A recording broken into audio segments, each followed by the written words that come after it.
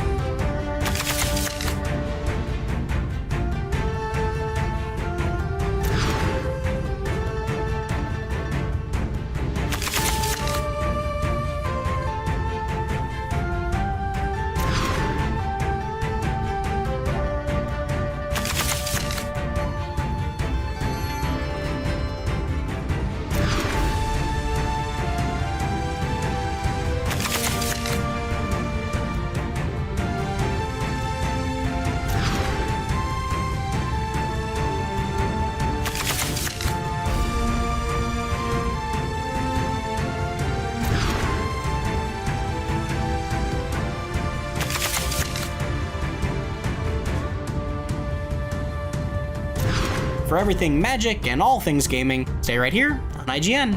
Soph is very much character that does what she has to. Come on. And very creative. Very resourceful. Yes. Will it give it to us? I am the greatest earthbender in the world. Don't you two dunderheads ever forget. Shaboom, and then she rock skates away. Yeah. Few missions in GTA's history would make such a big and noticeable change to the geography of the host city as Bomb the Base Act 2, which goes some way to explaining why all 45 seconds of this short, sharp, Tin Can Alley sniper mission remains so memorable. By today's standards, it's extraordinarily simple. In a world where there are entire games built around the sophisticated premise of telescopic sharpshooting, GTA 3's 45-second dalliance with the idea hardly seems like anything to write home about. But make no mistake, with GTA 3, Rockstar invented the modern video game, and with Bomb the Base Act 2, GTA reinvented itself. Though on paper, it's a short and simple mission with a straightforward objective. Okay, let's do this then. Bomb the Base massively raises expectations for what's to come and proved to be a tantalizing glimpse at the ever more complex, Bruckheimer-worthy set pieces that will come to define Rockstar's later games, their narratives, and the submersive mission design that this most AAA of AAA studios is capable of. Few games are as seminal as GTA 3, and even fewer of them are sequels. Of the big franchise entries that successfully straddled the fault line between 2D and 3D at the turn of the century, only Nintendo's Super Mario 64 and The Legend of Zelda Ocarina of Time remain as revered. Prestigious company that speaks to how industry-defining this humble little crime sim series came to be.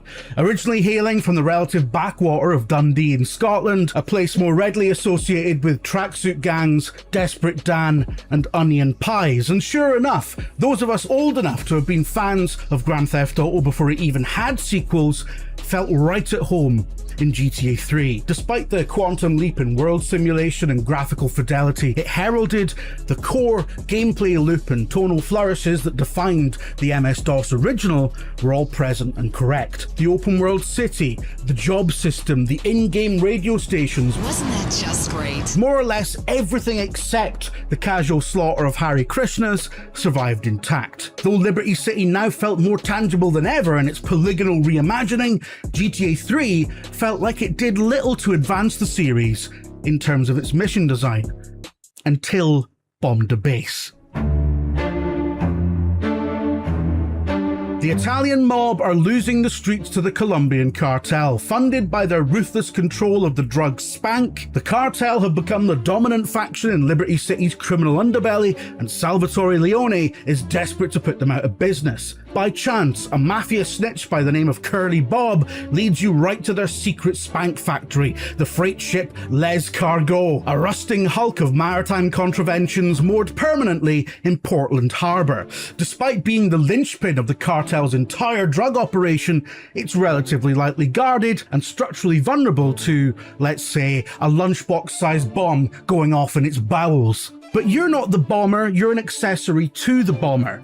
And it's here that GTA 3 gets properly interesting. Not that it isn't brilliant up until this point, it is, but bombing the base is a watershed moment in GTA 3 that comes just at the point where you think you've got it down. I get it, it's GTA with camera angles, let me on the next island already. No. There's a test. Come back, brother, when you have the money. Firstly, you can't even start this mission unless you hand over 100 grand. At this point in the game, you likely do have at least this much, but it's a high bar for entry that no previous missions have required. And if you're the sort of player who spends most of their time playing Death by Cop in the open world, instead of actually engaging with the missions and side activities, it's easy to keep blowing your cash on hospital fees. So this first part of the mission filters out anyone playing the game like your wee brother does. Here, this rifle should help you pop some heads. Show up with the DOS, however, and 8-Ball introduces you to the scoped sniper rifle along with an opportunity to practice your aim with it. Bear in mind, this is a PS2 title from before the twin-stick control paradigm was fully established. The aiming is inverted as standard, which certainly didn't help matters for the weak-hearted, and the fire button is circle, which you would naturally press with the same thumb you were aiming with. So, frankly, a lot of people needed the practice. A short drive later and you find yourself back in the hulking shadow of Les Cargo, the most important piece of real estate in the cartel's portfolio, their fortress of Spankitude. But you're not here to storm the gates, you're here to run scoped hot lead assistance from an adjacent rooftop. There's a beauty in the way Bomb the Base's action is laid out in this L-shaped curve. From your elevated vantage point, it presents as a sophisticated twist on the classic fairground shooting gallery, sans the smell of candy floss and and roll-ups where the targets don't pop out at you, the shooter, because they're too busy popping out at your accomplice. The first grunt you pop is 8-Ball's cue to make a mad dash for the cargo hold. Desperate, yes, but not suicidal. His NPC AI is rudimentary but blessed with a faintly human sense of self-preservation. He will take cover. He will give you a chance to ice every goon before they ice him. But with an ever-fleeting window of opportunity to take your shot as the mission progresses, there is a high chance of failure.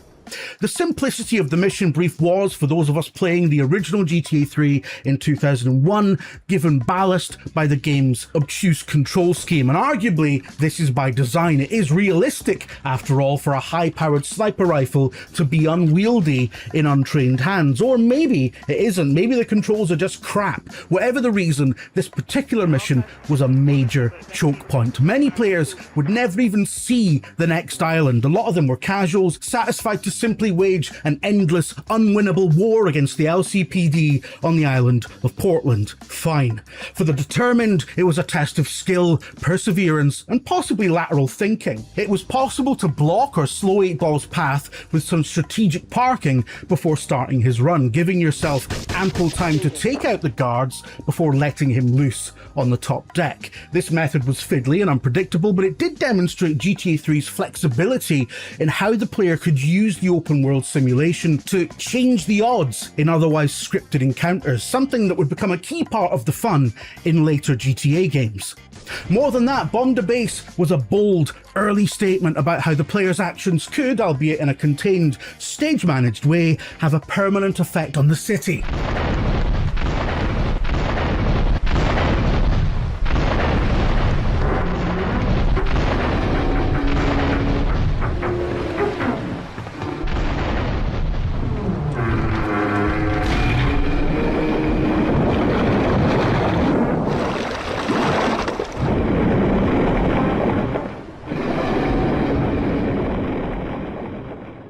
Most of your actions didn't matter in the grand scheme of things. Almost everything you interact with in the open world is a temporary construct that spawns and then gets flushed out of memory as the game sees fit. But in these set-piece moments, your mark would be felt on the narrative, its factional politics, and in this case, the very landscape itself.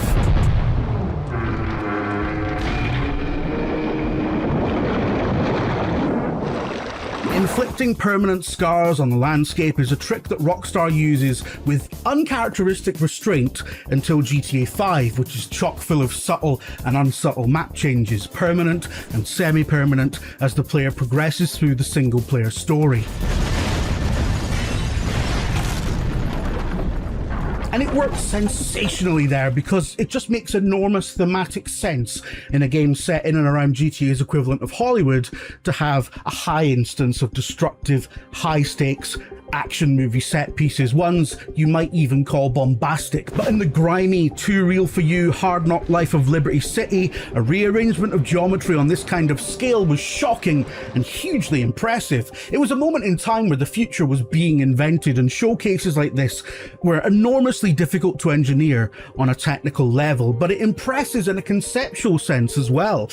Casting the protagonist in a support role while the NPC character does the actual mission is a wonderful subversion of a medium where almost nothing happens if not directly instigated by the player themselves. Bomb to Base would echo throughout the series as it became ever more bold and expensive. Playing an entire mission from a secondary perspective naturally gives way to the idea of playing through the same events from multiple perspectives, as happened so memorably in GTA 4 and its DLC stories, where the lives of 3 largely separate player characters become entangled around the nexus of a certain ill-fated diamond deal, which goes on to inform the basic idea of GTA 5's hugely sophisticated triple protagonist mechanic. Like all the best things in life, as in game design, the central idea of Bomb to Base is extraordinarily simple, but its implications were massive. It taught us that anything can happen in a Rockstar game, and sometimes it even leaves a scar. Though its impact has been diminished by the ever-ballooning spectacle of its successors and decades of quality-of-life improvements that have flattened out its steep difficulty, it remains one of the most important and iconic missions in what is arguably the 21st century's most era-defining game. GTA 3 was not a sure thing. It's difficult to imagine now at a time when it seems inconceivable that the next GTA won't make $1 billion in its opening week, but back then, it was a gamble. There was no guarantee that the simplistic top-down antics of Grand Theft Auto could be successfully reimagined as a full-blown 3D action game, and Rockstar, formerly DMA Design, had seen its fair share of flops in the intervening years. But the quality of the experience, exemplified by the unassailable shock and awe of missions like Bomb the Base, would ensure its status as a modern classic and the blueprint, the Bible, the foundational work that informed everything after it. For more deep dives on the greatest stages, locations, and bosses in gaming history, check out our previous Art of the Level episodes, like our recent spectacular breakdown of Bomb Battlefield from Super Mario 64. And be sure to bookmark the Art of the Level playlist for a whole series on Grand Theft Auto's most iconic missions, of which this was merely the first episode. You lucky people, and above all, remain calm. It's a miracle that Grand Theft Auto Chinatown Wars even exists. Originally launched as a Nintendo handheld exclusive, complete with touchscreen carjacking, bloody gunfights, and high-stakes drug-dealing missions, it's exactly the kind of game you'd never expect to see first launch on the Nintendo DS. But more than that, it's secretly one of the greatest and most innovative GTA games ever made.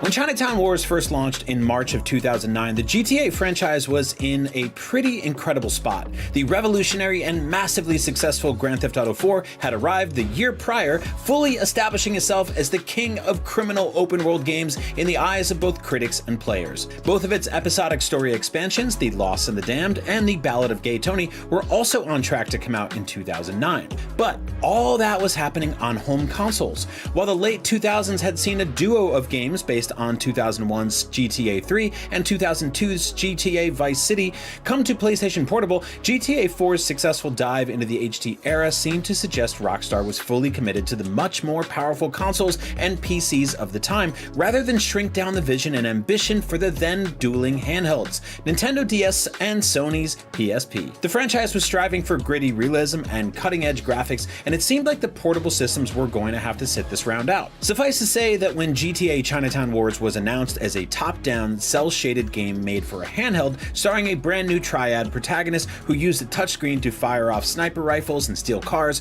in the same city that GTA 4's Niko Bellic had stomped around in a year earlier, people were, pretty surprised. At first glance, it not only felt like a step backwards for the series, but it also felt downright shocking to see what was initially a Nintendo exclusive GTA game where you could sell drugs and shoot police officers.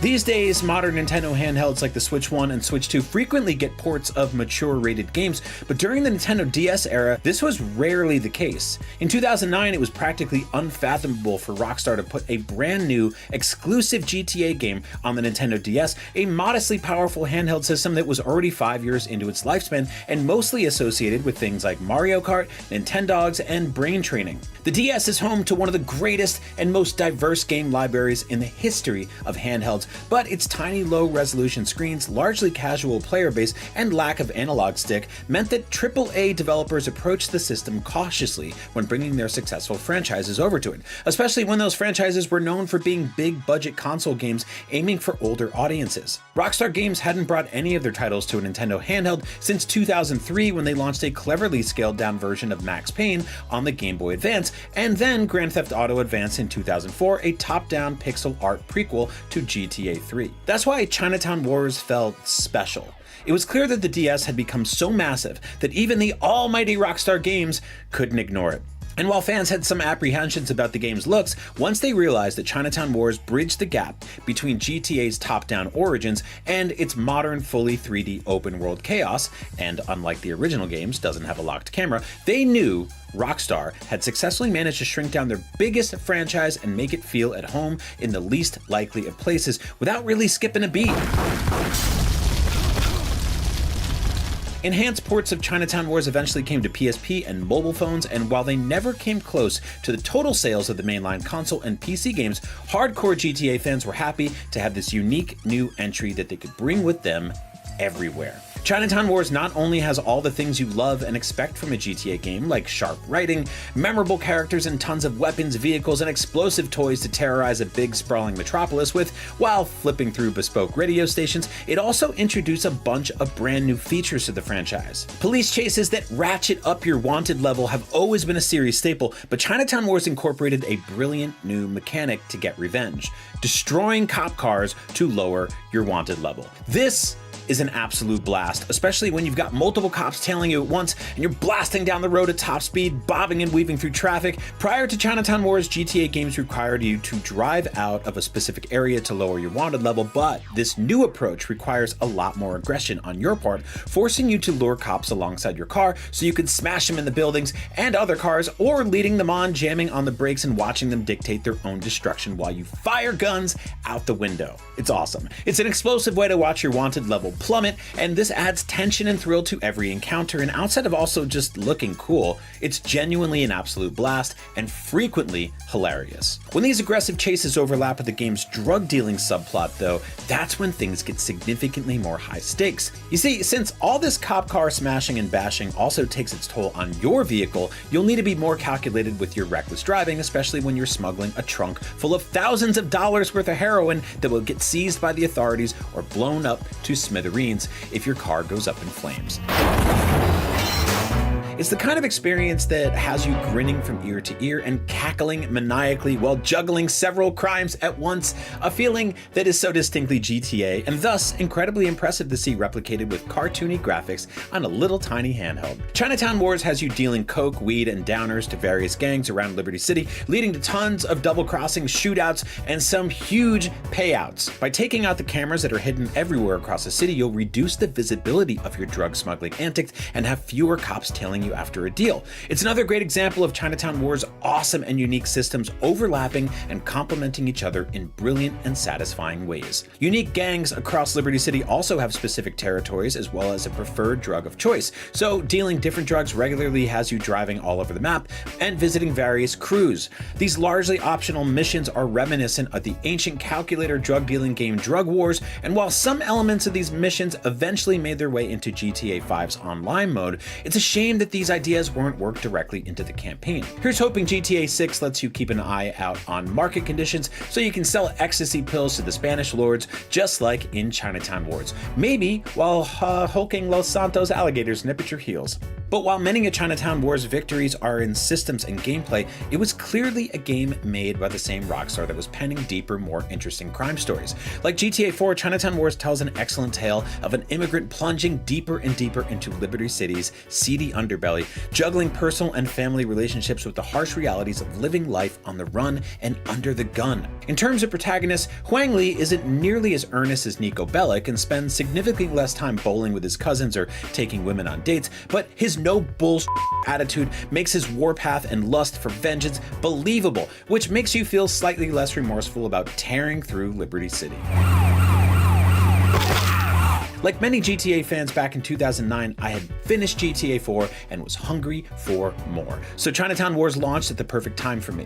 I've been a Nintendo fan my whole life, and I bought the Nintendo DS the day it launched, so tearing the plastic off of my Chinatown Wars game box and shoving a tiny original GTA game cartridge into my system for the first time was such an awesome moment. I'm also a huge fan of hip-hop, so the game's opening story cutscenes being laden with heavy drums and Wu-Tang Clan style Chinese string samples for a beat that legendary artists Ghostface Killah and MF Doom rapped on to promote the game was also one of those mind-blowing synergies of so many things I loved coming together.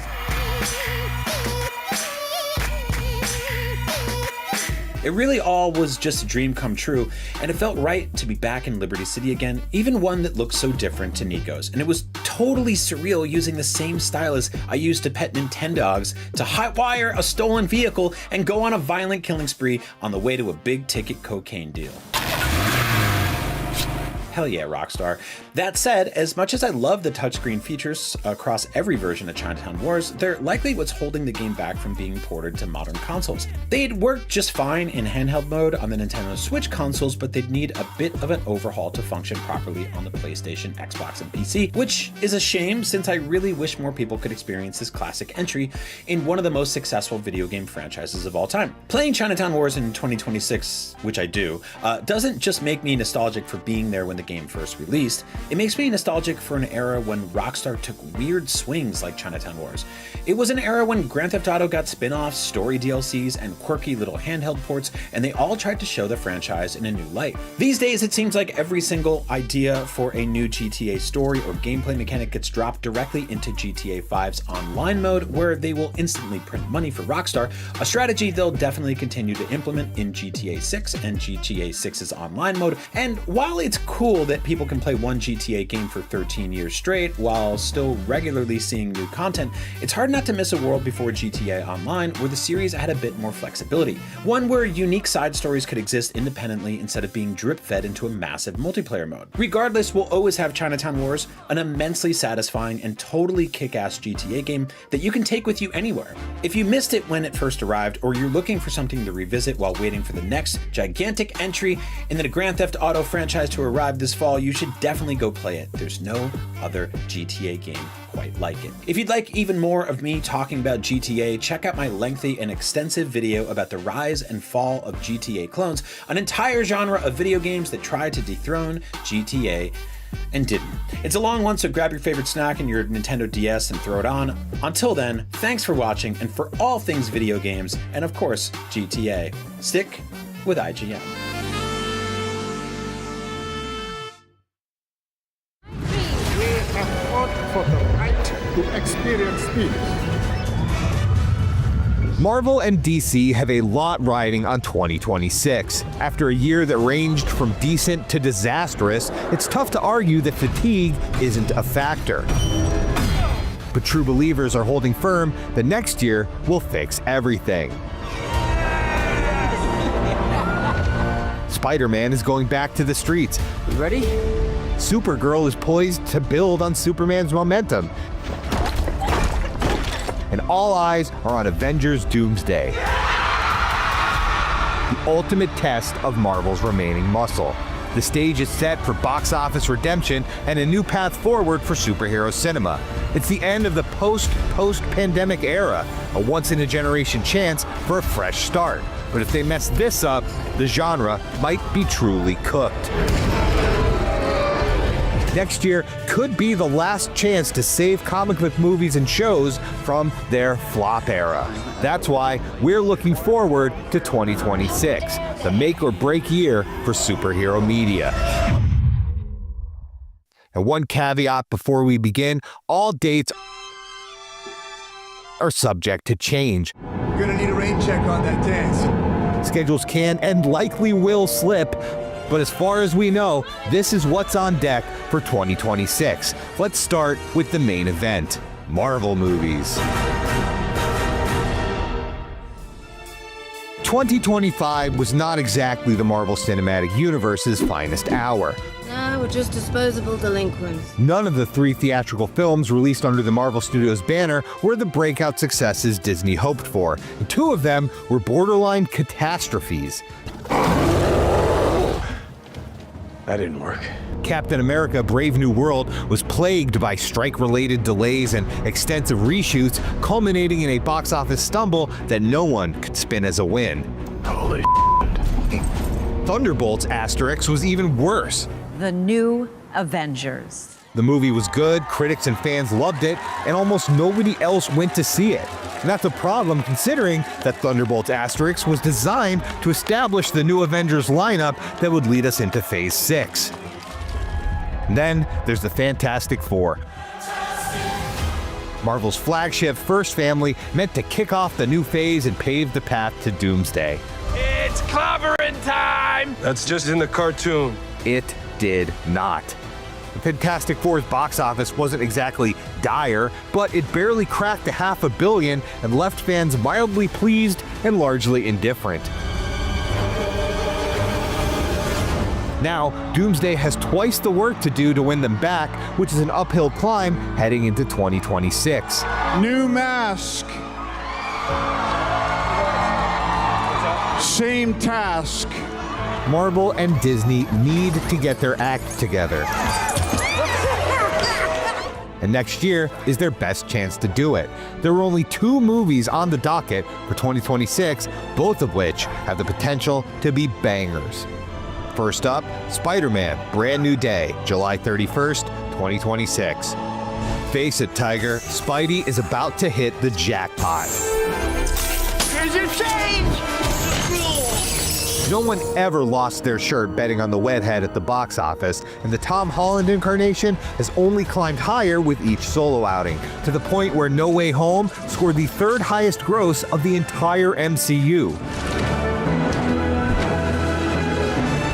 Now, nostalgic blasts from the pasts were a key part in the film's success, which is a factor Disney definitely took note of for the future. Oh, this is gonna be good. The Spider-Man brand is massive right now. That's what we do. The last time Spidey was this popular, he turned the Pop-Tarts purple. I never thought he'd really do that. He's got 2 active, critically acclaimed movie franchises. Yeah, that's great. Thank you. An animated show for older kids. And an absolute behemoth of a preschool phenomenon rearing a vast new generation that will only know of Miles Morales as Spin. The people demand more pictures of Spider-Man. See you, chump. And their standards are refreshingly high. What the hell? Sony's long, embarrassing attempt to spin off their own universe, complete with the sickening acronym SSU, hasn't really hurt Spidey's image. What the f***? Morbius, Madam Web, and Kraven all became internet punchlines. It's Morbid time. But audiences expect more from the wall crawler himself.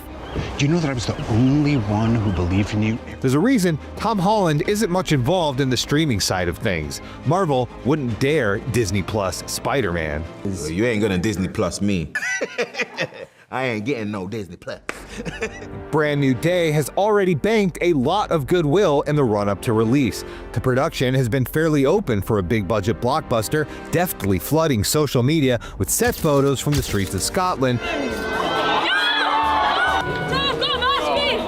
As Tom Holland bounces on a practical rig in front of thousands of adoring Glaswegians. There's a lot to be pumped about. Peter's exciting, depressing new status quo, Tombstone, Mr. Negative, and other street-level surprises, and an incredible new costume that has upended the tier lists of Spidey suit sickos everywhere. The Hulk is involved, which seems kind of strange, but the MCU has earned the benefit of the doubt so far when it comes to Spidey. Fans are genuinely rooting for this film to succeed. Yes! Yes! Hey, big guy, quit moving around! Sorry, sir, so sorry. The Brand New Day's performance won't necessarily say much about the larger health of the MCU. Spider-Man has always been a thing unto himself, a box office draw regardless of his shared universe status. He's in his own Batman-esque bubble and largely immune to franchise fatigue. The real test of the MCU's durability will come later in the year with Avengers Doomsday, December 18th, 2026. Among the vast discourse surrounding the stagnation of Marvel films, one refrain has remained constant among the franchise's defenders. Just wait until Doomsday, bro. Let's all go for spin! The next Avengers movie will fix everything, they said, return the MCU to its dominant place in pop culture, and bring back the days of dependable billion-dollar hauls. The dark days of Quantumania and the Marvels will be a distant memory as the comic book movie grows ascendant once more. Some call it prophecy, others call it cope. Either way, we'll know soon enough. Doomsday is nigh, and it has to deliver. You know, I've never been the giving type. Much has changed in the 7 years since Avengers Endgame, and the cultural landscape looks nothing like the one Marvel once ruled. Tragedy, controversy, and mediocrity has shredded Disney's Kang-focused multiversal vision. Doomsday is a billion-dollar audible, and it's coming in hot. Oh my God, he's gonna say it! Say what? Avengers! Flame on! Sorry, what now? Actors from across the Marvel multiverse have remarked on the strange, disconnected process of filming green-screened cameos in isolation, working with unfinished scripts that left them unsure who they were even sharing scenes with. Not quite sure. The script they haven't finished writing. Everyone seems to be having a great time, but there's an undercurrent of chaos in the background that has been largely ignored. The script was written on the fly, and production only just wrapped in September of 2025. Reshoots are already looming, and VFX work will undoubtedly be a Goliath undertaking. There just isn't that much runway before the end of 2026, but if anyone could land this plane, it's Robert Downey Jr.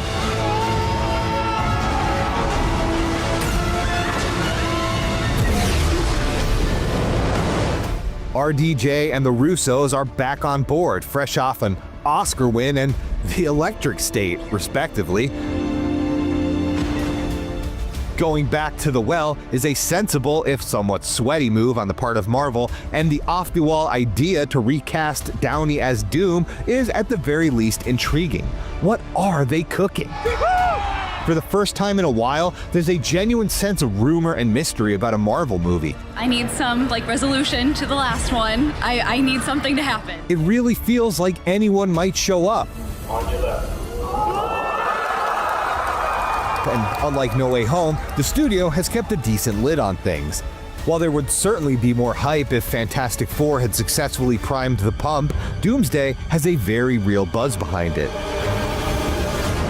Most Marvel movies open huge as die-hard fans pile into midnight showings, but what they've lacked lately are legs, that zeitgeisty momentum that gets your coworkers into the theater.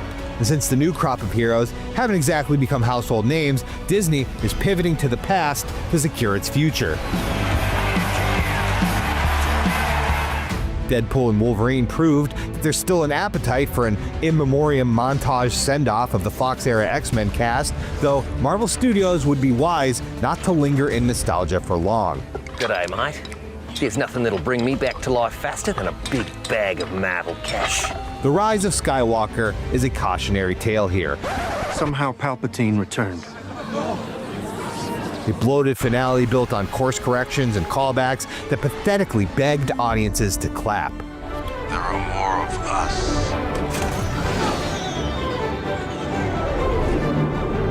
Doomsday has all the ingredients to become a massive hit, but there's also a lot of ways it could go wrong. And the good news is, even if they utterly fail, Disney still has the nuclear option to start fresh with a universal shakeup in Secret Wars. That's more of a 2027 problem. We've still got more to explore in 2026, including a pivotal moment for the distinguished competition. DC movies. James Gunn's Superman was, by all metrics, a success. It sparked conversation, made most fans pretty happy, and sold a lot of milk bones. The ticket sales weren't anything to write home and tell the folks about, but its relative trouncing of Fantastic Four left more than a few box office analysts with egg on their face. Corn Sweat and company had a huge task on their plate, but they pulled it off and delivered on the promise of a delightful new DC universe with plenty of room to grow. 2026 is a building year for the DCU. While Marvel unleashes its heaviest possible hitters, DC is adding to their solid foundation with two smaller, stranger films that both have the potential to surprise. First up is Supergirl, June 26, 2026. Why did you move the door? Millie Alcock's 30-second cameo as a thoroughly sloshed Kara Zor-El was one of the most viral, crowd-pleasing moments in a movie already packed with them. Well, this is why he has behavioral issues. No boundaries. Just enough screen time to pique our interest in the drunken Kryptonian's cosmic odyssey. Come on. Thanks for watching him, bitch. Based on the modern classic comic run Woman of Tomorrow, Supergirl is shaping up to be an energetic space western in the vein of True Grit, which isn't really what you'd expect for the sophomore effort of a startup superhero franchise. Supergirl feels fresh and new and genuinely exciting, and it has every chance of becoming a Barbie-style 4-quadrant hit that breaks through to the mainstream. You guys ever think about dying? If Superman could turn a Noah and the Whale ditty into the song of the summer and make Lex Luthor shouting fighting game moves a meme,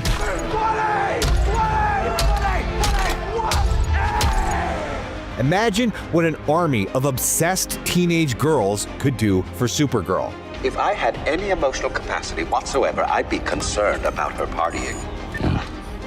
Young women love going to the movies. Just look at the crowds for K-pop Demon Hunters and Taylor Swift. Between cosplay and karaoke, they're one of the few demographics that still treats theatrical releases as an event, as long as they're seeing something funny, stylish, and worth gushing about on TikTok. Yeah, this plane's trashed. The kind of appeal we're talking about doesn't come from tired girl power tropes, but genuine sincerity and sparkle. If Supergirl can capture those vibes, the DCU might have a sleeper hit on their hands. Now, Supergirl isn't the only out-of-left-field film that DC has in the works for next year. The only other cinematic swing comes in the globby wet form of a horror film called Clayface, September 11th, 2026. One of the most common ways to market a new comic book movie is to claim that it's a different genre. Dinner and a show. This place isn't all that. It's actually a heist flick. Well, this one's like a Shaw Brothers martial arts movie. It's not just a superhero film, it's a 70s paranoid conspiracy thriller. Spoilers, they all wind up with people in costumes punching each other and dodging colorful energy blasts. Clayface could actually be different. You're seeing another villain already? I thought we had something special. Journeyman horror maestro Mike Flanagan first pitched a Clayface film back in the DCEU days, inspired by the animated series episode about a Hollywood actor who melts into a muddy monstrosity. See? I figured out how to manage this thing pretty good. The concept was shortlisted as a Matt Reeves Batman spin-off until Gunn gave Clayface the green light as a canonical new entry in the DCU.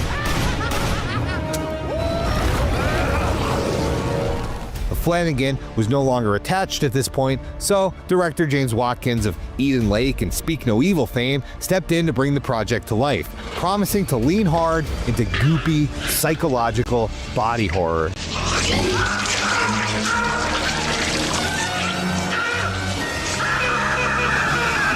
The scary movies are more or less the only sure thing left at the box office, and the film's svelte $40 million budget gives it a legitimate shot at success. Watkins is a solid hand, but one wonders how much more enthusiasm there would be for Clayface if it was made by a more punk rock, buzzy horror director like Zach Kreger or Osgood Perkins. Now, before we move on to smaller screens, it's worth noting what's not on the DCU's platter. The Batman Part 2 was once scheduled for 2026 before another delay pushed it forward an extra year.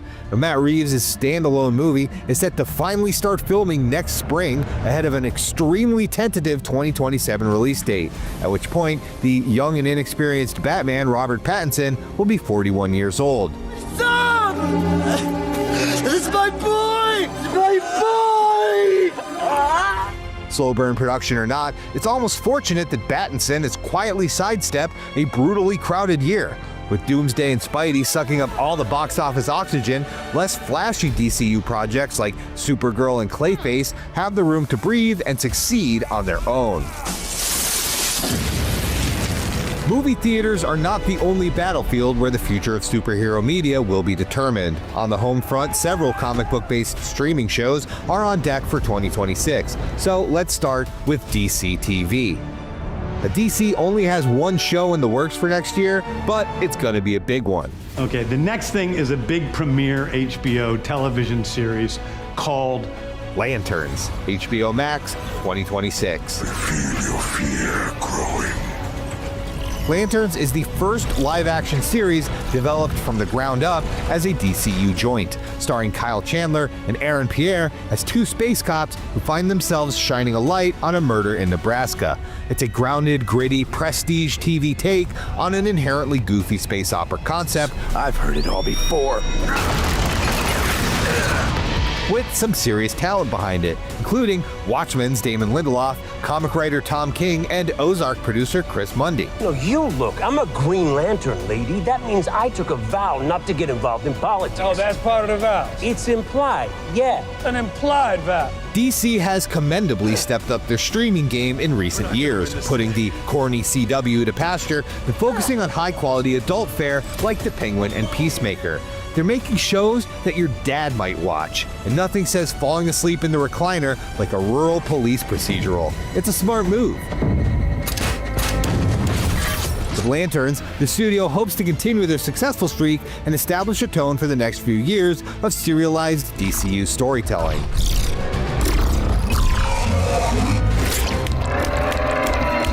There's a lot of pressure to hang on Lanterns, but that's probably preferable to the alternative as Marvel floods the zone with a half dozen overlapping projects that range from intriguing to Simon Williams, reading for Wonder Man. Oh yeah, that's still happening? So let's take a look at the state of Marvel TV. And action! The deluge of disastrous Disney Plus series has done serious damage to the MCU's reputation on the small screen. A parade of mediocre, forgettable shows trained audiences that Marvel's streaming output was neither special nor worthy of their time.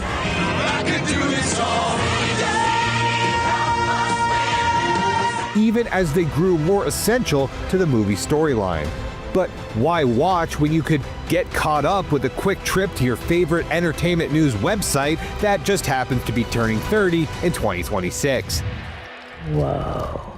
Now, to their credit, Marvel and Disney have realized the error of their ways and pivoted to a quality over quantity approach. But that's not happening in 2026. So far, it's shaping up to be another year with way too much to watch. Some of these projects have been gestating for years, delayed by strikes and rewrites and corporate chaos as they finally limp toward release. A practice par for the course for modern Hollywood, which is the subject of one such cursed production. Wonder Man, Disney Plus, January 27th, 2026. No one will have the balls to make another. Marvel's love letter to the movie industry began development under Shang-Chi director Destin Daniel Cretton, envisioning Simon Williams as an actor gunning for the lead role in a superhero reboot, only to find himself with powers of his own. Have you given any thought about casting? This satire about the perils of modern filmmaking was itself swallowed by them. Wonder Man actually wrapped filming in April of 2024 and has been in the can, sitting on the shelf ever since. That's not my process. Well, the process can go blow a spider.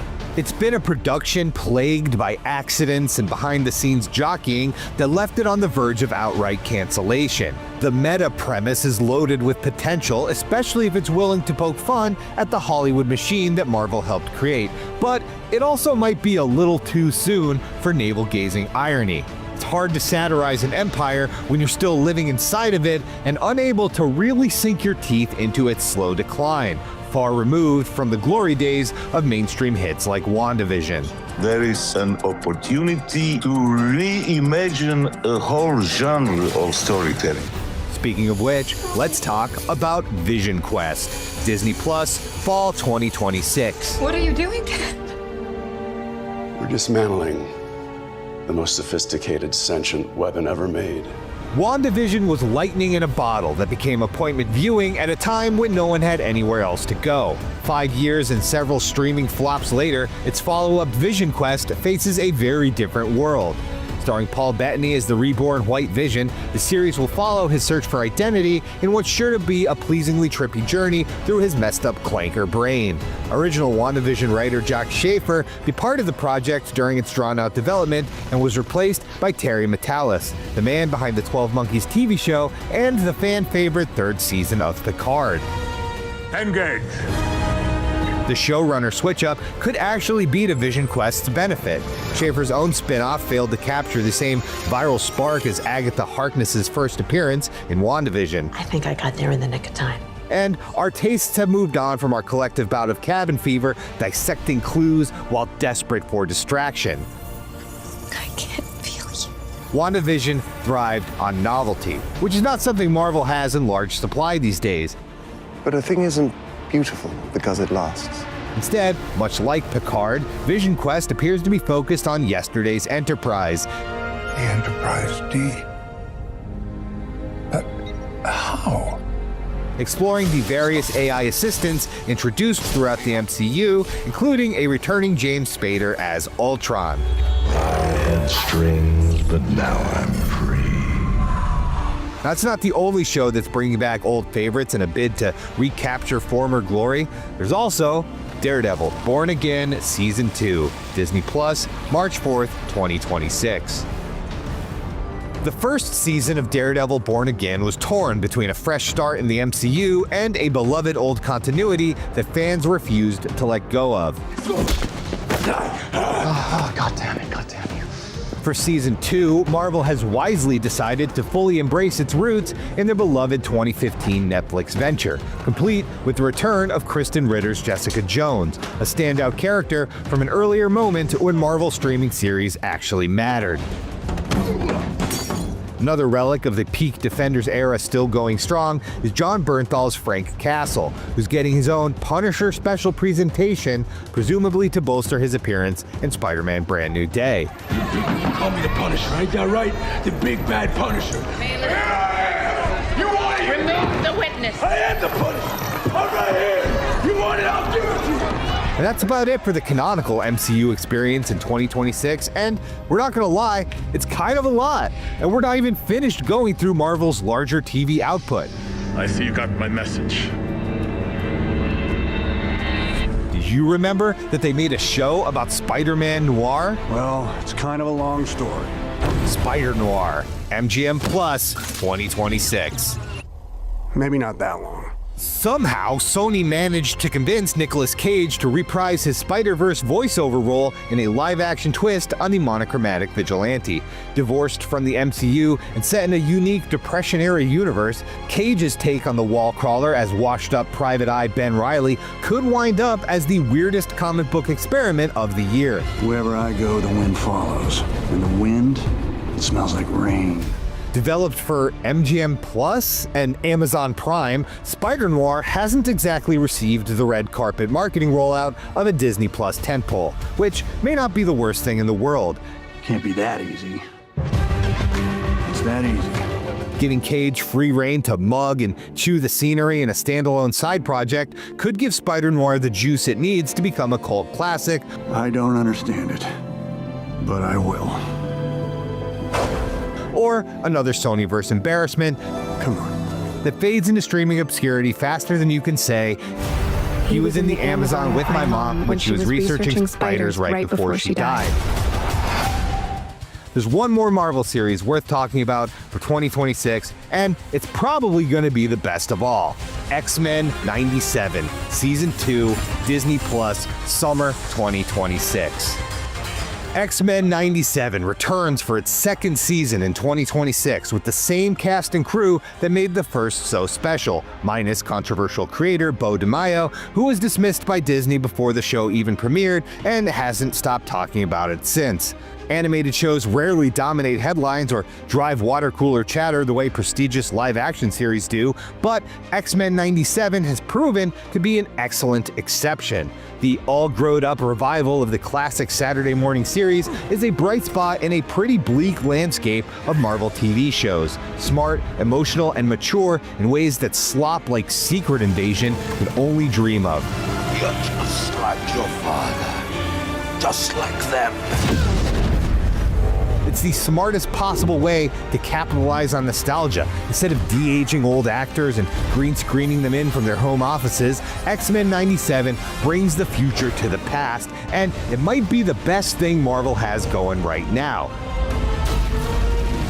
Magneto lives! Despite the stigma, Marvel's animated efforts feel more exciting than anything in the live-action pipeline, and quality stuff like X-Men 97 and 2027's Beyond the Spider-Verse might be the key to cementing superhero staying power.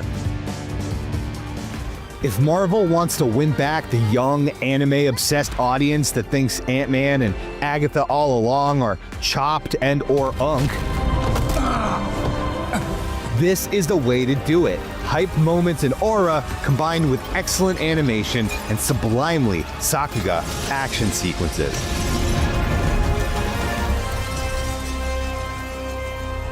It's the closest thing Marvel has to the breakout success of Invincible, which brings us to 2026's odds and ends.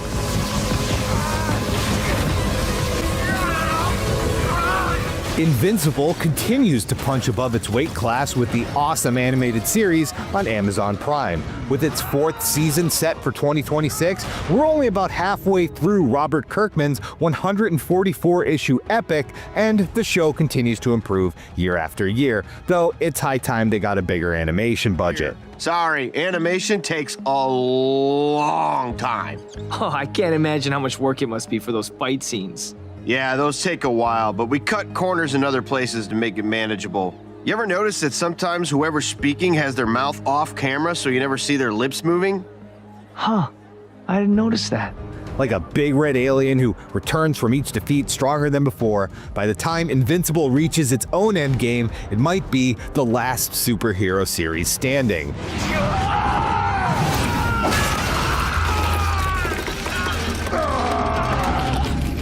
And while Invincible ascends, Amazon's other long-running superhero deconstruction gears up for its swan song.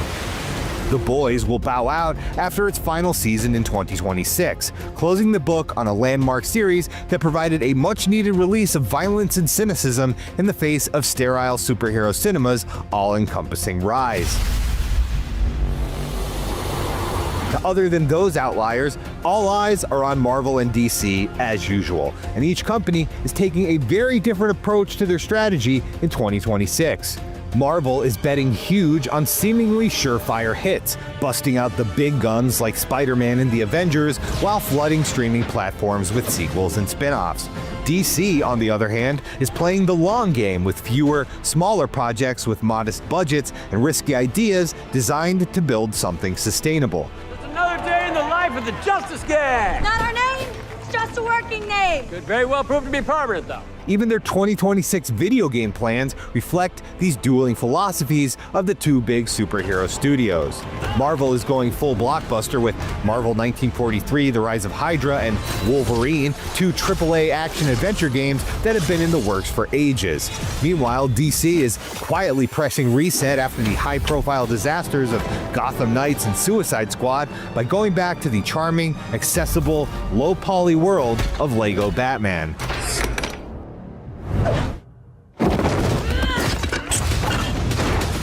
One studio's chasing the glory of a bygone age, the other is working hard to rebuild faith after their last universe imploded.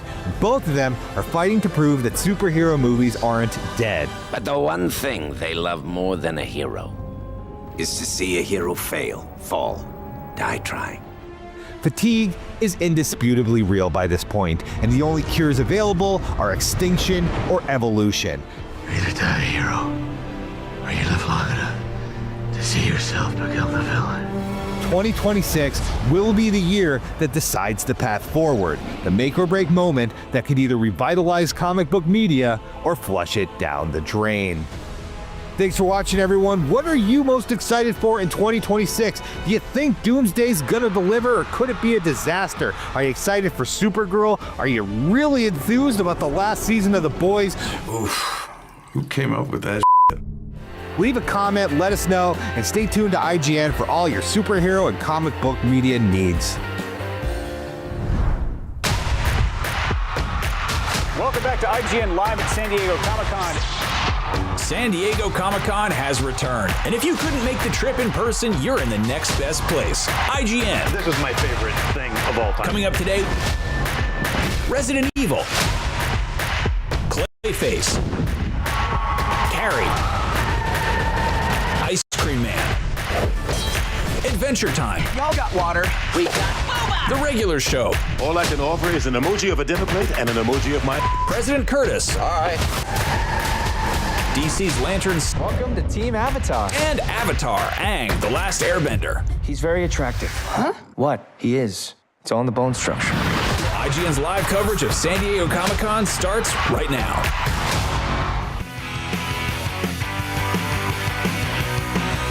Hello and welcome to day one of IGN's live coverage of San Diego Comic-Con 2026. I'm Max Scoville, and joining me here in our wonderful studio, Kim Horcher and Brian Altano. What's up? What's up? I can't wait for this. Comic-Con is like my favorite time of the year. This is going to be so awesome. Happy Comic-Con. Happy Comic-Con. Happy Comic-Con. Happy Comic-Con. We have a jam-packed show going all weekend long, talking to the stars and creators of some of the biggest upcoming movies, shows, games, and various other forms of pop culture. That's right. Coming up first today, we are talking to the cast and creators of HBO's Lanterns, the new HBO series following the Green Lantern Corps in the DCU. And later on, we're talking to Dan Houser, lead writer of the GTA games and Red Dead Redemption games, about his next project. And later on after that, we've got the star and director of Clayface, which I cannot wait for.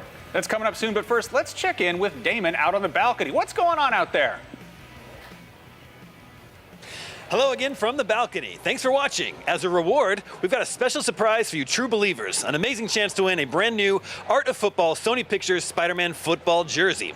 Celebrate the launch of Spider-Man Brand New Day with this exclusive jersey that combines Spider-Man's iconic style through the lens of modern football culture. This won't be sold in stores, so head to ign.com/rewards for your chance to get one. That's ign.com/rewards.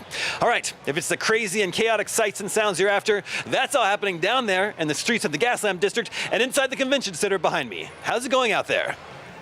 Oh, hi, I didn't see you there because I'm so distracted by the sights and sounds of San Diego Comic-Con 2026. So much to be excited for. A lot of people walking around in cosplay, celebrating their favorite things in all of the glorious kingdom of nerddom. We're looking very much forward to the Hall H panel Marvel's putting on Saturday night. Avengers Doomsday looms large over all, and I do mean that literally. It is looming large over everything at San Diego Comic-Con. Plenty more to look forward to here. Don't go anywhere.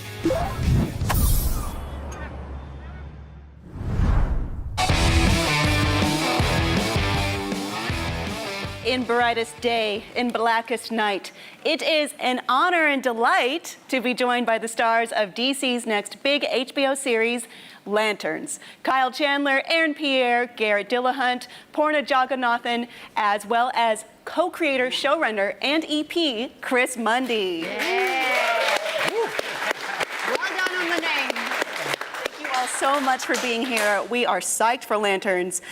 It is taking a ground-up approach to establishing the Green Lantern Corps in the DCU after getting a taste of what they represent through Guy Gardner in Superman. What was appealing about using something as grounded as a murder investigation to introduce audiences to the wider presence of the Green Lantern Corps? That can be for anyone, but maybe you. I mean, we wanted to ground the show in the relationship of Hal and John, Kyle and Aaron's characters, and so it was a form. It's like a well-known form. It's like two cops on a case. They're space cops. This one happens to be Earth's part of space. And it was a way just to put them on the ground and create a show based on their relationship, and from there it could keep growing and growing and growing, like, you know, from Earth and beyond, but also just emotionally. That was as simple as that, and then we went from there. I mean, the storytelling looks very interesting. Can you talk more about jumping back and forth during places in time? Why was it important for the storytelling? Again, because it's sort of about the relationship. There's a mystery involved that involves everybody in this little circle. But there was also a mystery about what went down between these two guys. And so when you see it in different time periods, or you have an idea of different time periods, you start to try to fill in blanks on the other side. So for us, it was, again, it just was based on the characters. And from there, you know, there's a whole canon of Green Lantern to draw from in the best ways. So it was like, you know, we get all that rich stuff, and we like root it in these guys. So. Well, I mean, speaking of Aaron and Kyle, Hal and John are partners. There's almost an element of maybe Training Day or True Detective I'm getting vibes of, as the veteran shows the rookie how things are really done. Were there any other character relationships in pop culture that you felt were useful touchstones in developing Hal and John's chemistry? Thelma and Louise and stuff. Yeah? What's that? Thelma and Louise, she says. I don't even know what I'm going to say to that one. There are a lot of them. There are a lot of them. The ones that you mentioned, and not just drama, but also comedy and what have you. And it just so happened that our relationship. I mean, we kind of like each other. You know, we got to know each other on the set, and because it is ground based, like Chris was saying, and it's two real people. Mm-hmm. And we sort of found that real quick within this world. I mean, it's a great place to have that grounded ability to find each other's personalities and be with each other and play with each other on the stage and do all these things within this extra, incredible world. It was a really, really nice time to find those things. Yeah, I think as you mentioned, there are a lot of touchstones in film history, but I think what was really special about our experience is we really doubled down on establishing our own unique, original, and organic connection, and a lot of that was birthed from just Kyle and I's dynamic as people outside of the context of the characters, and then we sort of married the two. I would say our dynamic was the catalyst for a lot of our explorations and discoveries as the characters. What is that? And I would like to say that's exactly what I wanted to say. Yes. I didn't. I like to give him a shot first. Well, I was about to say, what is that dynamic that I think I see here? Yeah. You mentioned comedy a little bit, Kyle. Can you elaborate on that? Yeah, I think there's a sense of playfulness between the two characters, and it adds to the tone of the show, and it was a wonderful place to work. It was a wonderful place to spend 6 months working on something, and not just with him. I mean, yeah, but the whole crew, everything was just it was a great group of people, and it shows in the performances as well, I think. We're like a traveling company. I mean, Chris will correct me if I'm wrong, but I want to say maybe 20% or less of it was at WB on the lot, and the rest was on location. So we were like a traveling company, back when you would do a play and you would take it across the state or whatever it might be. Oh. So everybody from, transpo to the actors to crafty, catering, producers, studio, hair and makeup, everybody was so close, we're spending 12 to 14 hours each day together, all over the state, and we got really close, and like Kyle said, really beautifully, it really shows in the performances, not only from us, but also the performances of everybody who contributes to what happens on screen. Everybody was having a blast. Everyone else was having a great time. Yeah, we're like a family, yeah. And all the people and all the equipment, it was really interesting because we'd gather up at the studio to head out, and everything was either oxen or horse pulled. What? I think this shoot was fairly soon after the strikes ended, right? Yeah. Yeah. So there was this real joy. There's so many people. First of all, to be on set again with so many people and a big production, and then to be led by, stuff sort of trickles down from the top, and it's a really wonderful place to spend your time. Well, Garrett and Porna, I'm also curious, how do your characters deal with these lanterns? Go ahead. Oh. Well, I don't know what to say without giving too much away, but I mean, I'm not the warmest to them, I'm suspicious of them, and I think I'm confident in my own abilities to protect my turf, but we'll see how that plays out. Yeah. I don't know that it'll play out well for William Macon. Yeah, same. What I love about each. A little less I know. What I love about each character on here, I think, or I perceive the genre of superheroes to be pretty dichotomous. There's good and there's evil, right? And we know which is which. And every character here embodies both a lot of times that they're at the same time. And so, and even with, even with the storytelling, it's very fast paced, but there's a texture and a luxuriousness that goes with it. So there's really like opposites operating at the same time, all the time. I'm gonna work with that, yeah. I know you can't spoil the show. The writing was excellent. I mean, it really was. We didn't have any problems making it, it was already good. And so we got to play with it, and these guys were great in helping us, and there was a great collaboration also. So it was a really spectacular. Yeah, there was an ownership all the way around. It's like that's everybody, there wasn't a stage of anyone, actors, writers, crew, post, that didn't elevate it. That's cool. That's always fun. Well, Aaron, a few times he wouldn't come out of his trailer. That is just factually incorrect. He'll deny everything. But I do think the writing really disrupts the category and pays homage to it at the same time. It really, for me, it's the best writing that I've ever seen coming out of the genre, and it invites people who are not only fans, who are just, like people like me who I'd never really read Green Lanterns growing up. It kind of invites us into the franchise in a really beautiful way. Yeah, I'm really looking forward to this. It looks like a very unique way to tell this story. Yeah. And maybe something I haven't seen as much of before. So I'm really looking forward to that. Yeah.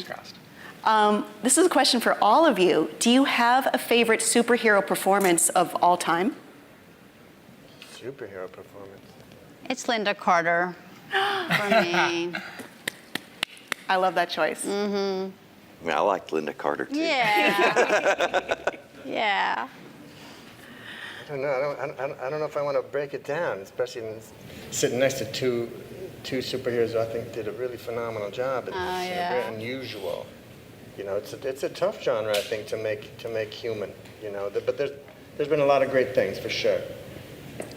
And each one kind of builds on the last ones too. It's like some things are more real, and then people will take it like very hyper real, and then you know what I mean. It's always kind of like waves of it. So that's what's cool. It's like a reaction to. And I like how DC Universe is a little bit darker, a little bit more human, a little bit. Is it grittier? A little grittier, a little bit, Yeah, I mean, it is a little bit different. I was wondering if that was James Gunn's directive to make the storytelling a little bit less what you might expect. James was really open to us trying to figure out a way to do it. And Damon Lindelof and Tom King, who are not sitting here, but they're like right out there, are, we're obviously the gigantic part of that in telling it, and sort of like we all came from a slightly different directions that found a really cool, gritty middle that was a lot of fun. So. It looks great. It's quite a pedigree. I mean, for the creative team. You guys are. It was a good group. It was a fun place to be. All right. Well, I'm looking forward to it.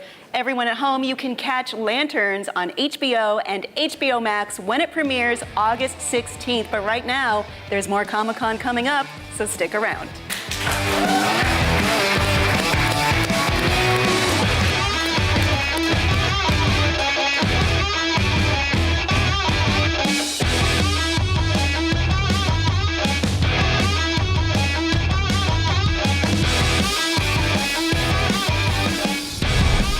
Next month, we'll get to see a couple of DC's most iconic heroes in a whole new light. Joining me to tease what's in store in the HBO original series Lanterns, co-creators and executive producers Tom King and Damon Lindelof. What's up, guys? Welcome. Thank you for having us. What an absolute pleasure, man. I'm a big IGN fan. I get the sense you guys have done a few Comic-Cons. Lanterns this is introducing a couple of Green Lanterns to the DCU, and it's doing it. You've got, they're known for being intergalactic space cops, basically, and you've got them solving a small-town murder mystery. Why was that the right way to kind of put them into the DCU? They are very much still space cops, but I think that the idea of where do we want the audience to experience their first case, because Earth is a part of the broader galactic system, etc. But I think most human beings are familiar with other human beings. So before you kind of get big and crazy, which the show, no spoilers, but does, because there's a big broad galaxy out there, we wanted to kind of start with something a little bit more familiar. And Tom, shortly before I came on, sat in a room with James Gunn Gunn and Peter Safran and a number of other comic book and movie and television luminaries, and it was his idea to basically say, what if you did Green Lanterns as a buddy cop, true detective kind of setup, and everybody leaned in because that just felt like a different way to do it. It was certainly exciting to me. Now, Tom, you're in the DCU writers' room, basically. You're kind of part of architecting this whole thing. Can you talk a little bit about, I guess, James Gunn's involvement? And like you just did Supergirl, and now you're doing this, which is like very drastically different in aesthetics and tone and scope, from what I can tell. Did Gunn give you any particular like boundaries set? Are there lines that you can color within? Where there's any sort of suggestion of which way to take it? Or part of James's genius is his ability to have trust and faith and to hire the right people. I mean, the guy is one of the great casters of all time, and I don't just mean that for the actors he picks, which are just amazing, from Chris Pratt to Millie, but the idea that he's like, I have Damon Lindelof on the show, one of the great writers of all time, let him cook. and that's been his philosophy. Of course, he's there for every scene. He's there to make everything better.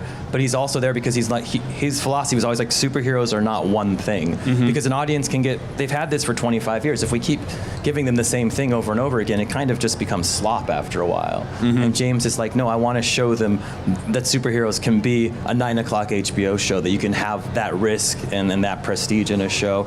And they can also be a huge space adventure, and they can also be a very heartwarming, beautiful journey of Superman on this planet. That they can be all of those things. That's James's vision, and it's wonderful executing it. Now, Green Lantern hasn't had quite the best track record kind of engaging with mainstream audiences compared to some of the other DC characters. And like, yeah, there's, we've seen Batman a million different ways, and the point where you're like, okay, how do you reinvent him again? Green Lantern, I guess, how are you balancing getting that core mythos right for the hardcore fans, but also introducing the characters to people who maybe aren't familiar with that lore? Like, what's the key thing about the Green Lantern core that you really want to establish in here? I think there's a lot of trial and error. I mean, the great thing about our writers' room was it was comprised of people who were super duper familiar with the lore and the comics and the legacy, like Tom. And then there's Chris Mundy, who was running the show, who ran Ozark, who is much more familiar with sort of like the crime genre. And then tonally, we're basically having the conversation around the questions that you just asked, which is what feels like it's too much, what feels like it's not enough. But ultimately, we always kind of coalesced around this idea of these characters are people that exist outside of what the rings that they wear on their fingers, and we have to get that part right. We have to understand how they came to be who they are and what they want, and is there a way to tell Hal and John's origin story that is canonical, that is to say there are certain rules that you should not and do not want to break, but also find space to explore new areas. And then you cast someone like Kyle Chandler or Aaron Pierre, and they're bringing their whole lived experience to the thing. And so I know that it sounds reductive to say we just want audiences to care about the characters, but if you watch the show and you can feel our love for Hal and John, then the show is going to work. And it doesn't matter what the constructs are or what the plot is or whether the Guardians or Sinestro are in it. The only thing that matters is whether or not you care. Now, there's another Lantern popping in there we didn't mention, which is Guy Gardner. One of the top comments on the trailer is like, he looks like when you have a custom character in a video game and they pop up in a cutscene. How are you striking that balance between this this grounded True Detective-like experience and then having Nathan Fillion as this over-the-top goofball? Like, how do you find that tonal sweet spot without it being totally jarring? First off, I should just say I made that comment, and I stand by it. Okay, I'm just saying. No. Please, Tom, take it away. I mean, one thing to lean on is Nathan is a fantastic actor who can adjust to situations, but the thing to really lean on is the source material. Guy Gardner in the comics, he is a little bit more elevated, a little bit more goofy, and he has always, since in the last 40 years, been that guy in the comics, since the McGuire Giffen run, of the guy who's just a little bit up.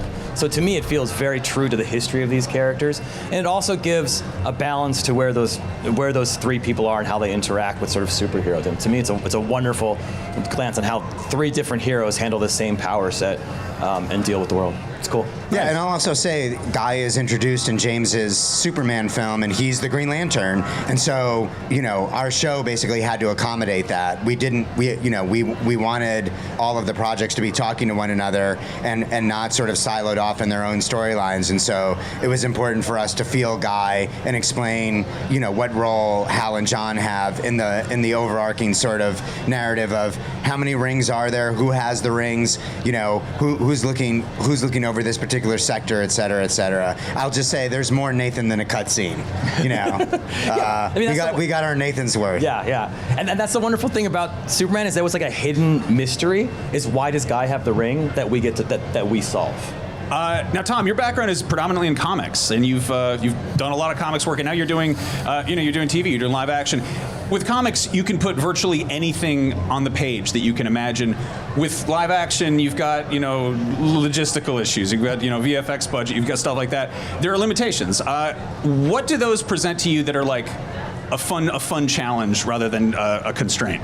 I mean, first of all, there are limitations in comics. Comics are a drawn medium, so if I'm like, I want 50 lanterns on the page, then I've just told my artists, say like Mitch Garrett's, I've just told him, okay, you can't leave the house for a month and go with your kids. So like my limitations, whenever I'm writing a comic, I'm like, oh, I don't want to screw over my best friend by saying that. So it's not that different. But I didn't find it, I found it to be almost the opposite. There was not limitations. Like in comics, it's wonderful. We can use music, we can use needle drops, we can use the incredible performance of Aaron and Kyle to enhance all of it. If anything, I found it the opposite. I mean, this show was, sky has no limits. Let's do what's best for these characters and best for the show. When did you know that you wanted Kyle and Aaron? Like, in terms of sort of ideating the general core of the show, when did you have them in mind?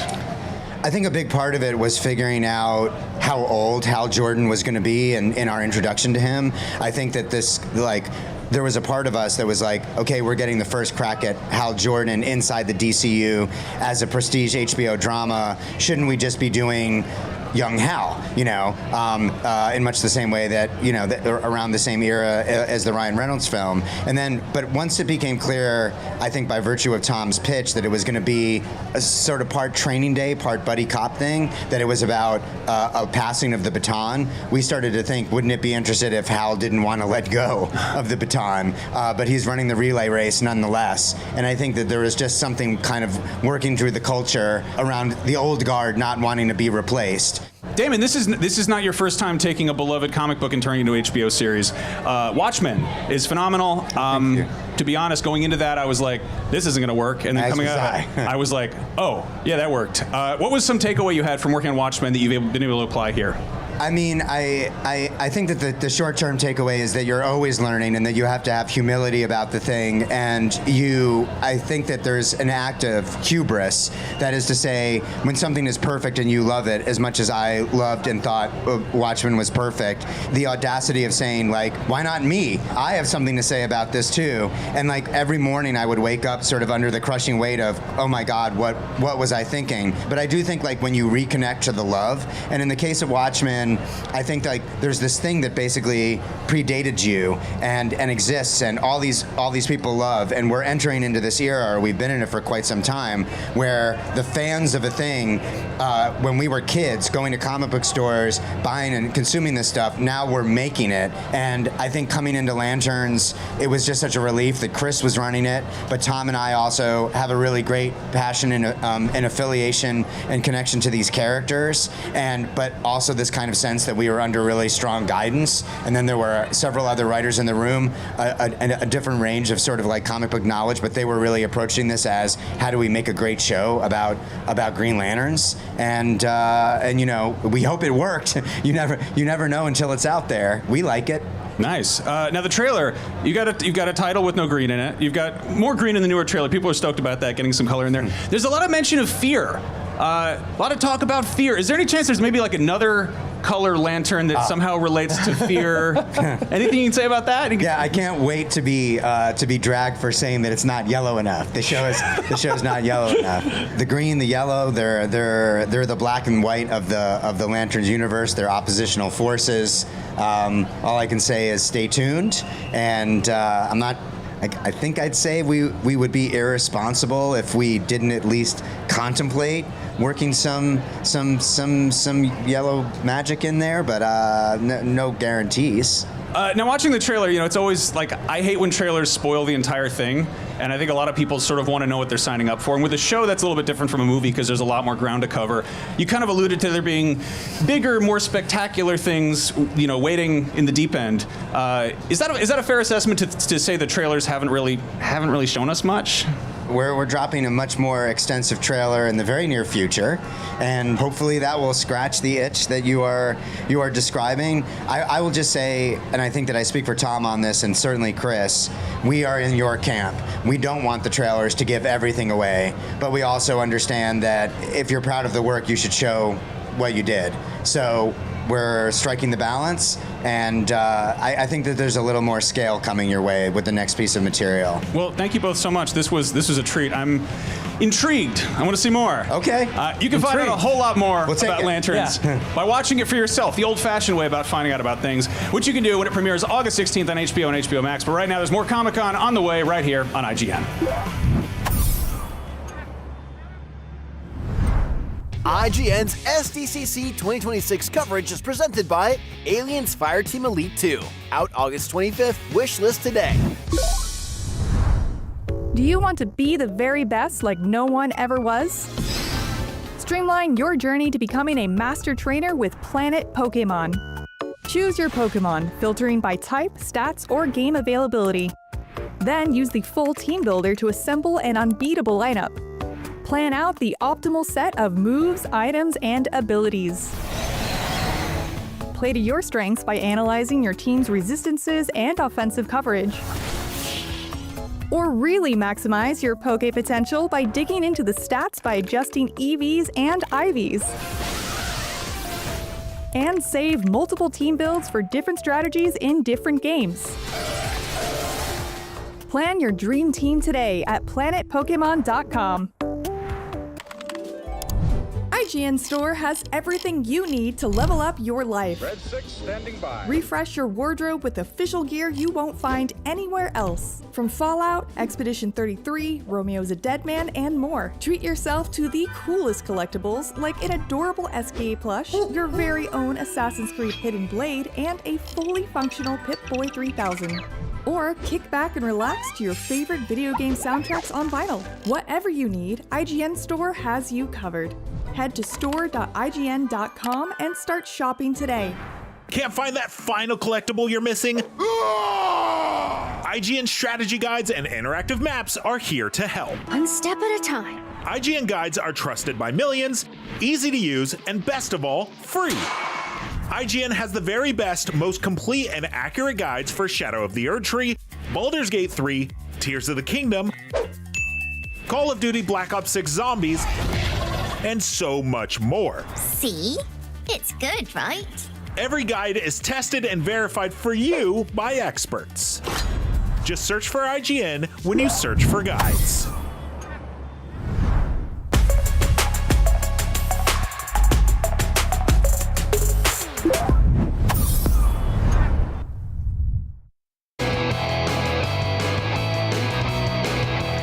Our next guests are responsible for some of the most successful and influential video games in the history of the medium. They've got something new in the works. From Absurd Ventures, please welcome Dan Houser and Laszlo. Welcome. Thank you. So good to have you here at Comic-Con. So Absurd Ventures has released podcasts and comic books so far, including the popular American Caper comic series. And I think you have a big announcement to make about issue number 12. Is that right? Yeah, it's going to be a double issue. Ooh, we decided double to. stuffed. We had too much story to wrap up. So yeah, it's like 44 story pages. Well, you're billing issue number 12, I think, as the season finale. So what does that mean about the possible future of American Caper? Well, yeah, we introduced a lot of characters. Dan's known for a lot of characters come out of his head. And so we told, I think, I've sort of lost track of how many characters and stories that we follow, but it comes to a messy conclusion. A messy season conclusion, and that's the end of our time in Wyoming. Okay. And we are moving from a red state to a blue state for the next story arc that will begin in a few months after the end of issue 12. Okay, interesting. You're sort of the main writer on this, but Laszlo, you also contribute writings, right? How does that work? How does that relationship work? Well, we've worked together a long time. Yeah, so he's good at cleaning up the mess I make. And I take the first pass and then we tune it together, write all the ancillary stuff, all the ads and whatnot that are going around the side, and he helps shape it all. You're working on video games for so long. Are comics something you were always passionate about, something you always wanted to make your own of? Yeah, we did a little comic arc for Max Payne 3, and really enjoyed doing that. And when we're doing new stuff, just wanted to do another black comedy, crime, fiction story, but maybe not in the video game space. So we're looking at other materials that would be fun to do as a comic book. So you've got this, Absurd Ventures. You have the Absurdiverse.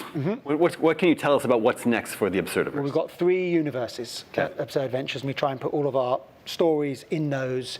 One is American Caper, one is A Better Paradise, and one is the Absurdiverse, which is more out-and-out bad taste comedy. And we got some animation stuff we're working on in that. And also a video game, open world video game, we haven't properly announced yet, but we're working on in that space as well. Would that be the comedy action adventure game that's been hinted at? Yeah, absolutely. Interesting. Yeah, the other I would one. love to hear some more about that. The other one is definitely not a comedy. The other video game work at the moment is definitely less of a comedy. Okay. They're both open world games, so they've both got hopefully some serious elements, hopefully some comic bits. Because I think with an open world game, it can't be one note for if it's going to be interesting. But the Absurdiverse game is definitely more of a comedy. Okay. And it's being developed up in Marin with our studio there, and it's shaping up really exciting. So you got a lot you're working on. How are you deciding how to split your time these days? Mostly with panic. Okay. A lot of panic. Okay. All right, well, so we're just about 4 months away from the launch of Grand Theft Auto 6, which I think is going to be kind of a big deal. What's it like experiencing sort of the run-up to this launch from the outside this time? I don't know. It's fine. It's fine. I'm not really heavily. It's not something I used to do, so I'm not really super engaged in it. Like, it's things we used to work on, and it's going to go great for them, I'm sure.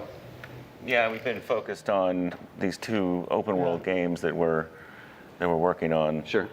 And when Dan and I, for many years, we were like a media output machine, because we were making radio inside the games, we were making newspapers that you could read in Red Dead, and we loved animation. We loved making the cartoons like Republican Space Rangers and Princess Robot Bubblegum.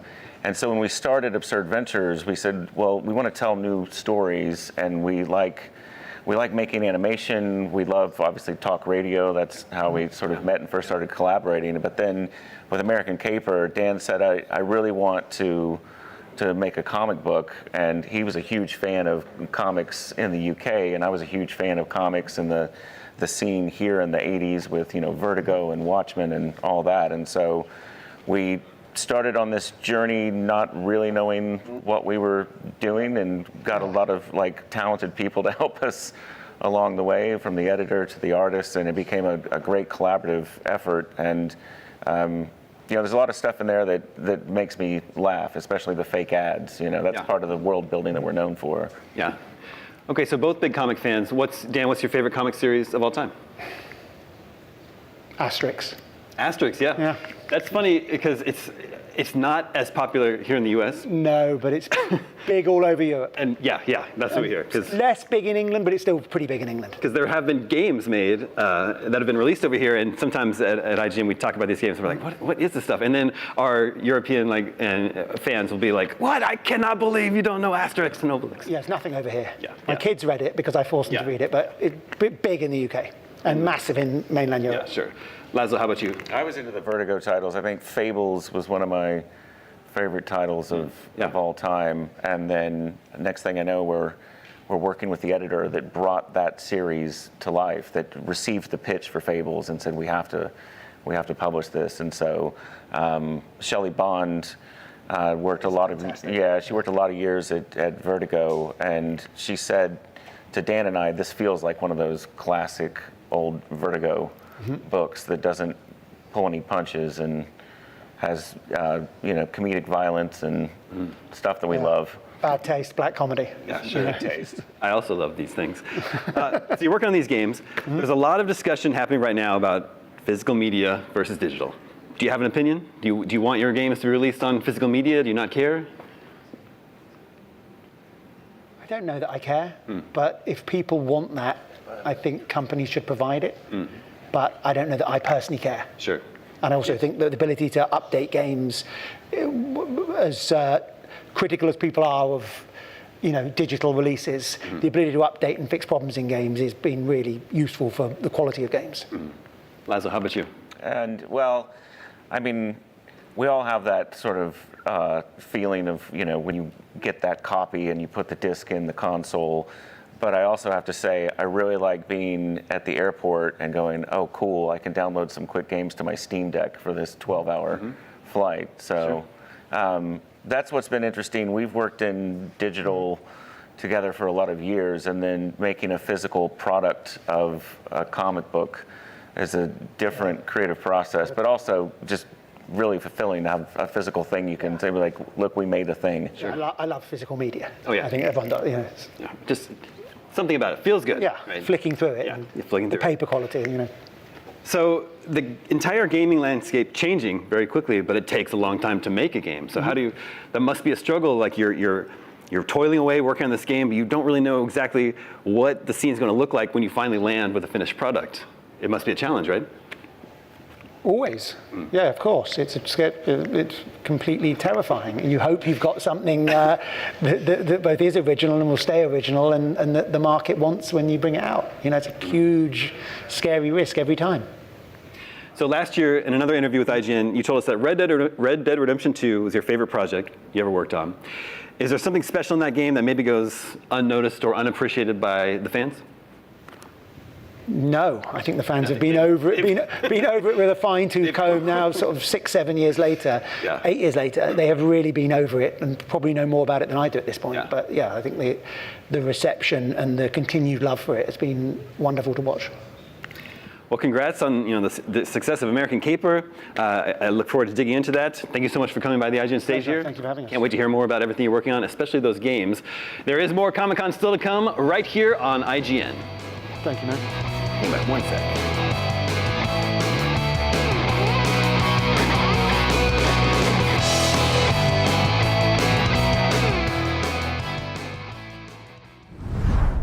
What's up, everybody? Tom Jorgensen here with my good buddy Eric Goldman. We're here at San Diego Comic-Con on 5th Avenue, beautiful 5th Avenue. The sights are sighting, the sightseers are seeing, the cosplay is all over the place. I'm looking for a Jimothy. I have not found one yet. We will get there. But Goldman, you just got out of the Jim Lee and Friends panel, emphasis on Friends. Can you tell us a little bit about what you saw there? Yeah, they always say it's Jim Lee and Friends because anyone can show up, anyone who kind of works for them at DC. And in this case, we got some comic book people, and then we got a big one in the form of Clayface. The Clayface himself. Now, we didn't see any new footage as part of this panel, but we did just get a brand new trailer for the movie. Yeah. But first, let's talk a little top level.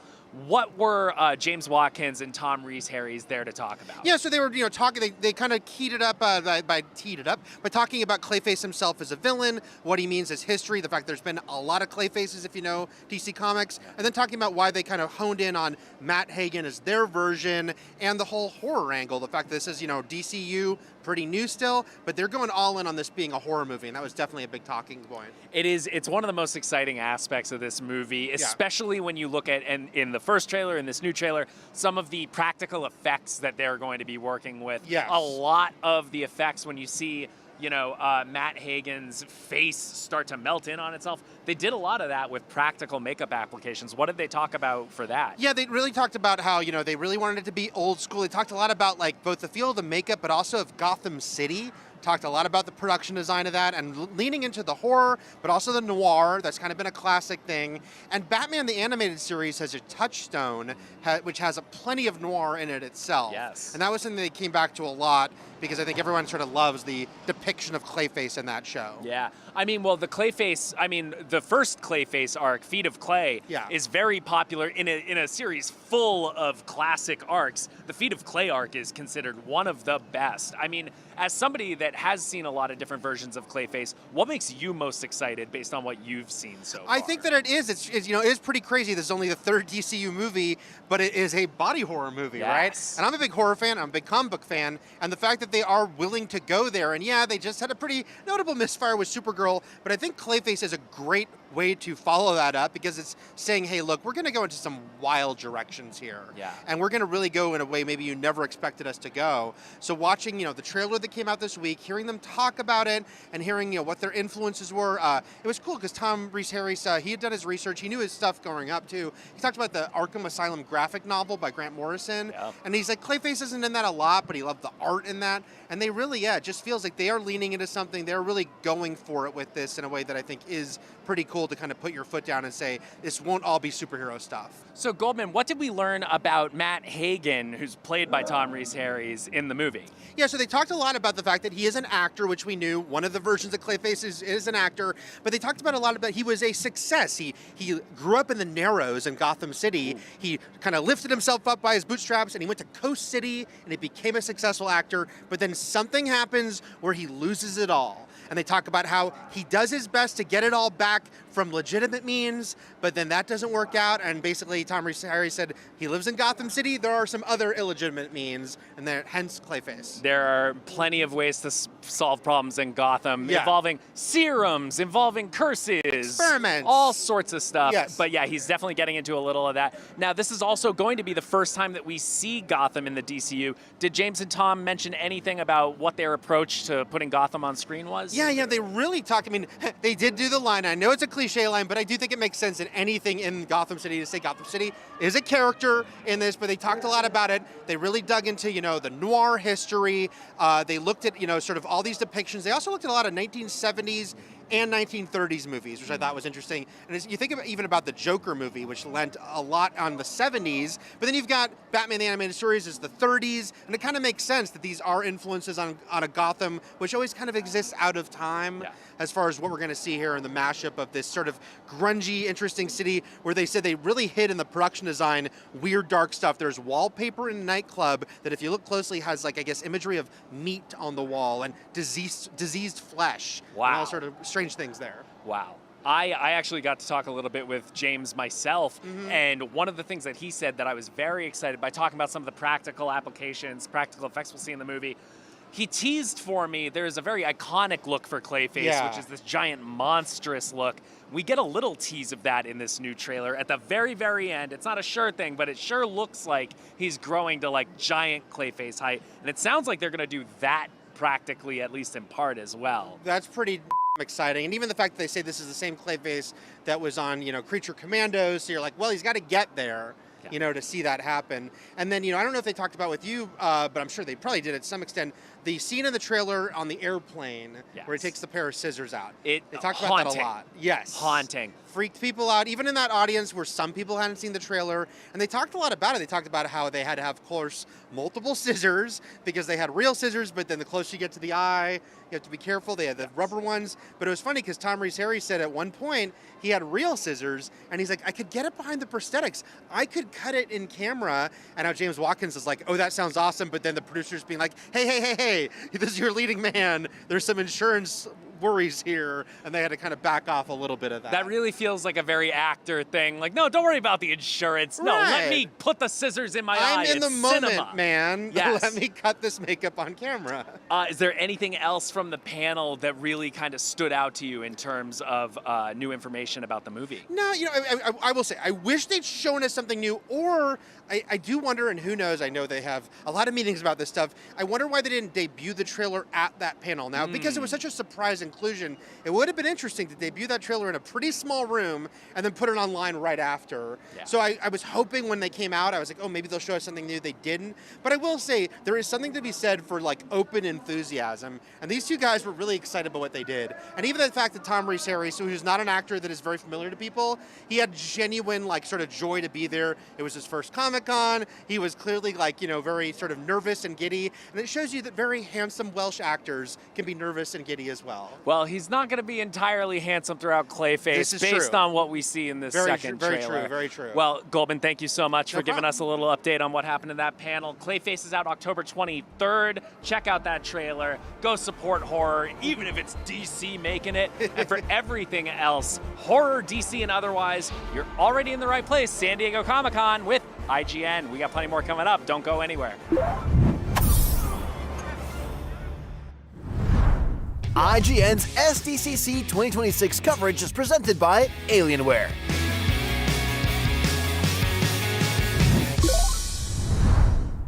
The average Cinefix movie list features nearly 100 different films and approximately 25 minutes worth of wall-to-wall deep dive analysis. To simulate that pace for this 30-second ad, we're featuring 26 different films, and before you say it, no, that math does not check out. We're not math people, we're movie people. We can't even count down from 10 without ending up at, 96. Subscribe to IGN Movies and TV for more Cinefix movie lists. Bad at math, great at movies. Can't find that final collectible you're missing? IGN strategy guides and interactive maps are here to help. One step at a time. IGN guides are trusted by millions, easy to use, and best of all, free. IGN has the very best, most complete and accurate guides for Shadow of the Erdtree, Baldur's Gate 3, Tears of the Kingdom, and so much more. See? It's good, right? Every guide is tested and verified for you by experts. Just search for IGN when you search for guides.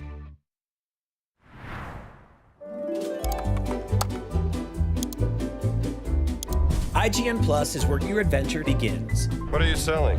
Plus is the place to get unlimited access to all the tools you need to beat your games. Here's what you need to know for bringing down Gloomspawn. Plus, awesome exclusive discounts on IGN Store.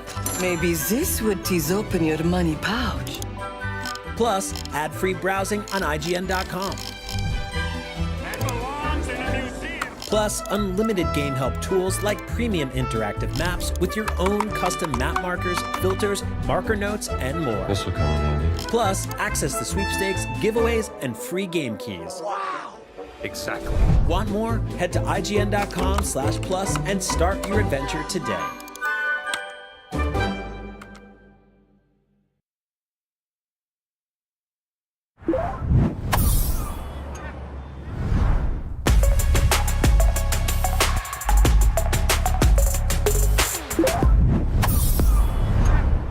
Clayface is hitting the DCU this October, and joining us here at San Diego Comic-Con to talk about it is the star of the movie, Tom Rhys-Harris, and director James Watkins. Thank you for joining us, gentlemen. Thanks for having us. Now, you've just released the second trailer for Clayface, which looks incredible. And something that I really notice is that we've had comic book movies in the past sometimes evoke a genre and then show off footage that looks like maybe it's living in that genre, and then the final product maybe doesn't go quite as hard in the paint as you'd want to see. Is that the case with Clayface? Like, are we going pretty hard into horror? No, we go really hard. Yeah. You won't be disappointed if you buy a ticket for this film wanting a horror film, a horror thriller. Yeah. It's a real roller coaster ride. There's lots of moments of ick, looking away. I mean, even on set when we were filming it, there were moments where we did a scene. Actually, it's that scene there where he's looking at his eye and he has a problem with his eyes, and he's on an airplane, and he goes into the bathroom of the airplane and has to try and fix his eye. And there's turbulence going on when he's trying to do it, and probably 50 members of crew were like, "Oh my god!" Yeah. When we shooting, you get audible gasps from crew members that I could hear from the booth that we were shooting that thing in. That must be like jet fuel when you're in the middle of making the movie, though, when you can even get the crew unsettled with some of the effects that you're working with. I think that scene in particular, and there are a number of different scenes that read on the page as being cinematically very interesting and effective within that space. But I remember reading the airplane sequence And it just translates to screen really well. Yeah. Well, let's actually talk about the script a little bit. This is rooted in a Mike Flanagan script, a horror luminary at this point. What was the most attractive thing about that script for each of you wanting to join the project? Well, firstly, the world of Gotham, and then the character, both the Matt Hagen and the Clayface. And so, the script evolved a lot once I came on board. But Mike had written a script that had the bones of it, this sort of evolution of a sort of story of is he a man, is he a monster, and what's within us and how we control ourselves. Are we subject to our emotions? It just created a really potential for us to keep digging and digging and digging, and that's something we did in terms of how to explore this kind of anti-hero story. I'd come on board 3-4 months prior to us starting shooting, so James and I had a lot of conversations about building Matt out and how we'd introduce Matt into this world of Gotham. And the psychology of a character like Clayface is sort of very ample ground for you to be playing.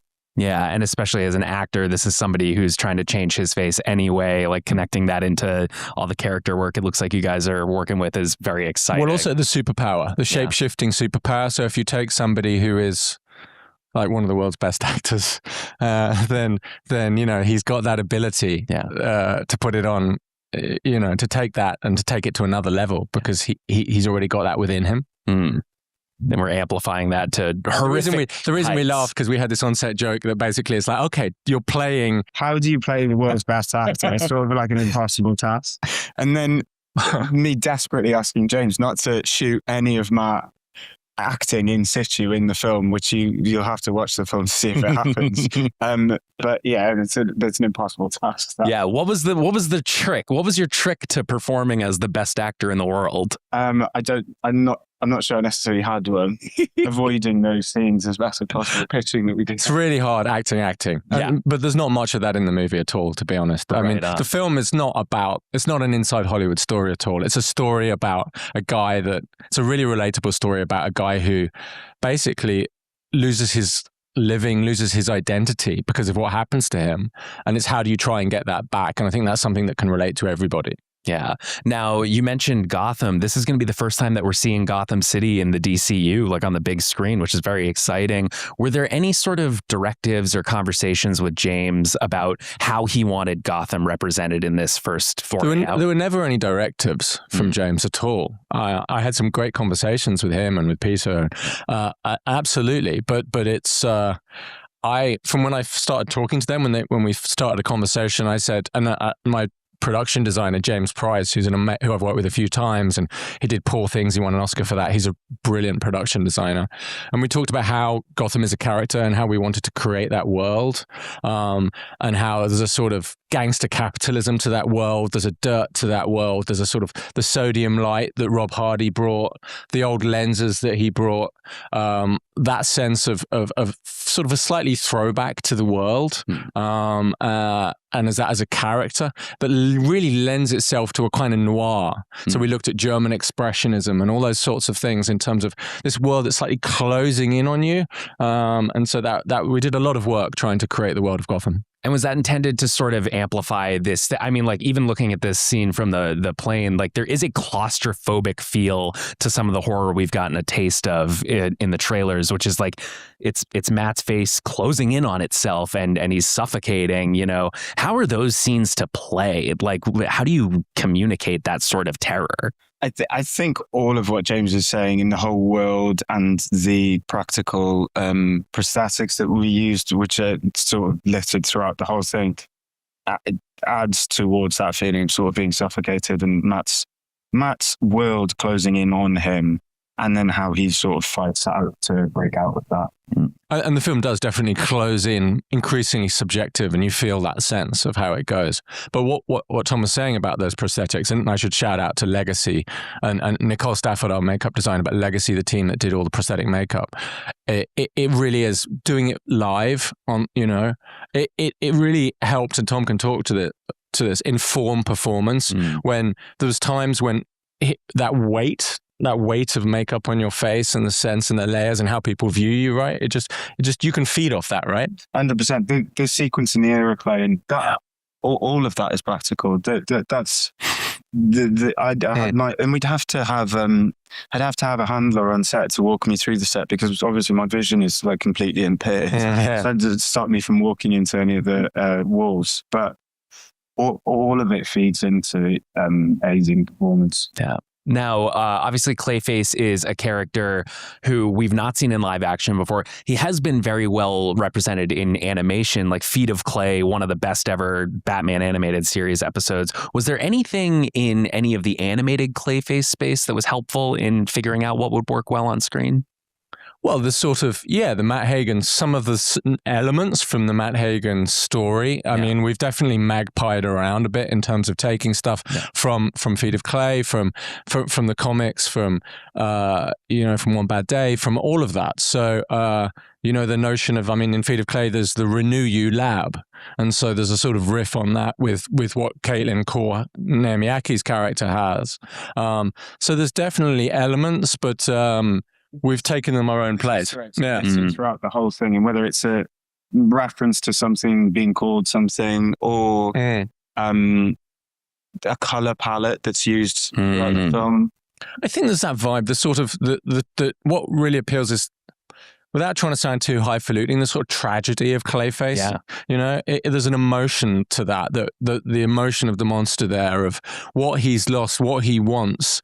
It's much more interesting. He's not just a bad guy, he's a good guy that's thrown into a particular situation, and then we can all relate to that and all the choices that he has, and wrestling with the emotions that throws up, and do you give into your dark side, all those things that we love in with, I don't know, Darth Vader or whatever, are there with Clayface. Another thing I'd love to know about this movie is that, obviously, this being our first time in Gotham, we know, Batman looms large over Gotham. Does Matt have any sort of opinions, or is there a public opinion of Batman that Matt sort of leans into?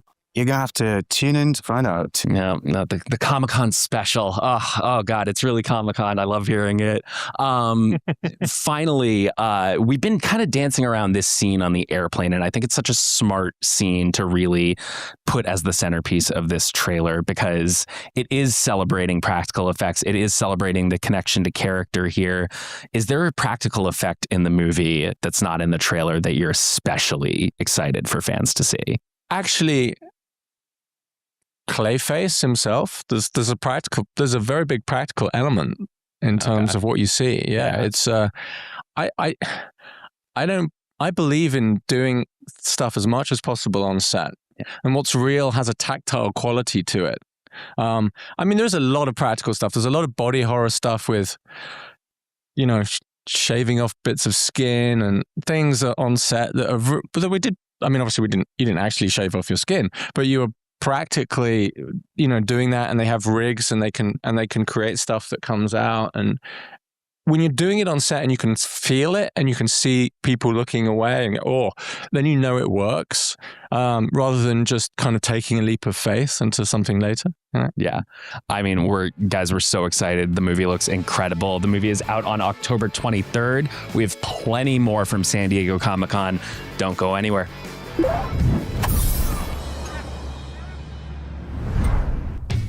IGN's SDCC 2026 coverage is presented by Brisk and Splatoon Raiders. Visit the Brisk and Splatoon Raiders Island Hideout experience at SDCC July 24th and 25th. The average Cinefix movie list features nearly 100 different films and approximately 25 minutes worth of wall-to-wall deep dive analysis. To simulate that pace for this 30-second ad, we're featuring 26 different films, and before you say it, no, that math does not check out. We're not math people, we're movie people. We can't even count down from 10 without ending up at, 96.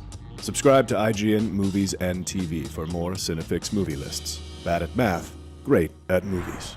IGN Playlist is the best way to track your game collection. Now you can even import your entire Steam library to Playlist, making it easier than ever to review games, show off your collection of the world, and finally chip away at that massive backlog you keep meaning to get to. IGN Playlist, check it out.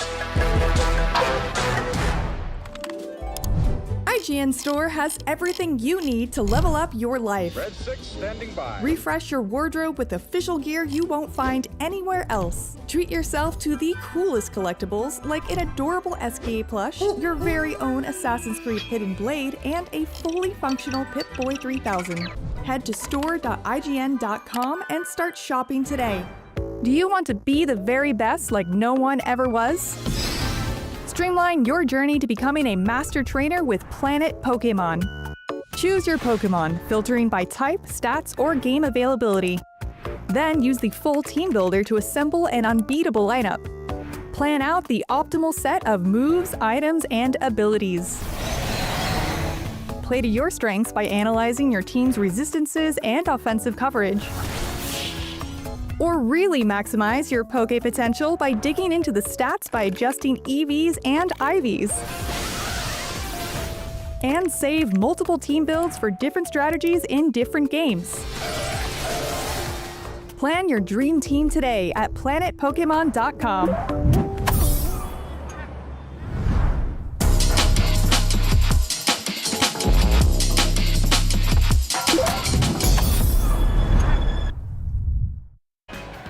You're watching IGN's live coverage of San Diego Comic-Con. We're covering tons of huge upcoming movies, shows, and games, but it wouldn't be Comic-Con without comics. And if you need some summer reading, we've got you covered.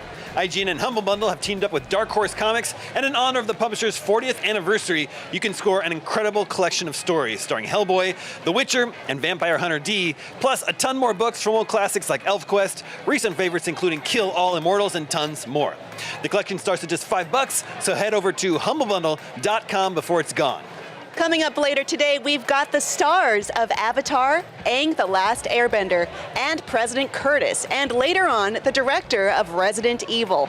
But first, Green Day, the band, is stopping by to talk about their new upcoming comedy, Nimrods, which follows a group of friends trying to get to a Green Day concert. Stick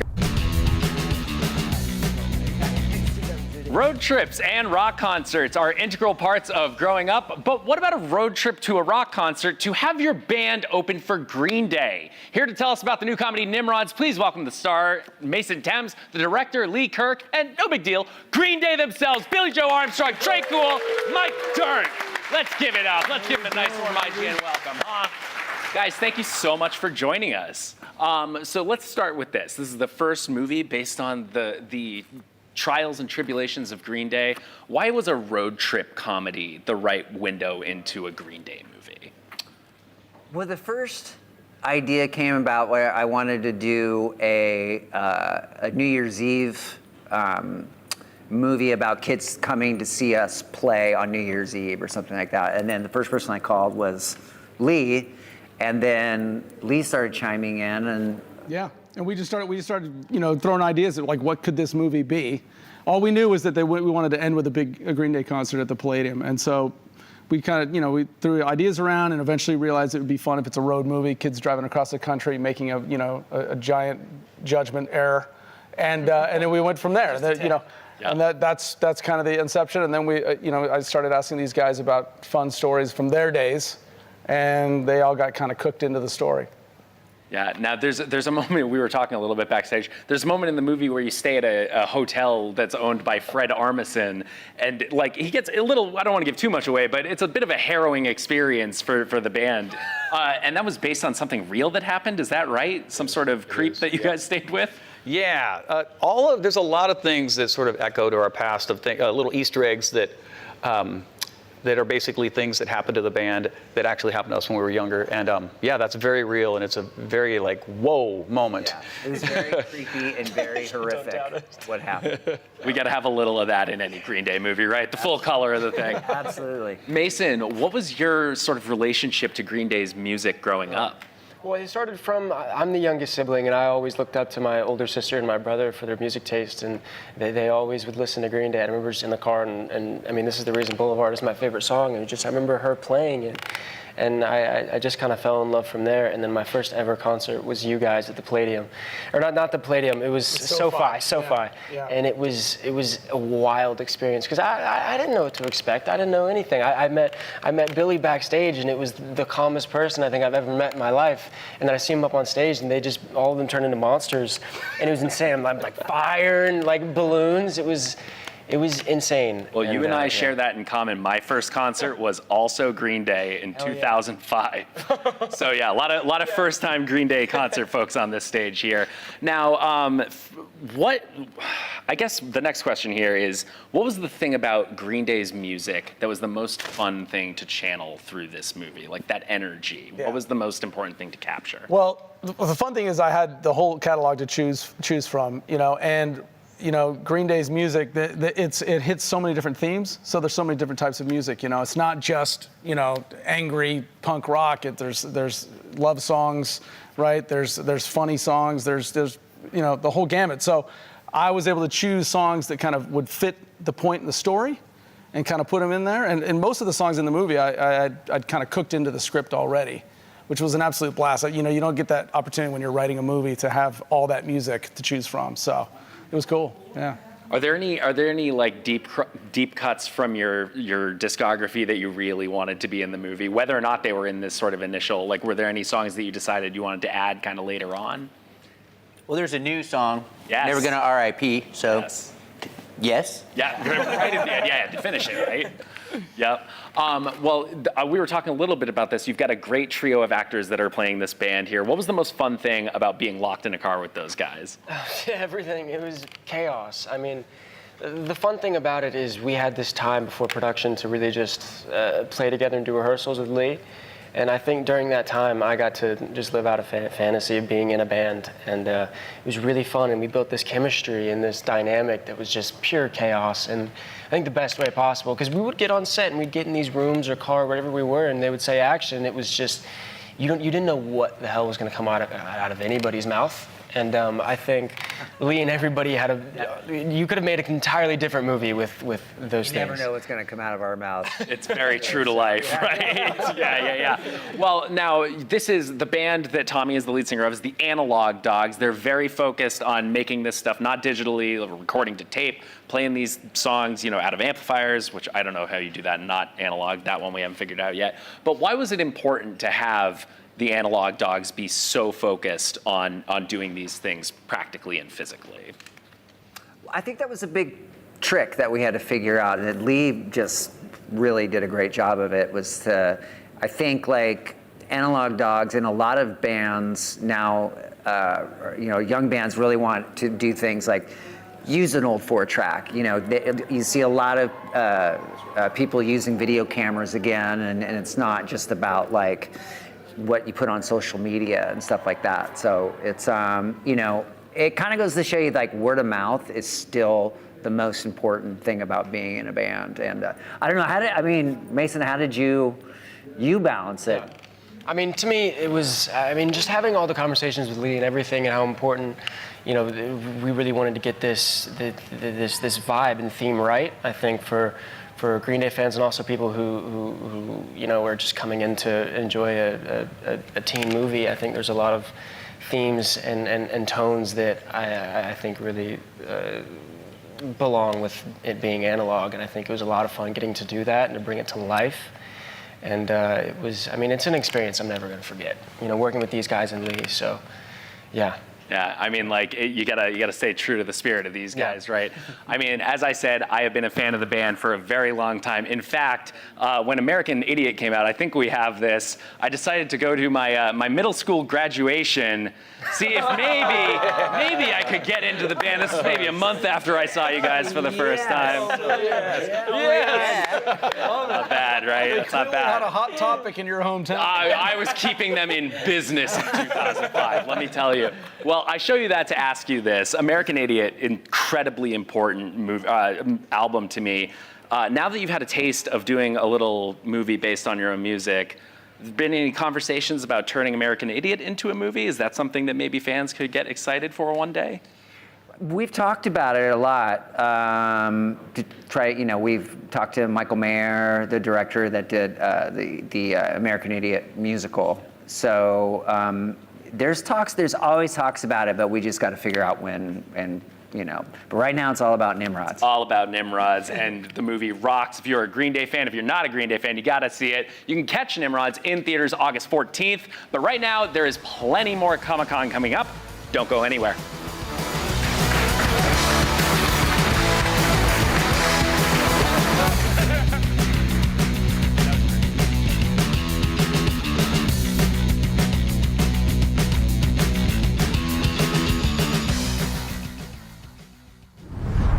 So Eric, Yes. how does it feel to be the second to last Airbender?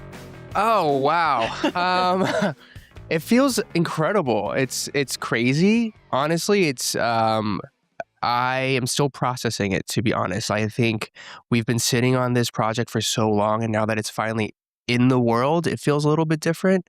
But it's been super cool. I'm very honored, and I hope that my voice did justice. Oh, he killed it. I saw it, and I'm just going to say yes as an unbiased observer. Oh, thank you. Thank you. Where is Aang in this part of his life? Aang is in his mid-20s, is where we meet him in this film, and he and the gang have set up Republic City, and things are going well. He is going around the world looking for Airbender artifacts and trying to be a steward of his culture, and just like being a good guy. And then we discover that there is another Airbender. And then he gets incredibly excited, as we all do, because for the longest time, Aang thought he was the only one. He was the last Airbender. And so when he meets Taga, he's learning new tricks and new skills and more about his Airbender culture and history until everything kind of goes a certain way. A certain way that we can find out. Well, Aang has had to deal with other crises since defeating Fire Lord Ozai in the original series, but also to the struggle to continue the traditions of the air nomads, of which he is the only representative. How is Aang able to handle the responsibilities of being both Avatar and Last Airbender when these seem to pull him in different directions? Oh my gosh. Well, I think that's what, light question. It's a long question. Well, I think that's, why I love Aang so much, because Aang to me is a person who is so conflicted in so many ways. There is the Avatar, there is the expectations, but there's also the human side. And then within the human side, there's like so many different facets to his personality and his history of, being the last Avatar and then wanting to be a great steward, but then being torn in a billion other ways. And I think that internal conflict is what makes him, and how he deals with it, is what we love so much about him. At the end of the day, he's always going to stay true to his character, to his morals, to his ethics and beliefs, and make the decisions that he could stand behind no matter what. And I think that exploration through this film continues. And I think it allows for a great story to unfold in this film. Absolutely. And he's ripped. And he just looks so hot. Oh my all God. All your characters are ripped. Yeah, we're all ripped. We are jacked. Yeah. I don't They know modeled what it we've been after doing. the voice actors. Right, of so course. that's Yes, what. yes. I mean, look Eric at and I are now inspired to go to the gym more. So yeah. To get those I'm trying to get a 10-pack and like grow like 10 inches and do all. Yeah, I don't I'm know. trying to add more creatine to my diet. That'll do it. Guitars, guns. Dude, I want the Zuko hair now. He has like that specific hair. I'm like, I can You get could it. do it. And then the abs, I'll You get totally that too. could. Thanks, man. Yeah. Yeah. You could make that work. Yeah. Well, Roman, what is Sokka up to since the end of the original series? That's a great question.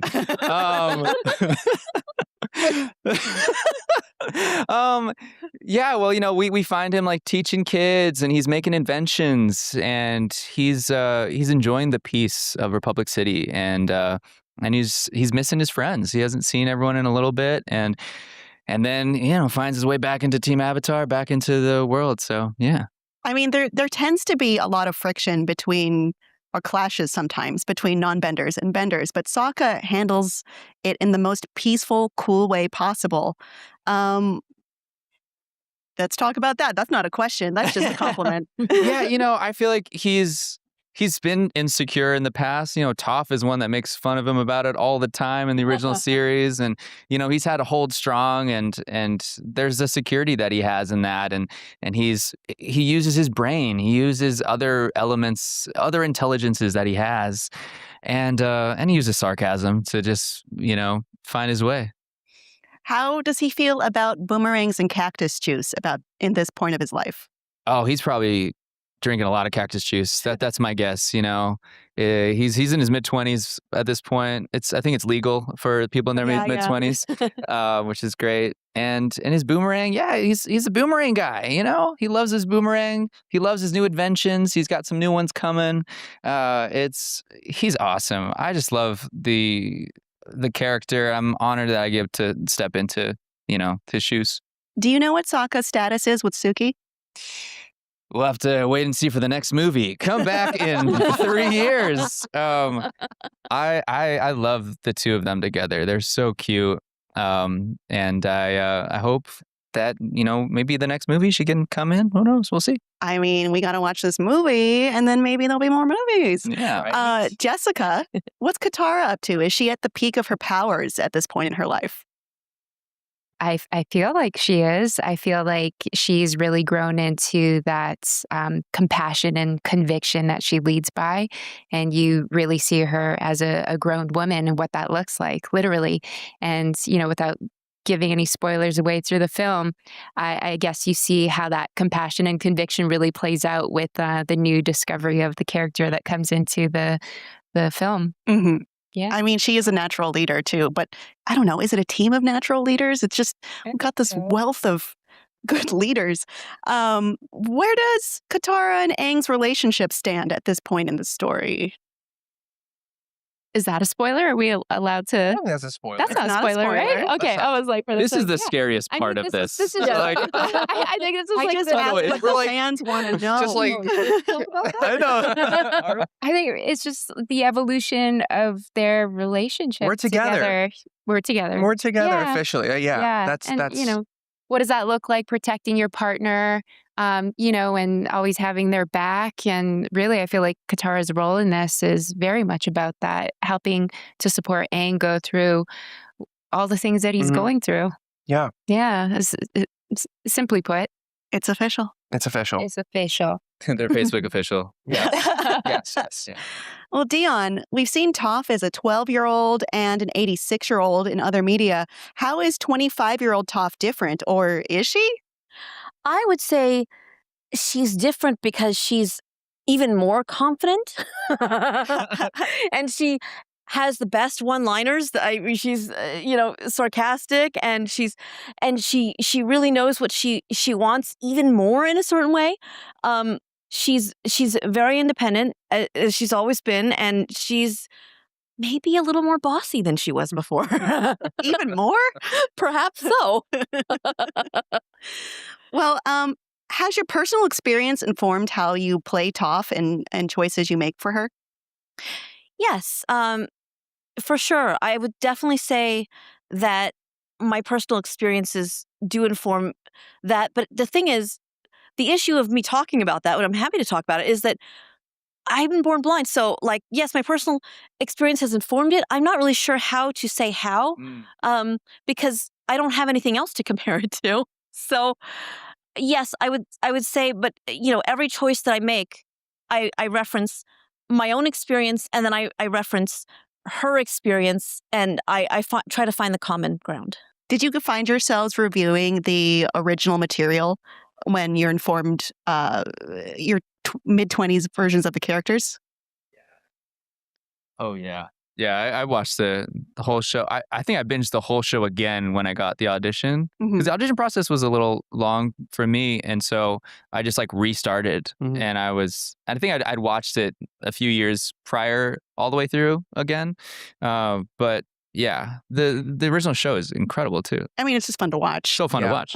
I mean, I think definitely, it definitely informed more from a understanding the character and his heart and where he's coming from and the history. I think there was a point when I was early on where I was like, oh, this is how he should sound. But then I was like, but then he's 12. And I'm not 12 in this film. And so I think that was, to me, I realized was a little bit misleading. So I had to kind of recalibrate and be like, okay, you have to take just the story and the core of personality of who he is and leave everything else at the door to reimagine what he would sound like or be like as an adult. And I remember having to make those small changes or decisions. I mean, it's hard to view this character that we originally saw as a child be a man now. Yeah. It was awkward. It was weird. I want to see a video of you when you were 12, Eric. Like, do you have any videos? Not as cool as Egg. But that would be so fun to like put like that would be so cool to see too. Yeah. I had kind of a similar process to Eric just because, you know, we can't try to replicate young children voices. But I just, you know, I love the show and what it just means to everyone. So I paid attention a lot to the story of it and the heart of it. And I think intuitively, I was just leaning into that.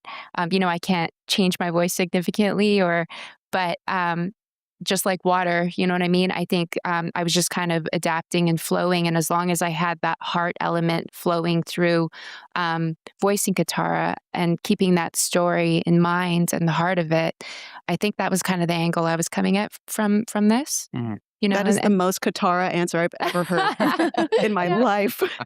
Well, I just did it. You know, I don't know, man. You just got to do it. I don't know. And then for me, I heard the voice, voiceover being what I do. Like, you know, it's like, how do I capture the elements of the voice that are there and also bring the older sound to it? Mm. And so that's kind of what I did. It was, and also the core of the character, sort of like what I like to call the essence, and just brought that together. And yeah, that was how I did it, I think. It was so good. Yeah. It was great. I didn't know what I was looking for when I was, you know, what are the adult versions of these characters? But I found it. I have one last question for all of you, real quick, if we can get to it. What is your favorite bending element that isn't wielded by your character? Or in Sokka's case, the bending power he'd make the most use of? Ooh. What a great question. That's a hard one. Well, I do all of them, so. Wow. I do. Wow. Spoiler alert. Humble avatar over here. Can you ask the question again? What is your favorite bending element that isn't the one your character already uses? Or for Sokka, any element? Damn. It's a good question. What do y'all think? I just feel like all of the characters there's so many interesting qualities with each. I really love all of them too, but another great Katara answer. Right? That's such a good Katara so answer. diplomatic. That's what you would say. You know, it was funny working on this project and the producers were like, you are kind of like real life Katara. It's crazy. Because I would come into the studio and I'd be in the middle of filming my other show. Like, hey guys, sorry, I just had to beat a bunch of guys up today. But, you know, happy to be here. I'm working with the youth as well. And they're like, geez. Okay. Yeah. All right. We cast this right. Yeah. Actually, well, just watching the beginning of this film, I like Dion's powers there. Just the first scene without giving it away. Yeah. Just all right. beating some ass. Some of the world's greatest earthbender action. All right. Yeah. I don't know. It's a good question. I think earthbending is so incredible, especially the metal bending that Toph can do. That's so cool. They're all amazing. I don't know. That's a great question. I would say, like, they all really are very cool, and I wish I could be like Aang, who does all of them, but and then Air as well. But essentially, I would say I would most resonate personally with water because I feel like a water person. I don't know how to say that. Yeah, makes sense. What's your sign? I'm a Libra. So Libra. What does that mean, Ramon? I don't know. Is that a water? Air, I think. That's air. Oh, you're air. See, that's why I wish I was. Oh. I'm a Taurus, so that's Earth. That's an Earth sign. So that's always thought that maybe I'm more of like Earth bender. I don't know. I found out I'm a triple water sign. So, you know, you got your main and your you're the most rising Katara moon. person. I know, that's what I'm saying. Isn't that crazy? Yeah. Mhm. Interesting. Yeah. I'm a double Scorpio and a Pisces. I don't know what You're any triple of that. water too. Am I? They're all Whoa. water signs. I'm Scorpio, Pisces, Cancer. So, yeah. This means Flowing. This means That's what it everything. means. I don't know what any of this means. It means everything. Well, the earth and horoscope. water. The two best elements. You heard it here. Thank you all so much for joining us today. Thank you. Thank you so much. IGN SDCC 2026 is in partnership with Ramayana. Experience one of the world's greatest epics on the big screen. Coming to theaters worldwide Diwali 2026. Can't find that final collectible you're missing?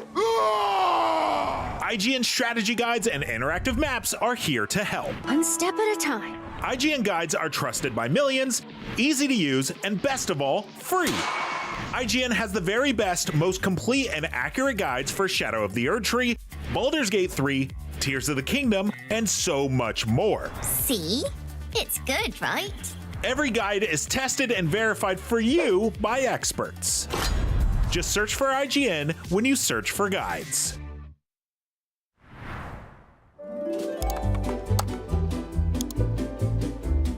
IGN Plus is where your adventure begins. What are you selling? Plus is the place to get unlimited access to all the tools you need to beat your games. Here's what you need to know for bringing down Gloomspawn. Plus, awesome exclusive discounts on IGN Store. Maybe this would tease open your money pouch. Plus, ad-free browsing on IGN.com. Plus, unlimited game help tools like premium interactive maps with your own custom map markers, filters, marker notes, and more. This will come in handy. Plus, access to sweepstakes, giveaways, and free game keys. Wow! Exactly. Want more? Head to IGN.com/plus and start your adventure today.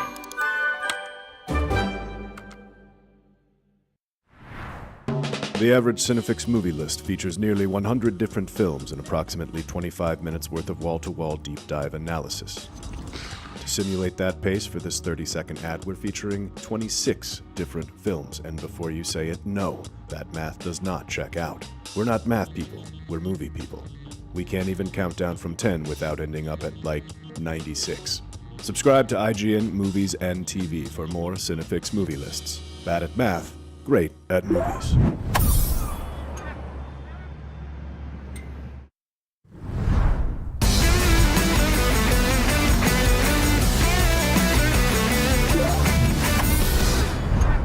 All right, so we've seen Aang, the Last Airbender. Can we talk about how this idea came about to view this time in the gang's lives? Sure, I'll kick it off. Yeah, I mean, when Brian and I came back to start Avatar Studios, start some new projects, the first one on the slate to tackle was doing a feature. The studio was really interested in a big budget feature thing. We, always wanted to elevate the visuals and the storytelling for this world, and thought focusing on the original team, but grown up a little bit older would be like the right time period to focus on. I gotta say, it's so gorgeous. It's absolutely just beautiful to look at. I was trying to do other work at the same time, and I thought, I can't do this. I have to watch this movie. It is so beautiful, a huge step up. I mean, it seems like that you've both been working hard on this with Avatar Studios. Can we expect more adventures between featuring Aang and Team Avatar? I guess only the future would tell, right? I mean, in the feature film space, remains to be seen. Yeah. We'll see how this one does and see if they let us do another one. We are definitely doing more stories in the Avatar world. But the nice thing about the Avatar universe is there's thousands of years, and there are so many avatars to focus on, and different time periods and stuff. So at the moment, we're exploring other time periods. Aang and the gang got their big, they got their big shine for the moment. But yeah, we definitely have stuff in pretty far along in development with them. Whether or not we get to make it remains to be seen. You got to watch this movie first. I did watch this movie. I had a great time. So no baby Tenzin for now. We'll see. We'll see, sir. You said feature films. Will you be developing more feature films? I mean, when we came back to do Avatar Studios, this was the first one. We do have some other ideas for other feature films, but as the film business is very, It's not the interesting easiest these days. business. So sometimes you got to just wait, see how the first one does, and then, take it from there. All right. So, I mean, is there a chance in the future we could see a theatrical run? I mean, the good thing is it's in theaters starting tomorrow on Friday. Yes. A week in 2 theaters. Burbank in Burbank and Manhattan. New York. And they keep adding times because people really want to see this movie on the big screen. So hopefully some people will at least get to see it in that format. I got to tell you, I tried to get Burbank tickets and it was hard. So it really shows me that there is a hunger for this. Yeah, I think the website crashed at 6 a.m. on that morning. I thought I was going to be smooth and get in 5 minutes ahead of time, and I was wrong, friends. Do you think there's any chance we'll see animated adaptations of the graphic novels, such as The Promise? We don't have any plans for that right now, but we do have, Seven Havens. We've been working on for years, and as this movie's been in production, so that's like the first new big series we've done. That's a sequel to Legend of Korra, so that'll be out soon. And like Brian said, we've got a few other ideas in the works, but we're always doing more publishing things and expanding stories and novels and video games and comics and everything. Oh yeah, I've checked out the video game. Yeah, I mean, there's the nice thing about being able to do different media is like some of these stories work best in a certain format, and it's kind of like the size of the story, and so while we love those graphic novels, like not all of those stories translate to, I see, and vice versa. So who knows, in the future we might borrow some ideas from there or kind of like recontextualize them or something. But even just doing, Lauren's film, yeah, us figuring out what size story fit in 85 minutes, like that was a learning experience for us. And one of the most difficult parts of the process was we're very used to telling these long stories over, multiple seasons, and we didn't have that luxury. So I don't know, like fitting it. Yeah, exactly. It's in a series, you get all this time to, explore all these different storylines and really like let things play out. We had like thoughts of, this telling of this backstory of these ancient airbenders much more elaborately. And as we kind of went through the movie, things had to kind of condense so we could actually fit it in and make it clean, make it clear. And so things got a lot more simplified than I think they usually are in the Avatar universe. But it was a learning experience for us all, moving from a series format to a feature format. Absolutely. I mean, it looks different. It feels different, but very familiar at the same time. I do want to touch on something. You did bring up Seven Havens. I got to get a look at the trailer. That also looks like the gorgeous stepped up animation that we are seeing from Avatar Aang. Is that the look that Avatar Studios is going to more or less stick with? I mean, they're very... while the aesthetic is always like calling back to anime and, inspired by anime, each project is meant to have its own look. And, for the feature, Lauren can speak to it, but like, the level of draftsmanship and artistry on that is like, top tier of 2D animation. And while Seven Havens looks incredible, and, it looks different than Aang, it looks different than the Korra series.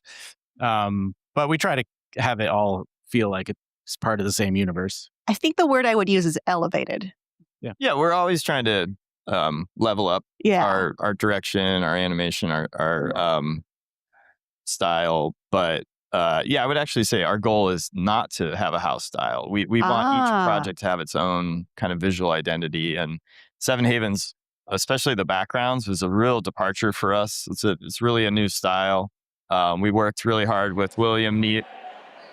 Your cast is really rambunctious, but William Niu, he's a great artist we've worked with for a long time. He's the art director on Seven Havens, and he and I and the team worked really hard to develop a really distinct style. It's kind of more for the backgrounds, it's more influenced by like Japanese wood block prints. And I love that. Kind of like Mobius and So yeah, it's got its own look, and we can't achieve the movie on a TV scale, so. Of course. Yeah, and for the future with Jake Pinion and Aaron Loftus, our production designer and art director, going off of a lot of inspiration that Brian was really wanting for this film, we really wanted to make it feel elevated but grounded. There was a lot of very I guess lighting was very important, making sure that this world felt lived in, but also harken back to the original. We didn't want to take it in such a drastic departure. We wanted to make sure that this felt like that same world.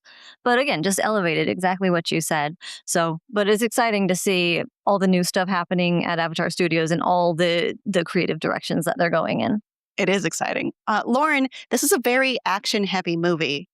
What was the challenge in making that translate to this this take on theatrical Avatar? So there is a lot of action, but in each action sequence, there is actual story elements happening. There's a story being told.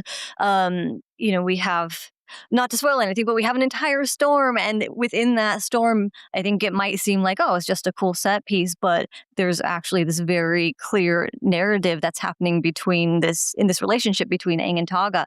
And so even though we have this series that is based on martial arts, that is based on bending, and we didn't want to deny anyone that experience because it's such a huge part of what the world is. But we also have a story to tell. And so we try to make those two things, happen simultaneously and add to the stakes and add to the story through the action. I thought it looked great. Going back to the Seven Havens trailer, seems like Korra looms pretty large over this. Can you talk about that? A little bit. I mean, the main idea with this show is to have more of a mystery element to the show of so we're jumping forward in time into a world where it's much more fantasy. You're not sure why the world has changed in the way. There was something called a cataclysm that has ravaged the environment, and and the Avatar Puppy is the next Avatar after Korra comes of age and is trying to unravel not only her past but sort of the past of her predecessor Avatar Korra. So I don't want to give away too much because the idea is to watch the show and you get to unravel this mystery with Puppy along the way. Did I see an antagonistic Korra? Well, that's part of the mystery. Wow. We don't know what happened to Korra and why the world is this way. So. Yeah, truly. There's so many gaps to fill. What was your favorite, this is for anyone or everyone, what was your favorite visual reference or cue or even gag that you saw in this film? I've been saying, as the film is just, Lauren and the team and the animation studios just did an absolutely incredible job. There's so much to be proud of. But for me, Momo looks the best he's ever looked. And he's so cute. And it's kind of the way I always imagined him and wanted him to look. And so as much as I love the film and the story and the acting and the music, I'm always just sort of oh, there's Momo. Is that the truest Momo? Yeah. Momo movie for me. So my favorite moment in the film, I think, is at the moment we first kind of reveal Togha when he wakes up, and it's I'm a little dead inside now and I don't feel anything anymore, but when we first found that scene, it would give me chills every time, and it was just such an exciting ending to a very thrilling sequence that led to it. So I think that would be my favorite. Yeah, there's so many great moments in the film. One thing to call out is the flashback sequence to Avatar Sonam's time and Togha's time was done partly out of a budgetary and need to simplify the animation and have some periods where we didn't have to do as much intense action animation. So Jake and the team, came up with this, beautiful kind of watercolor pastel style that still moves and flows and stuff, but it's it feels evocative of an ancient time and is really beautiful section of the film. We had an amazing artist named Kat Sai, and she was very much under Jake's direction, leading the charge on the kind of almost colored pencil or pastel-esque approach. And it was just really unique. And we were like, oh, can we make this happen? And it's beautiful. It really turned out amazing. So I don't know. I hope people like it. What is something you'd like audiences to look for when watching the movie?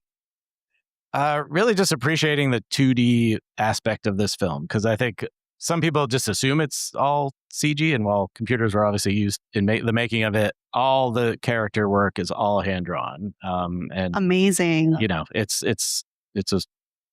still an art form, but it's, you know, it's not as common. No, I agree. When I was watching it, I thought, like, this is so gorgeous. Yeah. Is this absolutely 2D animated with no CG added? I mean, it's, you know, a hybrid approach. Yeah. An old term we used to use is like deep canvas. You know, we wanted these kind of hand-painted backgrounds, but you can use 3D to give it dimension and depth and parallax.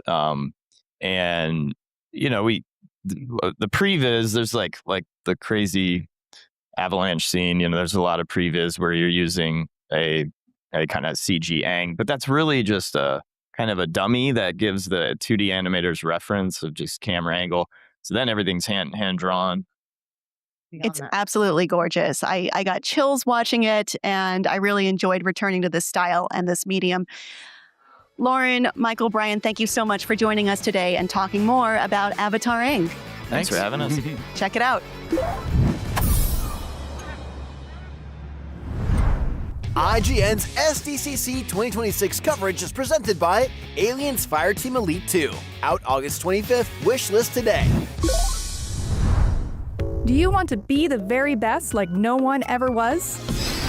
Streamline your journey to becoming a master trainer with Planet Pokemon. Choose your Pokemon, filtering by type, stats, or game availability. Then use the full team builder to assemble an unbeatable lineup. Plan out the optimal set of moves, items, and abilities. Play to your strengths by analyzing your team's resistances and offensive coverage. Or really maximize your Poke potential by digging into the stats by adjusting EVs and IVs. And save multiple team builds for different strategies in different games. Plan your dream team today at planetpokemon.com.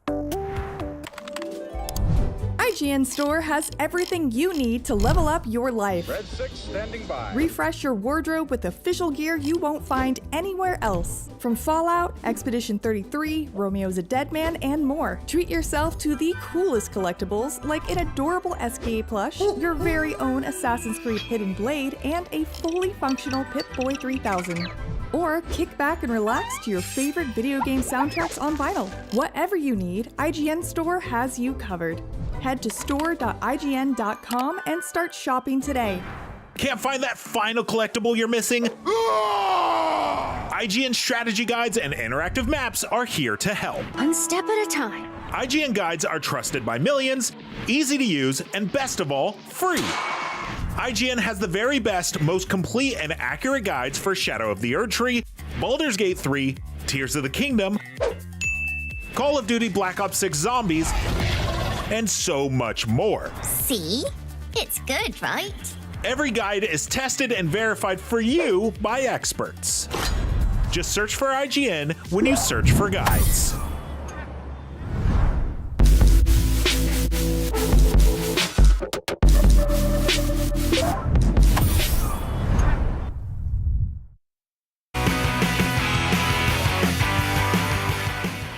On Rick and Morty, President Curtis has grown from a minor side character to a fan favorite, and now he's getting a brand new series of his own. Here to tell us about it, the stars of the show, Keith David, Stephanie Beatrice, and Jim Rash, and the creators of the show, Dan Harmon and James Siciliano. I want to start off by saying a congratulations, because it was just announced at San Diego Comic-Con right here that President Curtis is getting a season 2.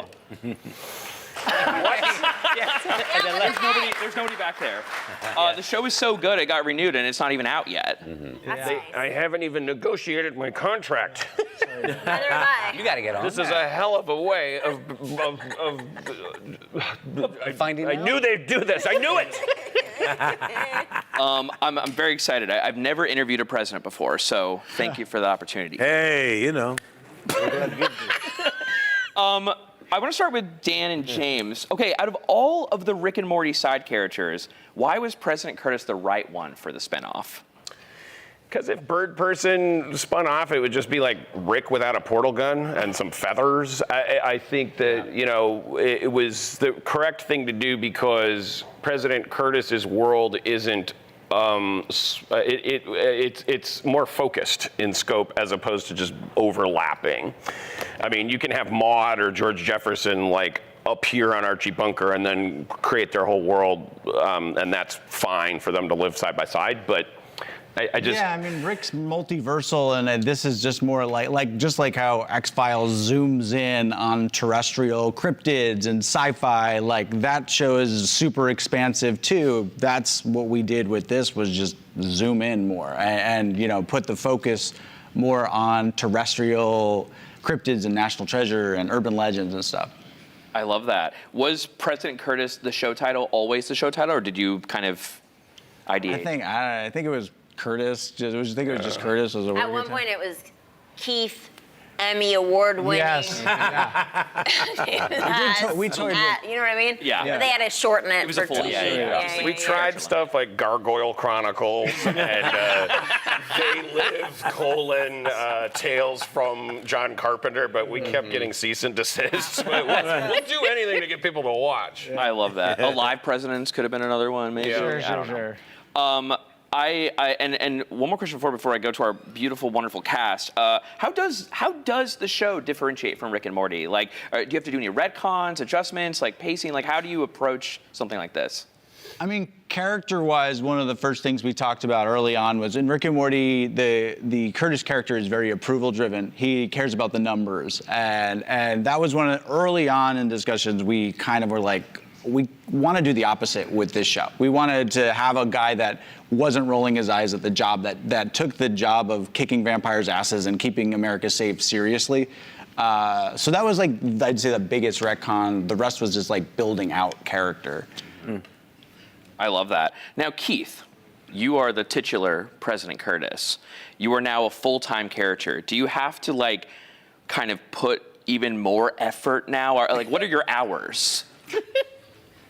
A little more, a few more hours than, you know, slipping in a couple of scenes. Now I'm in a lot of scenes. Yeah. So it takes the time that it takes, but you know. All right, I was trying to get an exact number. You know what I mean? This man is so. He does. You don't lead with any kind of ego, but I've seen the work that you put into your scripts. I've seen how dedicated you are. I understand why you are as brilliant as you are, because you really work incredibly hard to make it funny and realistic at the same time. And so he's being very. The funny thing is, humble. A frequently asked question is doing the animation different than working on, you know, a script, a movie script or a play script? No. Yeah. I mean, you're still trying to find the truth of the character. I got somebody to play with. I got to find out what this scene is about. We have to agree that this scene is about this. So, you know, what's the focus? Yeah. Do you get to sort of further develop Curtis, like with the writers and directors? Like, do you get to flesh that out in that full-time kind? I may have some questions about, is this scene, you know, can we go a little bit further with this scene? But mostly it's already done when I get there, and then we just play. I love it. No, it's I've seen a couple episodes and it's very funny. It's very good. It's so good. Stephanie, Jim, wow. What stars we have Thank you here? for saying wow with both of our names. Wow. Just in case. Stephanie, Yeah. Jim. Wow. That's. I don't even have a question. Individually? Together? Wow. Dynamic duo. You guys are new to. I mean, Jim, you did a brief guest spot on Rick and Morty. I was a marriage counselor. That's maybe season 2 or 1. I don't know. Everyone remembers Glaxo Slim Slum. Yes, thank you. Thank you. I was surprised that wasn't the spinoff. I'm not mad. No, it's okay. Yeah. For next time. You guys. So I mean, Stephanie too. Like, was there anything that kind of these guys told you to kind of like prepare for this? Because in this universe, anything is possible. You can do anything. Did they sort of kind of prepare you in any way for the weirdness that would ensue?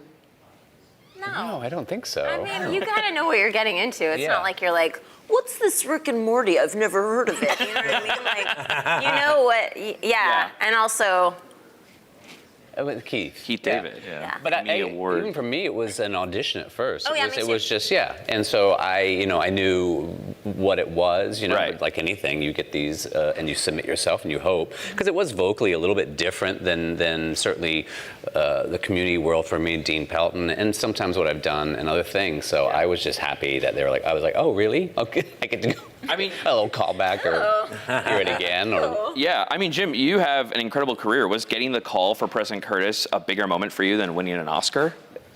Yes. I adore doing voiceover stuff. I love animated world. You get to have an amazing tattooed body, and did they scan your body for? Yes. No, I told them it's contractually. My voice can only be drawn like a couple of certain ways. No, it's a dream. It is like a workout in the booth. I sweat more than I think I do than any. One thing that's also pretty great is like every character is different. Yeah. Now sometimes on camera you don't always see that difference so apparently, but these guys can be almost unrecognizable. You wouldn't know that was the same voice that was on something else you saw, and I find that amazing. Sometimes I'm sitting there doing my stuff and I'm going, wow, I don't know how he did that, but it's like I love that. I mean, it's a wonderful. For me, acting is the art of transformation. Yeah. That is what it is, and there's no greater forum for that transformation to happen than when you're doing voiceover behind the mic. Yes, because the animation lends itself to whatever their imaginations can come up with. In the world that they've created, the rules are only limited to what they want this world to be, and so to get to fill that up with. There's so much stuff this season. There's so much stuff. Yeah. There's that Christmas episode. We go to Fort Knox. We go to Camp David. We're all over the place. And all of it is absolutely off the wall, unhinged, and it's really fun to be in that world because you get to just run. To kind of do all the things that like a president would kind of do. Do you guys connect to your characters anyway? Do you find yourself in your performances? What do you mean? Like just sort of when you're performing and you're acting this character, do you kind of see yourself in that and pulling from previous experiences? Obviously, you guys are not in the White House, but no, it's more for me. It's more like just let my imagination run. Mm-hmm. Yeah. I mean, and again, there's no greater forum to let your imagination run than in animation. Yeah. I mean, I know that O'Doyle has issues with his identity. And hating on himself. So I tap into that therapy. Yeah. Yourself.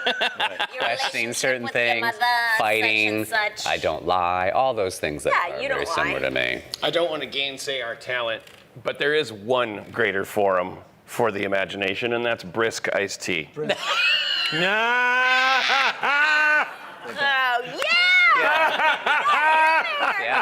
It's brisk, baby. That's well done. Brisk, baby. Yeah. After finishing a new episode, why is it brisk iced tea? Guys, we're just about out of time, but is it safe to say that can we just start campaigning for 4 more years for President Curtis? Sure. Hey. 4 more years. 4 more years. 4 more years. 4 more years. Wow, guys, the inaugural season of President Curtis premieres this Sunday night on Adult Swim, July 26th, and you can stream it on HBO Max a day later. But right now, there's much more Comic-Con on the way right here on IGN.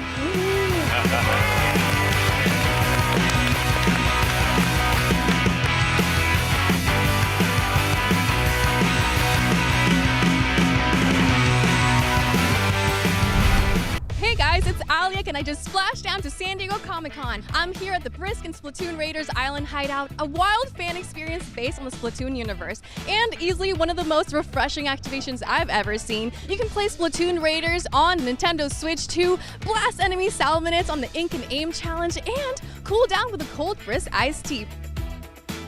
Plus tons of exclusive merch up for grabs while supplies last.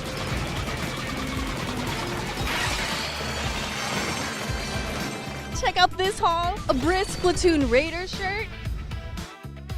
And what's this? A really fun Splatoon Raiders foam hat, a cold Brisk iced tea, and these super cool Splatoon Raiders sunglasses. All available while supplies last. We're open from 10 a.m. to 6 p.m. Pacific time during Comic-Con this Friday and Saturday. No badge required.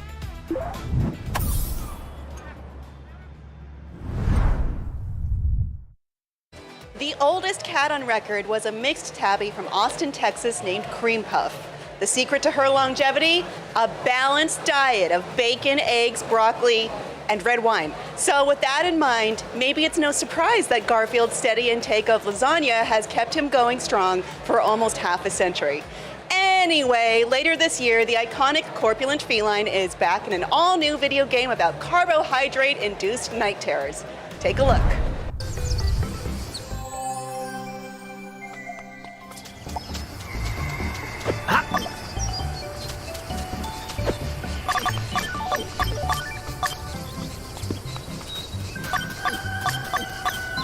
What a treat.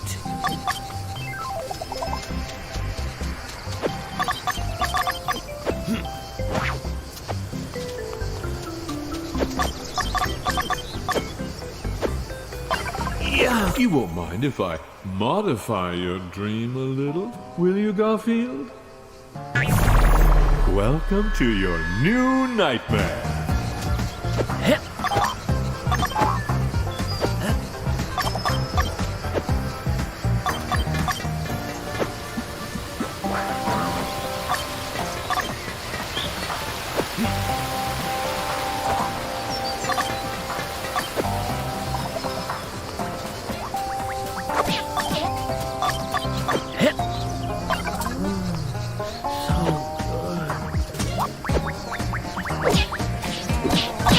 Deploy the Battle Garden.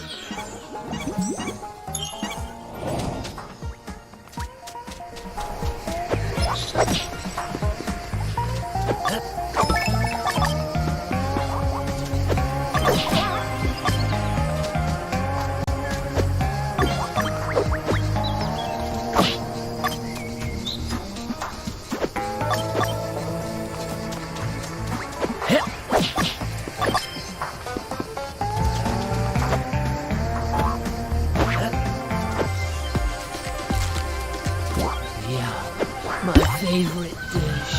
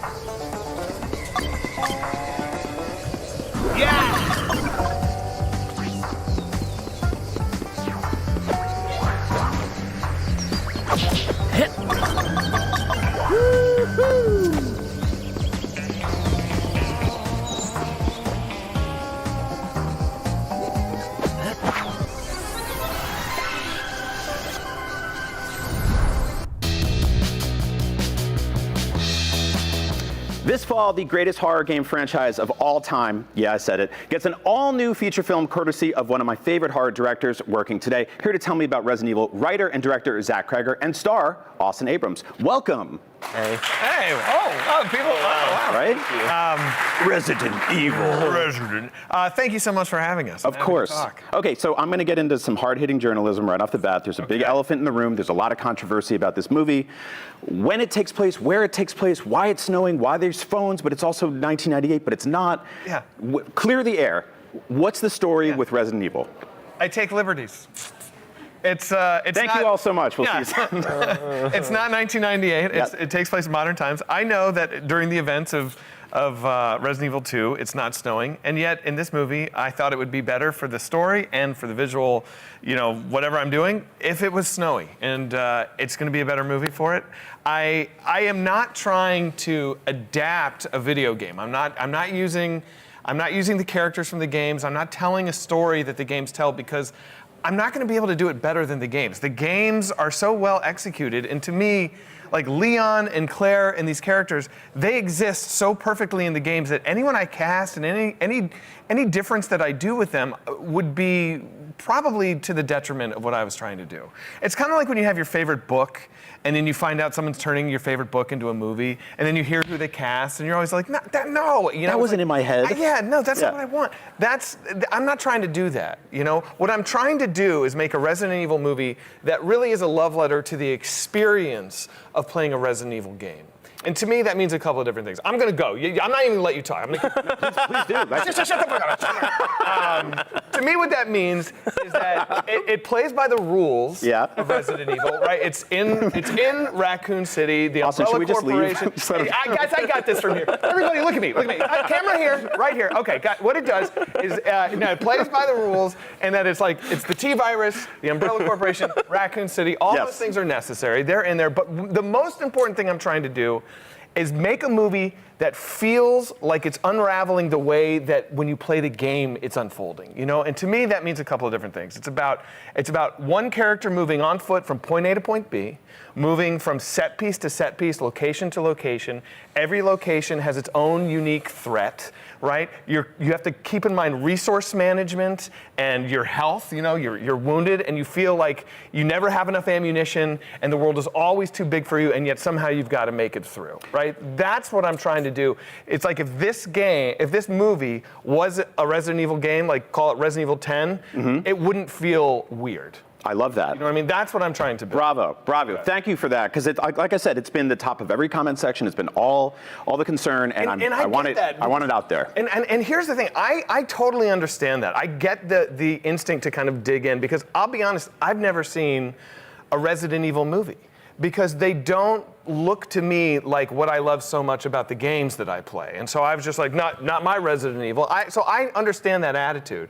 I'm making this because I want a movie to exist that feels like the experience of playing the game. And so I was able to do that, so that's what I'm doing. I love it. Austin, you talked about how a blood bag almost killed you while making this movie, and the scene we've seen in the trailers where things are falling down out of the sky. What was it like working on this in terms of blood and guts and gore? Did Zach just put you through hell?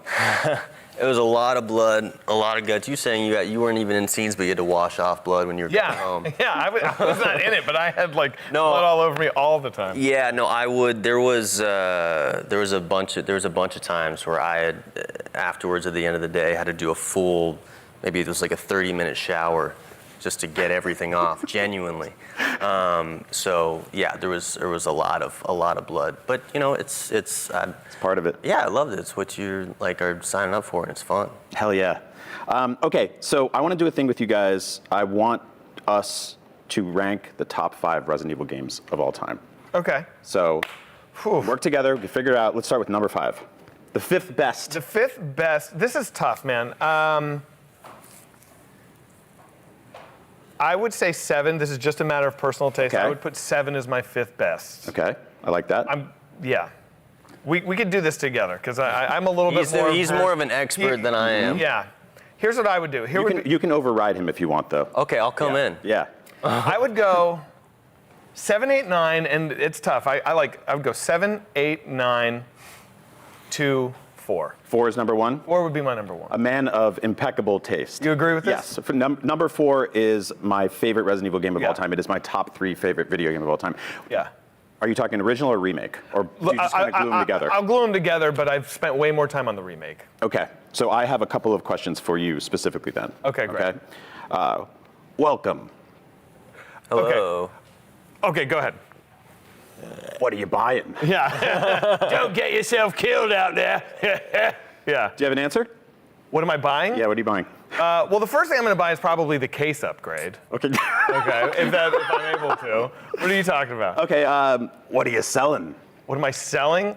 I sell all the crossbow bolts. Okay, I thought you were going to be like, I'm selling this movie, but I like the crossbow. Oh, I thought we were talking, what am I selling? Okay, yeah, sure. Stranger, what do you need that for? What am I supposed to say to this? I don't know, anything you want. Move on. Is that all, stranger? Is that all? Come back anytime. Come back anytime. There we go. Okay, great. There it is. Okay, one more question. Barbarian and Weapons are some of my favorite movies of all time. They are built around shocking people and surprising people.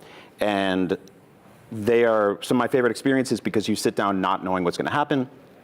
Something comes out of nowhere and blindsides you. Is this something that you guys have built Resident Evil around, this sort of philosophy? No, because with those movies, they're like very like narratively kind of, there's tricks and call them gimmicks or whatever you want, but like they kind of double back on themselves or they intentionally kind of confuse at points. With this, I just wanted to make a movie that was going to be like stepping on the gas 5 minutes in, staying locked with one person, and the challenge being, can I floor it all the way to the end of the movie? And so there's no narrative tricks here. We're just with him from, the departure to the destination. Awesome. I want to ask you guys real quick about the creature design in this film, because I think one of my favorite things in modern Resident Evil games is when something comes down the hallway that you've never seen, that you're not expecting, that's maybe not necessarily shaped like a traditional zombie or something. Yes. What was your kind of philosophy in coming up with new monsters to put into this world? Okay, it's a tough one to answer because I don't want to give away too many spoilers, but there is like a mechanic to the T-virus that is unique to this movie, but I don't think violates like the rules of the virus in the games. But so I can't say too much, but it's like there is a lot of our favorite stuff from the games is in the movie, but there is some things in here that you have not seen before. I feel like you always have to have something new, or because you do. And so I'm really, really proud of the new monster that exists in this game, but I can't really talk about it. I love it. I can't wait to see it. Thank you both so much. Resident Evil hits theaters on September 18th. I cannot wait for it. There's lots more Comic-Con coming up right here on IGN, so don't go anywhere. Resident Evil. I didn't understand what you were doing. It's supposed to be like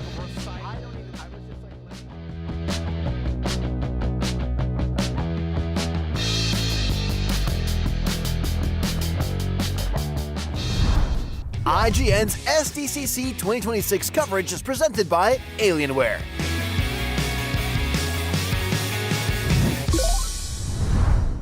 Do you want to be the very best like no one ever was? Streamline your journey to becoming a master trainer with Planet Pokemon. Choose your Pokemon, filtering by type, stats, or game availability. Then use the full team builder to assemble an unbeatable lineup. Plan out the optimal set of moves, items, and abilities. Plan your dream team today at planetpokemon.com. Catch up on all your favorite shows with up-to-the-minute gaming and entertainment news with Geek Media Podcasts. Welcome to a very special episode of IGN Game Scoop. Game Scoop has you covered for all things gaming and the latest game releases.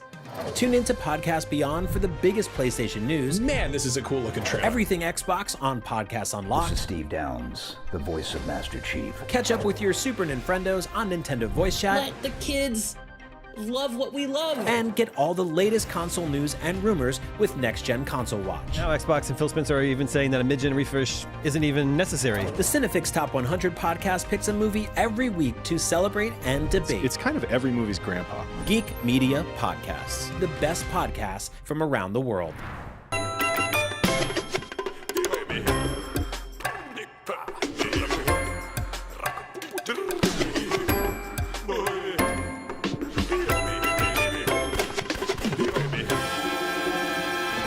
Can't find that final collectible you're missing?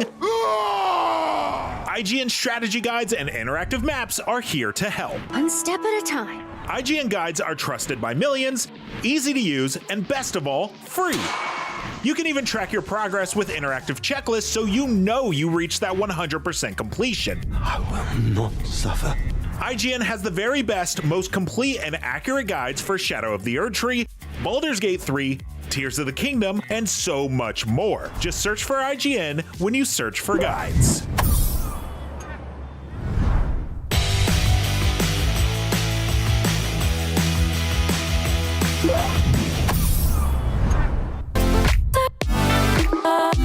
Really? I disagree. Whatever you say, man. You're watching IGN's live coverage of Comic-Con 2026. One of the downsides of talking to famous people on this stage is that we're legally not allowed to bring them home with us. Until now. We are very pleased to introduce Hasbro's brand new Star Wars Ultimate, I'll let you talk, Ultimate Grogu, an ultra-realistic animatronic that you can pre-order right now. He's got over 250 lifelike animations, a few of which he's showing off on the stage right this second. Yeah, and more importantly, he's a rootin' tootin' cutie pie. Look at him go! I love him. But no, seriously, he'll actually respond to his environment. You touch his little hand. He's got a cookie in here somewhere. Don't show him the cookie. I don't know if we probably shouldn't give him the cookie. He always wants the cookie. You want the cookie? Yes, of course he wants the cookie. There you go. You can have the cookie. You can have the cookie. He's going to be bouncing off the walls later, let me tell you. Thank you, Grogu. Go check out The Mandalorian and Grogu now on streaming and head to HasbroPulse.com to pre-order your own Ultimate Grogu today. It's expected to ship next April. But before next April, we're going to be talking to the people behind Carrie, the all-new miniseries based on Stephen King's classic novel. Later on, we're going to be checking out Insomniac's upcoming Wolverine game. That's much too violent for Grogu. As well as 2 upcoming shows, Blade Runner 2099 and Adventure Time Side Quests. We're also talking to Eli Roth about his next horror flick, Ice Cream Man. So, lots more Comic-Con on the way right here on IGN. And just a little bit more Grogu. Don't show him that. It's not. Eli Roth is coming.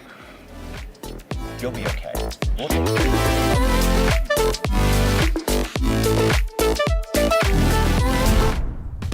What is sweeter than ice cream on a hot day? Watching children eviscerate unsuspecting adults in all of the gory, unrated splendor you could possibly imagine. There's only one man crazy enough to let school out for summer in such a brutal way. Here to tell us about Ice Cream Man is Eli Roth. Welcome to Comic-Con. Thank you. What a beautiful spot. Lovely day. It's great to be here. The fans are out. The fans are fanning. They are going into the convention center, but we have much to discuss here. Yes.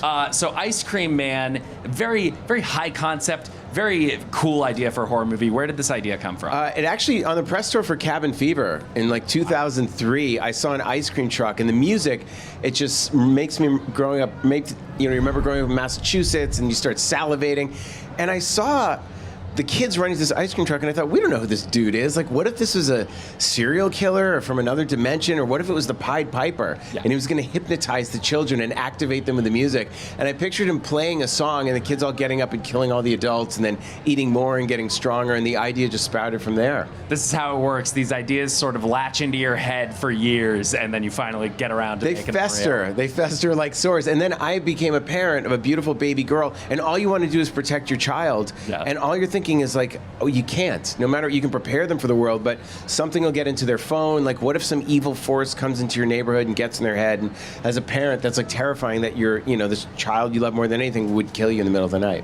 That is terrifying. Now, obviously, kids as monsters or killers in a horror movie, it's a time-honored tradition. What is such an appealing what's so appealing about that conceit for a horror movie? Well, if you can do it right, it's so much fun. There was a movie I saw when I was a kid called The Children, where kids go through a school bus of they're in a school bus and they go through this gas and they're killing the parents. It goes against nature. It's just so wrong. Like, I like taking things that are sweet and innocent, like ice cream and summertime. It starts as Bad News Bears, and then just it's not supposed to happen. It sort of goes against the nature. But I wanted creative kills. The kids don't know that they're evil. They're infected with the ice cream, but they're having the time of their lives. Like, instead of opening, it's like Christmas morning, but instead of opening presents, they're opening parents. But they're at school, so they're going to take a paper cutter and chop the teacher's hand off, but then they're going to play tag with it. And they're going to take the fire axe and hack their teacher in half, but then they'll play jump rope with the intestines. So no matter what, that's kind of the perverse part, is the kids are just, instead of playing pin the tail on the donkey, they're playing pin the knives on the teacher. It's just funny. That is, and you get a little bit of a taste of a lot of that in the trailer, a lot of really great But the trailer is just the tip of the cone.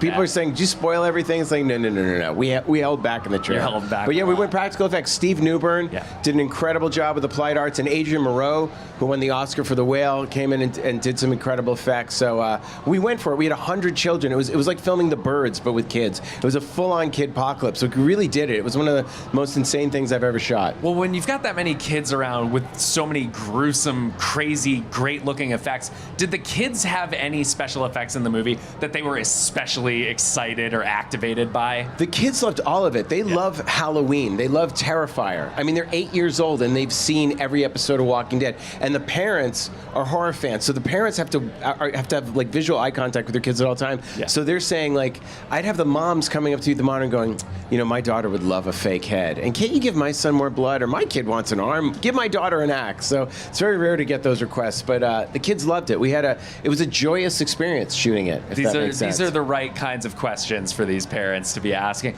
Well, now that we're on the topic of scary horror movie children, as I said, this is a proud tradition of horror that you are joining with Ice Cream Man. And I would like to, if we could just get this here for a second. We have here a little bit of a Mount Rushmore. We do. I'll hold the microphone. Thank you very much. How do we do this? Wow. We're going to do this. Who's on the Mount Rushmore? So what we have here is Mount Rushmore. Mount Rushmore, and we have a bunch of creepy horror kids. And what we're going to do is we're going to have Eli decide which creepy horror kids go on the Mount Rushmore of creepy horror kids. Okay. So now I'll take this, and you can take this. All right. Well, I would definitely. Oh, okay. Wow. These are some really good ones. Oh, yeah. There's Gage. All right. Well, first of all, Reagan. Reagan's got to go on. Reagan McNeil from The Exorcist. Reagan McNeil from The Exorcist, and then we have the. I can't not have the Grady twins. The Grady twins. The Grady twins going on there, of course. Oh wow. Yeah. Oh, Malachi. Good old Malachi from Good old Malachi. And we do love Courtney Gaines from Children of the Corn. Gage was a good creepy kid. Macaulay Culkin. The Banjo Difficult Kid from choices to be made here. Deliverance Banjo Kid. Banjo Kid from Deliverance is on the list. Just to honor her because we love her, we got to go to Devay Chase Samara. We love Devay. Yeah. This is an excellent Mount Rushmore. It's a great Mount Rushmore of creepy kids, and hopefully the ice cream kids will be on there as well. They're going to be down knocking here. them out. Yeah, they're going to be ready to climb up. Yeah. All right. Well, Eli, is there anything else you want to tell the people about Ice Cream Man? Yes, there is. I think I tried to make the craziest movie I could. We're putting it out unrated, so yes, if you're 9 years old, you could buy a ticket. Wouldn't recommend it, but if you are thinking about going to see it, get your tickets now because that helps us get more screens. We're releasing this independently from my new studio, The Horror Section. We're putting it out there unrated with all the red stuff, so please buy tickets. It will help get more independent, unrated horror films out in cinemas. Support all horror of all kinds, but especially this horror. Eli, thank you so much for coming in. Thanks, you can catch guys. The Ice Cream Man in theaters August 7th, or possibly driving around your neighborhood on a hot day, and if he does, stay away from him. Right now, you can catch more Comic-Con right here on IGN.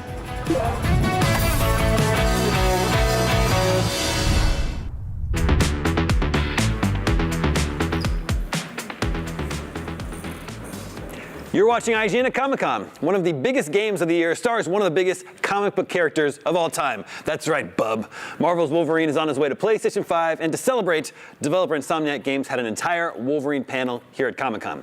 Here to break down everything we learned at the panel, here's IGN's Ginny Glaze and Max Scoville. What's up, everybody? There. Hello there. I see you were just doing some light reading. Yeah, they gave away a comic at the panel, which I wasn't at, but Ginny, you were. Yes, I was. It was a really, really great panel. We learned a lot, and honestly, the prequel comic, they said it wasn't a required reading before you play the game, but I definitely think you should because there are some pretty neat tidbits in there. So I think the broad strokes from the panel, the new story trailer, new story details, the comic book prequel, and then it features a costume from the other Marvel game that Sony has coming this year, Marvel Tokon Fighting Souls, right? Yes. Pretty cute. Both games are getting tie-in costumes for Wolverine. So Tokon is getting a Wolverine costume for Wolverine, and Wolverine is also getting a Tokon costume from that game, and they each feature their own different styles that tie into those games. They worked really hard on like the shading specifically to make sure that they fit that particular style. So what was your major takeaways from the panel? Honestly, the fact that there are no X-Men, it's now Team X, which is really, really cool. And it's kind of going back, so from what I understand, Logan left Team X for 3 years, and now he's coming back, and sort of that energy between him and the team feels a little bit tense. So we're sort of getting back into the groove with him and the squad. And Team X is Logan, Sabretooth, and Mystique, yes. I believe? Yeah, and according to the prequel comics, Sunfire is in there too, which is, I feel like Sabretooth feels very kind of Weapon X coded, like Mystique kind of fits in that crowd, but Sunfire was in the sort of original Claremont second gen X-Men for a second. I don't know, like Insomniac has a tradition with Marvel stuff of sort of shaking things up in interesting ways, and yeah, it sounds like they dropped a few little tidbits there that actually I don't know. I'm curious. How do you make a Wolverine game without X-Men? You know? Well, it seems like that seems to be the big question, right? Is like, how does this team of people come together in a world where like there is no major big X-Men team, right? Max, hold up the cover art for the prequel comic here. Yeah, this is it's looking good. Cool. Yeah. And this is written by Walt Williams, who worked on Spec Ops: The Line, most famously. Oh, wow. Yeah. Good story there. So what do you think about Logan working together with who's the villain that I just Sabretooth. Yeah. Thank you. Well, they always have that weird sordid history. Like they go back together. What's really interesting there is that Team X's leader is Nathaniel Essex, who most people know better as Mr. Sinister, and he shows up in the comic there, and it almost looks like he's sort of playing a Professor X role, where he's like communicating with them distantly. We've seen like glimpses of all these characters in the trailers a bit, but not really understanding how they're configured or how they're arranged. The thing that I think really was interesting that they talked about in the panel, but also is shown off in the trailer, is that Wolverine's kind of doing his Team X thing, and then he meets Jean Grey, who's kind of acting as like a lone wolf type, which is the exact opposite of what we're used to. Usually Jean Grey's in the X-Men, and then she meets Wolverine doing his own solo, lone Wolverine thing. Yeah. And yeah, I mean, they clearly have some kind of dynamic going on there. I think the actress that plays Jean Grey was there, right? Yes, there is, will they, won't they, almost like a romance type of energy between them. As far as we know right now, from what we learned at the panel, Jean Grey is very much like struggling with her identity as a mutant and trying to protect all of the other mutants that she finds. For her, it's really important to be that protector and to help the rest of the Team X. So it sounds like there's sort of two factions that are acting as antagonists here. There's Bolivar Trask, creator of the Sentinels. He's a billionaire using his fortune to eradicate mutants, and he's created the Reavers, right, which is these sort of cybernetic soldiers that we see Wolverine tearing apart in the trailers that we've seen so far. Then there's Lady Deathstrike, who's the leader of the Hand. The Hand are what, demon-worshipping ninja? Is that a good, fair way to describe them? Yeah, broad strokes of it. So yeah, that's an odd one. Like in the comics, the Reavers usually work under this guy who's one of the Hellfire Club members. They've kind of reframed Bolivar Trask in the comics. He's usually more of like just kind of a mad scientist type. In this, he's a billionaire who's like funding this whole like anti-mutant operation. And then meanwhile, the Hand side of things, they were sort of teased in Insomniac Spider-Man games. And having Lady Deathstrike attached to them is interesting because usually she's sort of associated with the Reavers. So they're kind of, again, it's the same way they're like, yeah, what if Harry Osborn had the Venom symbiote? Like it's kind of taking existing components and reconfiguring them in an interesting way, which is one way to make it stand out. Like it's kind of I don't know. Like I'm sold on this game, but as far as the story goes, I'm kind of like I'm not demanding a whole lot. It's Wolverine. I just want to play a game that really makes you feel like Wolverine, you know? But like hearing that they are kind of taking these bigger swings is intriguing. And the one thing I keep coming back to is like, is the Wolverine Jean Grey dynamic as interesting if Cyclops isn't there? It's not really a love triangle anymore. It's just kind of like a regular romance. Yeah. Well, speaking of the game feel and getting the feel of Wolverine right, they also spoke to that in the panel as well, right? Yes, definitely. They really wanted to make sure that you felt the heaviness and the weight of Wolverine's adamantium skeleton. So that was a really big part. And also the Berserker Rage, you want to make sure that you really do feel like you're just clawing your way through enemies and feeling the weight of his movements. And that was a really big deal for them, was that combat. So Max, you host a PlayStation podcast. This is kind of the big event of the year. Yeah, it's been a cool minute. We've been waiting for this one. 2021 is when they first showed that teaser trailer. So. Yeah, and it's been a long wait. And I think Insomniac's honestly done the best heavy lifting of the PlayStation first-party studios this generation. Like they came out with Miles Morales and then Ratchet & Clank 2, like right at the top of the generation. And we're like, all right, what do you got? And they were like, we're doing Wolverine. And then it's like it's been a little bit of a wait. So the thing I'm skeptical about is the Spider-Man games are so good because of that like it's open world New York, and you swing around them as Spider-Man. And I feel like people underestimate how much that does for a game. There's a bunch of mediocre earlier Spider-Man games where you're able to swing around New York, and people are like, that part's still good. Will the mechanics of being Wolverine, will they be as enjoyable enough on their own to kind of like I guess, be the connective tissue in there? You know, like I don't know. I think it's going to be a cool story. I think the combat's going to feel good. They have enough of a good track record there. But yeah, as far as the moment-to-moment vibes of it all, Spider-Man is some big shoes to fill. Yeah. But yeah, on the PlayStation side of things, like it's nice to have a nice brand new PlayStation game to play. Yeah. And also, a lot of people are very happy that this is in fact getting a physical on-disc release. You know, I'm glad you brought that up, because it's the elephant in the room. It's the thing Sony can't get away from right now. They've released 3 trailers today, the Wolverine one, and then 2 Marvel Tokon trailers. And again, the comments are just completely flooded with physical disc comments. Jenny, how long is this going to take for Sony to be able to put this issue behind it? I don't know that will ever happen. I mean, it does make sense that there is such a backlash. I mean, physical media is more important now than ever, as we have seen. Everything's going digital, but like, what are the ownership rights when it comes to digital media? Things like that. Yeah. And with these games coming out, I know that Sony has said they're going to stop that production as of January 2028. So games that are coming out in the next 2 years, well, the next year, people are really like, oh, I've got the last physical game that's going to come out from PlayStation. It gives you like a kind of a countdown, sort of anxiety feeling. I mean, they may have guaranteed that Wolverine sells a lot of copies on physical disc. Yeah. That's an odd situation, because like people want to send the message that physical media matters, but I think they also don't want to give Sony money. So it's this kind of weird push me pull you of like, do you buy a physical copy, or do you just not buy PlayStation stuff anymore? Yeah. And in this case, I don't know. I think a lot of people are going to want to play this game. I want to play this game. Yeah. Oh yeah. Yeah. It looks really good. All right, well, thank you both so much. Marvel's Wolverine comes to PlayStation 5 on September 15th, 2026. We've got lots more IGN at Comic-Con ahead, so stick around.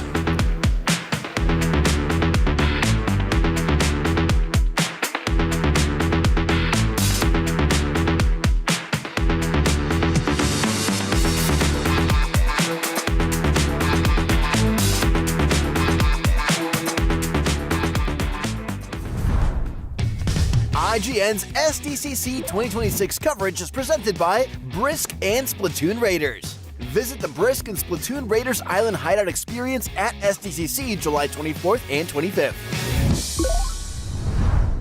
Do you want to be the very best like no one ever was? Streamline your journey to becoming a master trainer with Planet Pokemon. Choose your Pokemon, filtering by type, stats, or game availability. Then use the full team builder to assemble an unbeatable lineup. Plan out the optimal set of moves, items, and abilities. Play to your strengths by analyzing your team's resistances and offensive coverage. Or really maximize your Poke potential by digging into the stats by adjusting EVs and IVs. And save multiple team builds for different strategies in different games. Plan your dream team today at planetpokemon.com. IGN Store has everything you need to level up your life. Red 6 standing by. Refresh your wardrobe with official gear you won't find anywhere else. From Fallout, Expedition 33, Romeo's a Dead Man, and more. Treat yourself to the coolest collectibles like an adorable SKA plush, your very own Assassin's Creed Hidden Blade, and a fully functional Pip-Boy 3000. Or kick back and relax to your favorite video game soundtracks on vinyl. Whatever you need, IGN Store has you covered. Head to store.ign.com and start shopping today. Can't find that final collectible you're missing? IGN strategy guides and interactive maps are here to help. One step at a time. IGN guides are trusted by millions, easy to use, and best of all, free.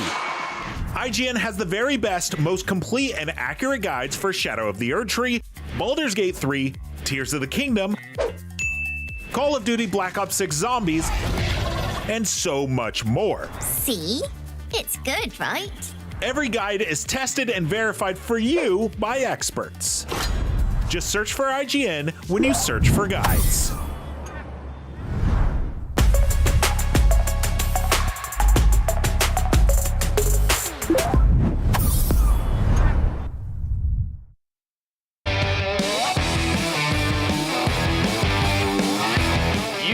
listening to The Failures, Album 92, Side B. Wait, hold on. No. This is IGN Live at Comic-Con. Joining me now, the stars of Interview with the Vampire Lestat, and the recently announced Queen of the Damned, Jacob Anderson, Eric Bogosian, Asad Zaman, and Sheila Atim. Welcome, and yes. Thank you. Wow. What an intro. There's a kind of a mantra that was going on in season 3, which was make more, and I'm very happy you are in fact making more of this show. People are stoked. You had them kind of hanging on there, but it's also, if anyone hasn't caught up on this show, this might get a little spoilery. It's kind of hard to get into that, so just cover your ears, but also watch it. You haven't even been able to talk about like season 4 happening. You can't acknowledge that. Obviously, there's the old kind of Comic-Con special of can't say anything. What is one thing you can say about what's next for your character in season 4? Sheila, ladies first. She's very angry. Okay, and all right. And she means business. I don't know. That's kind of it. Okay. I mean, she's got a very singular vision, so I don't know. She's trying to kill a few people, Yeah. She is the answer, though. Right? Well, apparently she thinks so. I think so too. Good. Yeah. I'm glad. Do you want to join the team? Do you want to join a little group? Yeah. Okay, so like that's a good jumping up. But her mantra has become like an affirmation. Like people jumped on that, and I feel like maybe she's not the best role model for humanity. But I'm curious, like, what are some qualities that your characters have that you find, like, what's one that's the closest to you, and then what's something that's diametrically opposite? Like, Louis obviously got a lot of humanity. What in there is Jacob, and what in there is not him at all? I think I have, like a sort of secret mean streak in my head, like where sometimes I'll watch things and I have like a really savage thought about it, and then I have to like hold it in. And I think that's something that me and Louis share, Okay. Like pop culturally, not like about people. Okay, all right, yeah. Eric, I mean, we've seen the most of you as a human, so. And also, strangely, the story of Daniel parallels my own personal life. So I've been, like, in the 70s, I was kind of dissolute and then kind of pulled myself together, and then I was old. And then I ended up sort of going, I don't know what the fuck to do with myself. And then they got in touch with me and said, how about doing this TV series about Interview with a Vampire? And then I had a reason to live again. And he's got like more vampiric as the seasons have gone on. Yes. As a person. Yeah. Right. Yeah, and angry, very angry. I definitely share the angry thing with Akasha. I'll be pretty angry too going into the 4th season. You'll be your right hand man. Basically, we've just all said we're angry. Great. That we're all angry people. Angry is good. Angry makes good TV. I don't think any of us in the show are good role models for humanity. No. Really. But that's what's so good is like they become so likable, but then they do something awful, and you're like, can't go in there. Let's talk more about Daniel and Armand. There's something going on there. The Devil's Minion people want more of this. Your antics, doing stuff like someone's going to clip that out and make a GIF of it and post it on Reddit and this reaction thing. Can we expect to see more of that relationship explored in season 4? You better believe it. Yeah. We're only partially there. We have ideas. We have all kinds of ideas. And I know Hannah has ideas. It's gonna be fun to explore. But also, I think it's gonna be Sheila's overarching thing it's gonna affect it, I think, in some way. But I would imagine so. I mean, there's some repercussions there, a little bit. So this is a story that takes place across multiple time periods, out of order, and it's got multiple unreliable narrators, which is a lot to keep track of. But I also imagine it's kind of it gives you some variety as an actor. What is your favorite sort of iteration of your character? Be it like time period, maybe it's another character's view of that person. Which is your favorite kind of version of Louis? I got to do so much in the first 2 seasons, and I love everything I got to do. But I've really enjoyed this season playing like long table Louis. Yeah. Like Lestat's nightmare vision of Louis. That was really fun. Yeah. You that was the mean streak coming out again. We're like. Eric, what about you? Well, you said what is not like me, and the part that's not like me is the courageous journalist who's willing to risk it. You know, I mean, he's risking his life, and that is my favorite. That's the thing that lets me keep playing this guy, is that there's a story to get, and I'm going to get that story, even if it's, you know, tremendously risky. Now he's a vampire, so I don't know. He's still trying to get the story. These guys are so full of unknowns. You can keep digging forever and never get to the bottom of who they really are.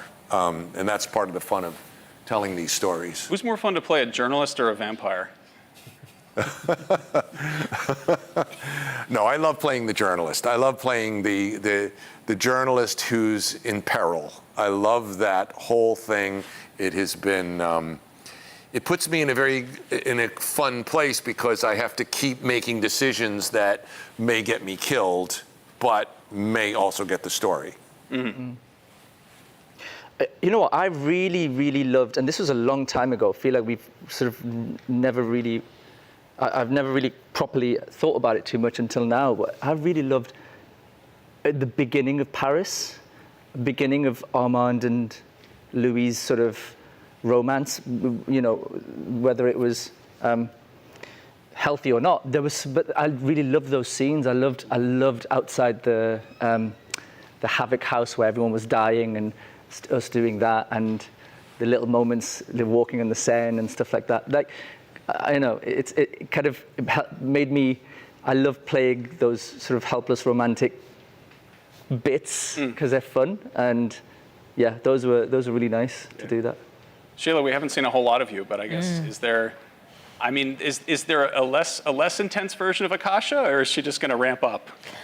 She's probably ramp up. Okay. All right. But I'm intrigued to see exactly what you're talking about, how we frame it in terms of whose memory. Obviously, that's Lestat's memory of her, and you know, how much of that do we keep? How much of that do we tweak? I don't know. I just, there's so much to play for. I think that's what's so nice about you just getting a snippet of her before, you know, the big reveal, and obviously her then coming into the present day. It's just, yeah, I don't know. I think it's going to be. So hypothetically, if we were to get, you know, more seasons sort of from different characters' perspectives, you know, the first two were a book interview, and then this last one was a rock documentary. What's like another media format that you think would be an interesting way to tell your character's story in particular? It could be, you know, YouTube documentary, Comic-Con panel. Comic-Con panel, yeah, for sure, is... just a bunch of people doing like little stories and then cutting away. I can imagine Akasha live streaming everything she's doing. Hi guys. So I can imagine her like doing a radio play. I think it's quite like, because it's kind of methodical, and I think she does everything on her own time. And there's something kind of relaxed and, you know, almost like terrifyingly sophisticated about sitting down and listening to this cozy late night podcast. Yeah, late night podcast about, you know, her plan to eradicate men. I think that's, you know. She likes music, you know, but gets to throw in some audiobooks. Why not? Yeah, there'll be musical instruments. Yeah. So you talked about having a golden peacock painting from the set, and how like there's so many like practical things out there. Akasha's obviously got like a huge collection of trinkets and treasures. Have the rest of you acquired anything cool from the set, or pilfered anything, or just, you know, asked to take it home? Or? I took Malloy's version of the book, Interview with the Vampire. Yeah, I was like, I have to have a copy of the book with Daniel Malloy's cover, and so I've got that. But I didn't get anything else. I stole a bottle of water from my dressing room one time, but does that count? That was $17. You're going to take that out of your paycheck.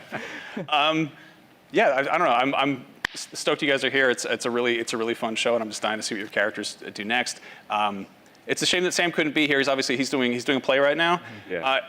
One of the first things we saw from this last season was, or I guess heard rather, was a cover of Billy Idol's "Dancing with Myself," which, you know, we then got in the show, and it's such a good, just it makes sense for the character.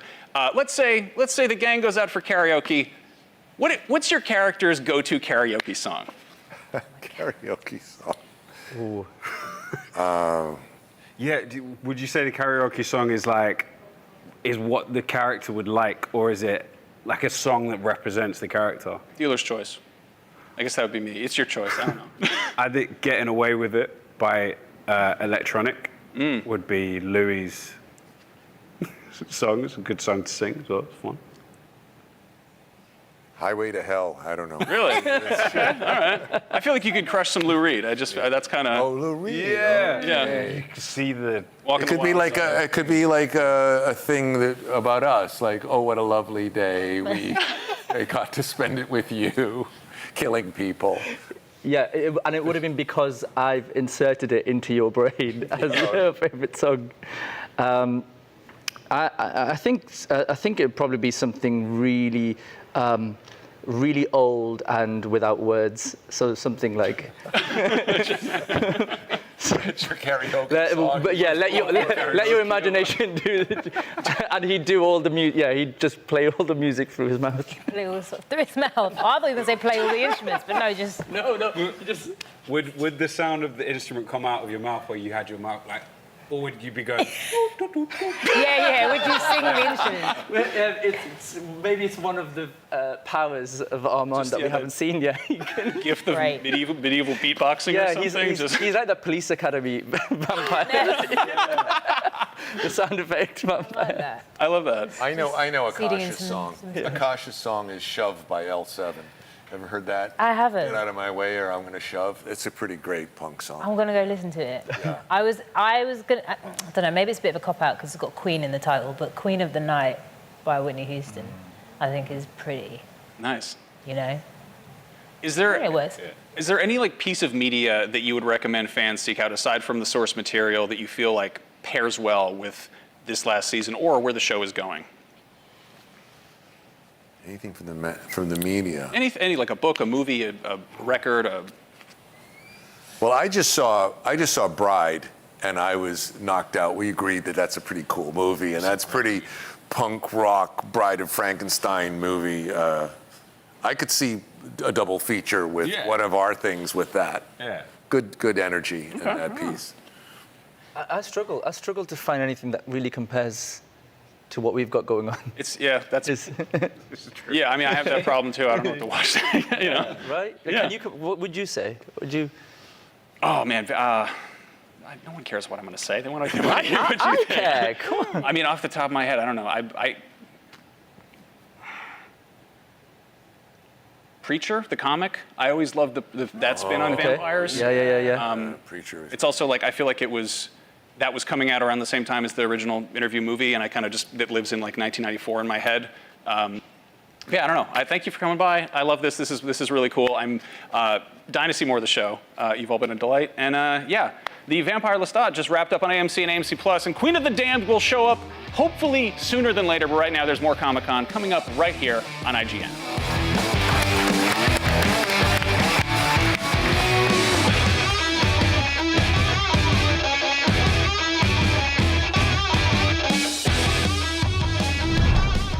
IGN SDCC 2026 is in partnership with Ramayana. Experience one of the world's greatest epics on the big screen. Coming to theaters worldwide Diwali 2026.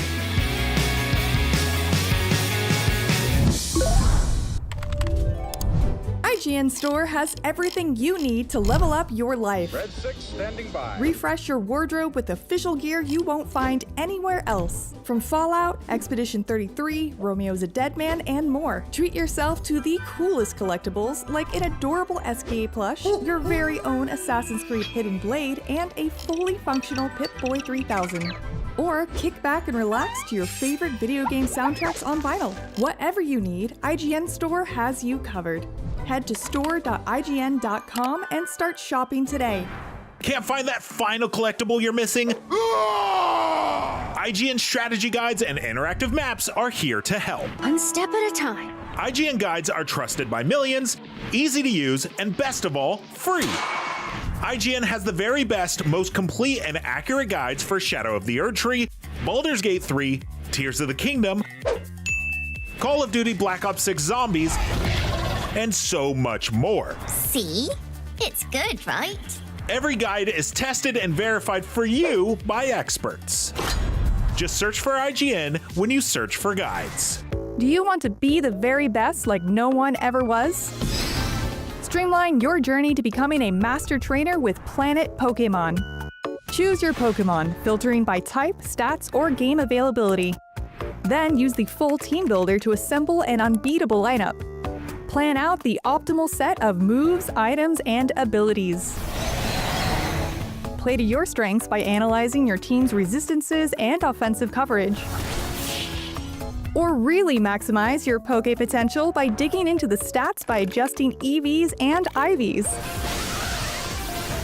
And save multiple team builds for different strategies in different games. Plan your dream team today at planetpokemon.com.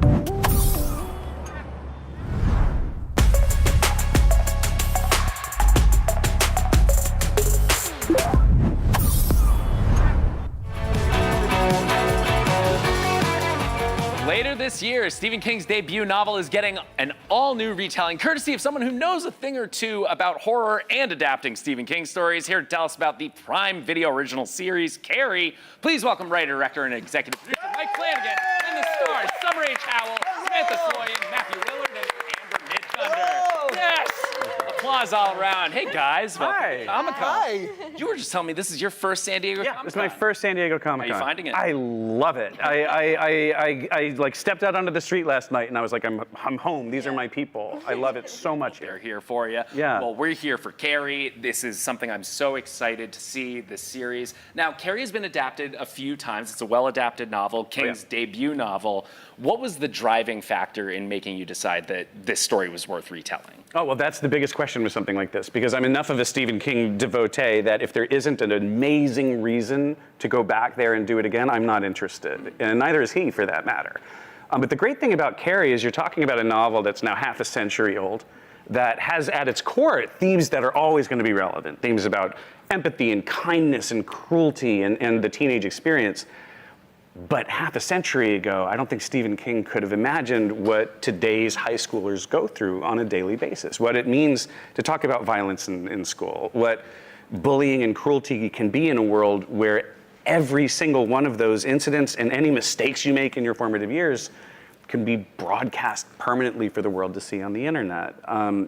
So this was the kind of adaptation that I've gotten to do in the past with like The Haunting of Hill House or House of Usher, which is about taking something apart and using the pieces to build something new.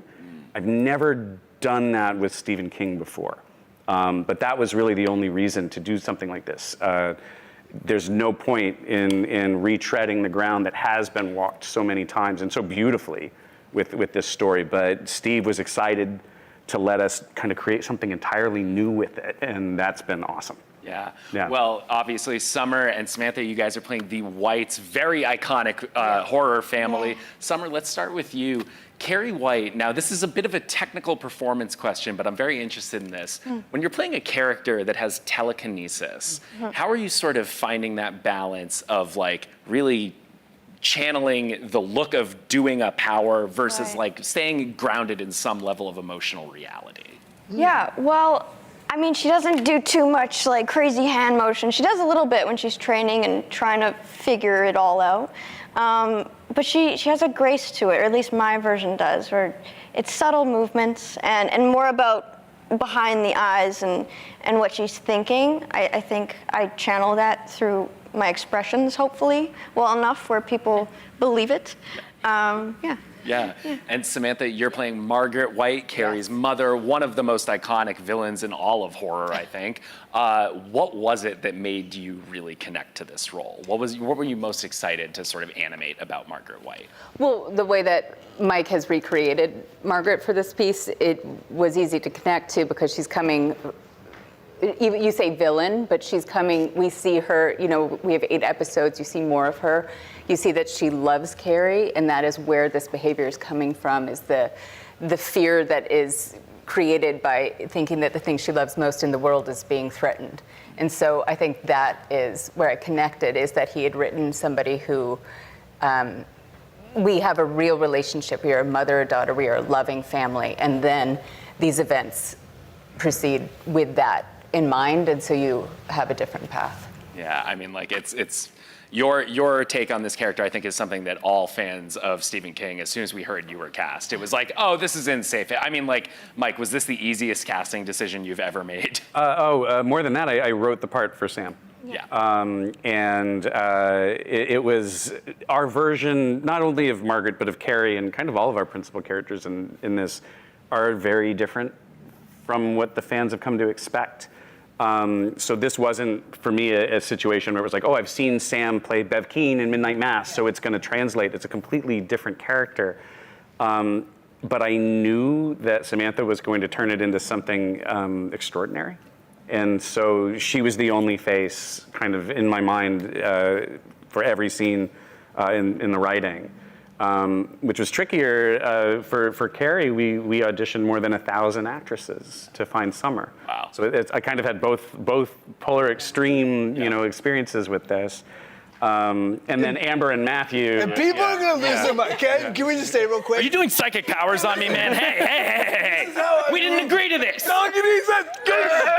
Listen, the crazy thing is that people are going to lose their minds when they watch these two incredible artists. Yeah.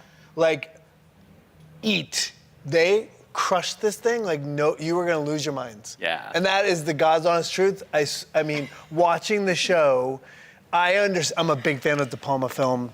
Yeah. I had expectations of what I thought the show would be, and then reading it, it sort of it shows itself to be. Yeah. And then when you watch this cast, everyone is remarkable, and I think people are going to be really excited. Well, you two are also an important part of this cast as Totally well. agree. Principal Grail, Very important. Very important. Now, how would you two, obviously your characters are sort of at the front lines of seeing what is happening with Carrie, as it's happening.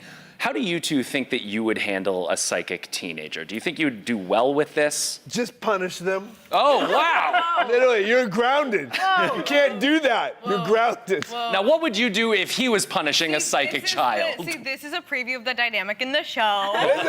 Because that's a little crazy. Yeah. No, I feel like there's a middle ground. Everybody has a middle ground. I think that's the thing is like, I love that Mike has given sort of every character, even ones that you maybe like don't get to dive as deep into in the past iterations, like such as Miss D, this sort of space where I think it's like she's caught in the middle of, I see these students, I identified you, I love you, I don't know what you're going through because even though it feels like not that long ago I was in this position, so much has changed.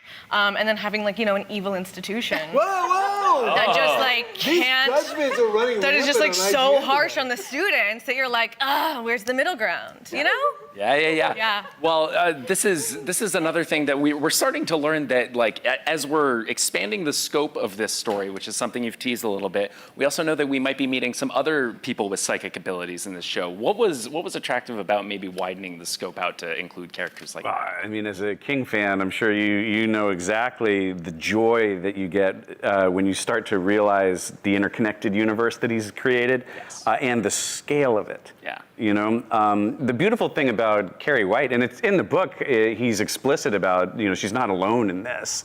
And I think the awesome thing is like Carrie White meets a different character at a different place at a different time. Someone would have said she had The Shining. That's the way this all works. Yep. But yes, this became a story very much about female empowerment, metaphorically and literally. And so we got to explore a lot of stories of extraordinary women that Carrie doesn't know she's part of this community at first. Yeah, well, communities of people with abilities, they got to watch out for all kinds of different organizations, True Knots, etc. True Knots rough, yeah. Well, as we're talking about the sort of scope of this world, as we all know, if you widen out the scope of Stephen King's fiction, you eventually get to the Dark Tower, which is something that we are so excited about. All things serve the beam. All things serve the beam. What I would like to know is, can fans look forward to any Dark Tower references or Easter eggs in Carrie? Of course. Now, Carrie, we're walking very carefully with that. But in my mind, it's all one story. Yes. All of these are one story. Yep. And that's the joy of being a constant reader is you get to understand that you're talking about one level of the tower at any given time. But yeah, for me, it's all connected. It's all. We'll have to see kind of what makes it the screen. This is the Dark Tower nerd corner, I understand that, man. but there are people at home going, "What's this Dark Tower?" Oh, they are going to find out, and you guys are going to find out about how great Carrie is. But right now, stick around for more Comic-Con right here on IGN.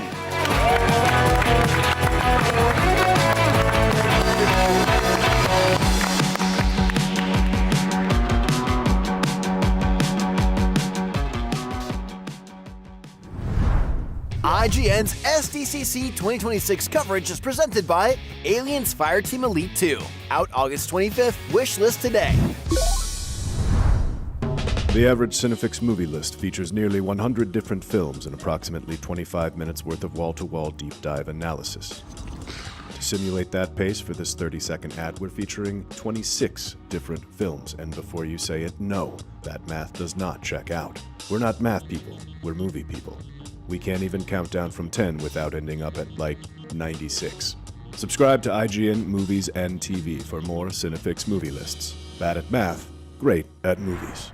IGN Playlist is the best way to track your game collection. Now you can even import your entire Steam library to Playlist, making it easier than ever to review games, show off your collection to the world, and finally chip away at that massive backlog you keep meaning to get to. IGN Playlist, check it out.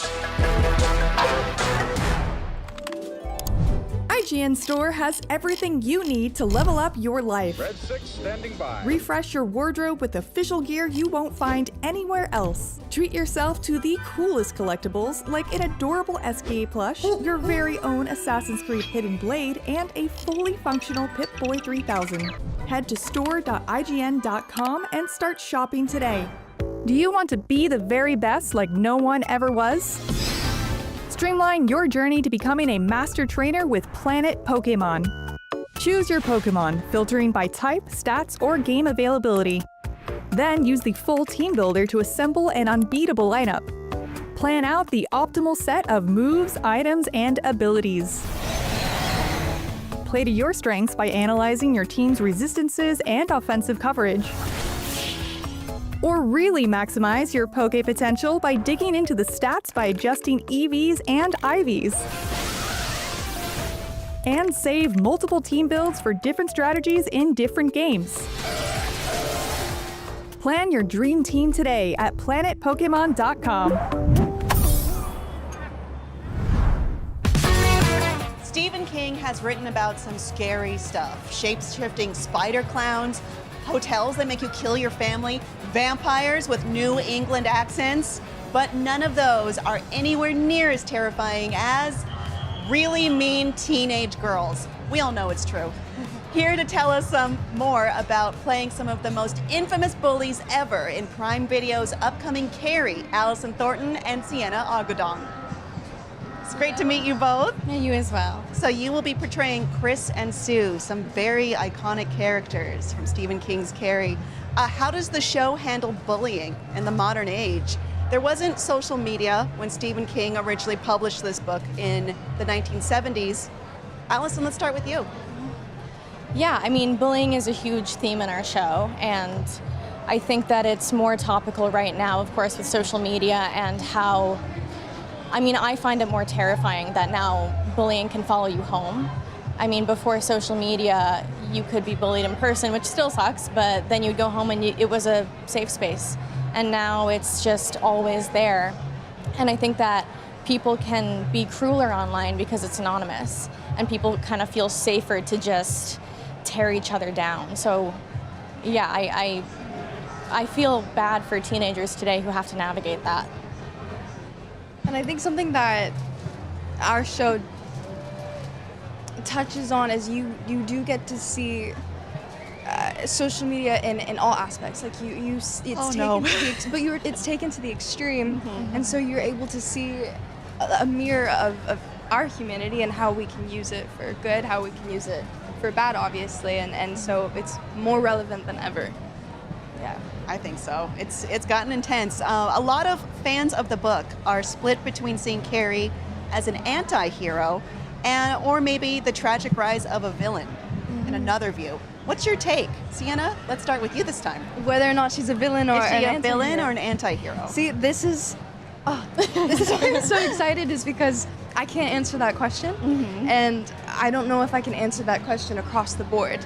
And you're always asking that question as a viewer when you're watching this show, because you're not supposed to necessarily agree with people's actions, but you can understand where they're coming from and why they did it. Do you have smart an answer? Yeah, I think it's really complicated. It's very nuanced. I'm also so excited for people to see it because when I watched the show the whole time, I was so confused about who I was rooting for, and I kept going back and forth. And I'm so excited for people to see that and to hear their opinions about who's the villain and who's the victim. And is it more complicated than that? It could be complicated. Yeah. But what excited me about this adaptation is that it is being led by Mike Flanagan. Tell me what it was like working with him. It was amazing working with Mike Flanagan. I was already a big fan of his, and he just right away made such a lovely, supportive environment for us. We had like a month of rehearsals before we even started shooting. He really encouraged us to advocate for our characters, and he's just such a passionate person. It's infectious. He also had a fart machine that he would pull on us. Like we'd be doing a scene and you'd just hear a fart, which really kept the mood light despite such dark and heavy content. So, I mean, working with him was a masterclass. This was the most organized set that I've ever worked on, and the most time efficient, but the most playful. Like it was just full of so much joy, and for a show to be about kindness and connecting with people around you, that was on and off screen. Excellent. That sounds amazing. So this is not the first time Carrie has been adapted in different versions. It's not Mike Flanagan's first time adapting Stephen King either. Did he have any rules regarding how close you needed to stick to the original versions of your characters? No rules. The thing is that Mike does a beautiful job. I wasn't familiar with Carrie coming into this, and through Mike's story is how I discovered it. And you go into it and you trust the words on the paper. Mike did lead us in the beginning where he worked so hard to respect his story and respect his characters and who he's casting, but he also told us to embody them. And these are these characters in today's world, and this is now Carrie today. So it was really important for me to come in as fresh.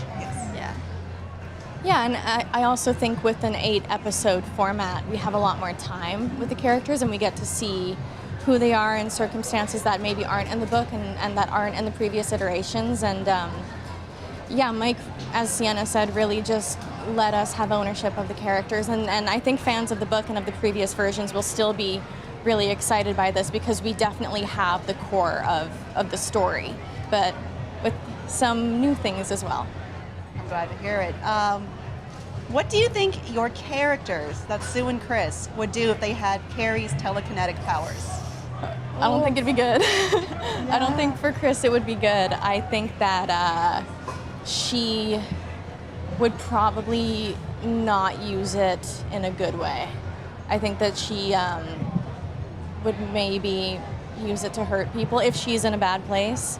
I would hope that she would try to do some good, but she's also a person in a lot of pain, and I think that she would take it out on people.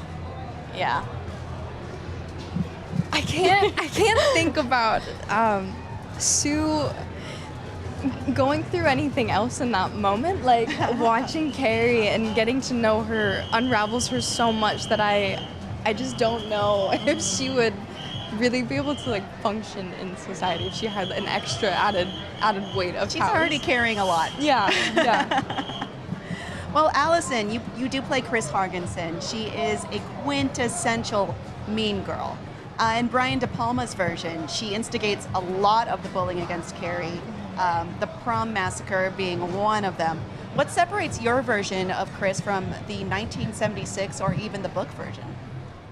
Well, that's a really good question. I think that this version of Chris, there's a lot of vulnerability underneath the cruelty. She's in a really dark place. She's having a very hard time. She does not have a support system. She doesn't have really any role models or healthy coping mechanisms. So a lot of the bullying and cruelty comes from a place of pain. And I don't really think it has much to do with Carrie. I think that Carrie is just who's in front of her at that time. It's just bad timing. And I think one of the most heartbreaking things about this version of Chris and of the show is that had Chris and Carrie met maybe 6 months earlier, I think that they would have actually been friends. Oh, that's heartbreaking. That's Yeah. a balanced take, too. How fun are you having playing the villain, question mark? I mean, it's really fun. I don't see Chris as a villain, but I'm a little biased. It's really fun and challenging to play a character that's that complicated. But I've had so much fun. Also, I mean, working with Sienna, working with Summer, the whole cast, it was incredible. One of the best experiences of my life, for sure. Can I add something? Absolutely. Allison's performance throughout this entire series is so beautiful and so layered. And I just have to say, I think it's coming from a place of how kind Allison is in real life, because she brings this really strong depth to Chris, and it pains Allison as a person to play someone like that. But she brings that emotional, I want to say depth, because it's just gorgeous, and I really can't wait for people to see it. Thank you. You're not supposed to be here. Aw. I know. That is such a sweet thing to do, as Sue. But I'm actually really excited for that. That sounds like a much more nuanced take than we've gotten before. But Sienna, Sue starts off as kind of a follower of the bullying, even participates in some of it, but she's sympathetic toward Carrie and regrets her actions. Why do you think that is? And what is the basis of her friendship with Chris? Yes, so when I was approaching Sue, it was really important to me to come from a place of, because I've been there before where, and I still find myself questioning these things, and there's a time in your life or there's moments where you're acting from a place of being a good person, and there's like this feeling of performing, and it's not necessarily coming from a place of genuinity. And with her friendship with Chris, it feels like it's something familiar because nobody's ever broken that for her. She's never met someone as pure or as kind as Carrie, and Carrie is the person who shows her what true kindness is like, and through that Sue is actually able to see her for the first time, to listen, to be present with someone. I love that kindness seems to be the center of what you're speaking about today. And I would like to think that there are more people in the world who are like Sue, who maybe face peer pressure and maybe even cave into it sometimes, but ultimately recognize and do the right thing.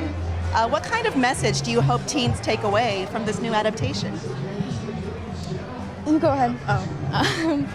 I think, as you said, and you put so beautifully as well, kindness over cruelty always. I think it's especially important to be kind when it's hard to be kind, when you're maybe in a vulnerable place. I think that that's the most important time to do it. And I also think a big message in the show is, if you're having a bad time, if you're in a dark place, lean on your community and on your friends instead of isolating yourself from them.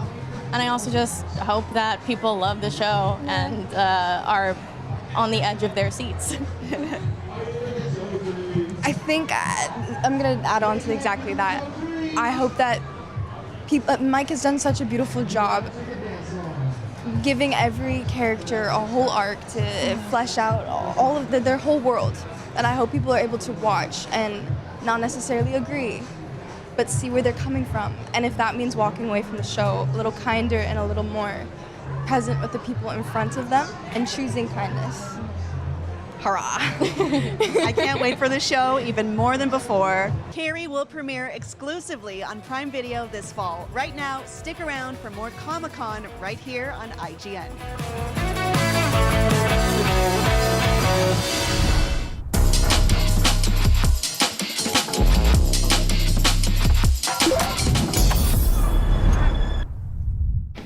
Welcome back. I'm Kim. This is IGN, and we're here at San Diego Comic-Con 2026. Coming up later today, we'll be hearing about what was shown off during the Marvel TOCON Fighting Souls panel, and then talking to the stars and creators of Blade Runner 2099 and Adventure Time side quests. After that, a lot of people play as M. Bison in Street Fighter, but David Dastmalchian has the honor of actually playing the iconic villain in the new Street Fighter movie, and he'll be stopping by. But right now, it's time to talk to the cast and director of Ramayana.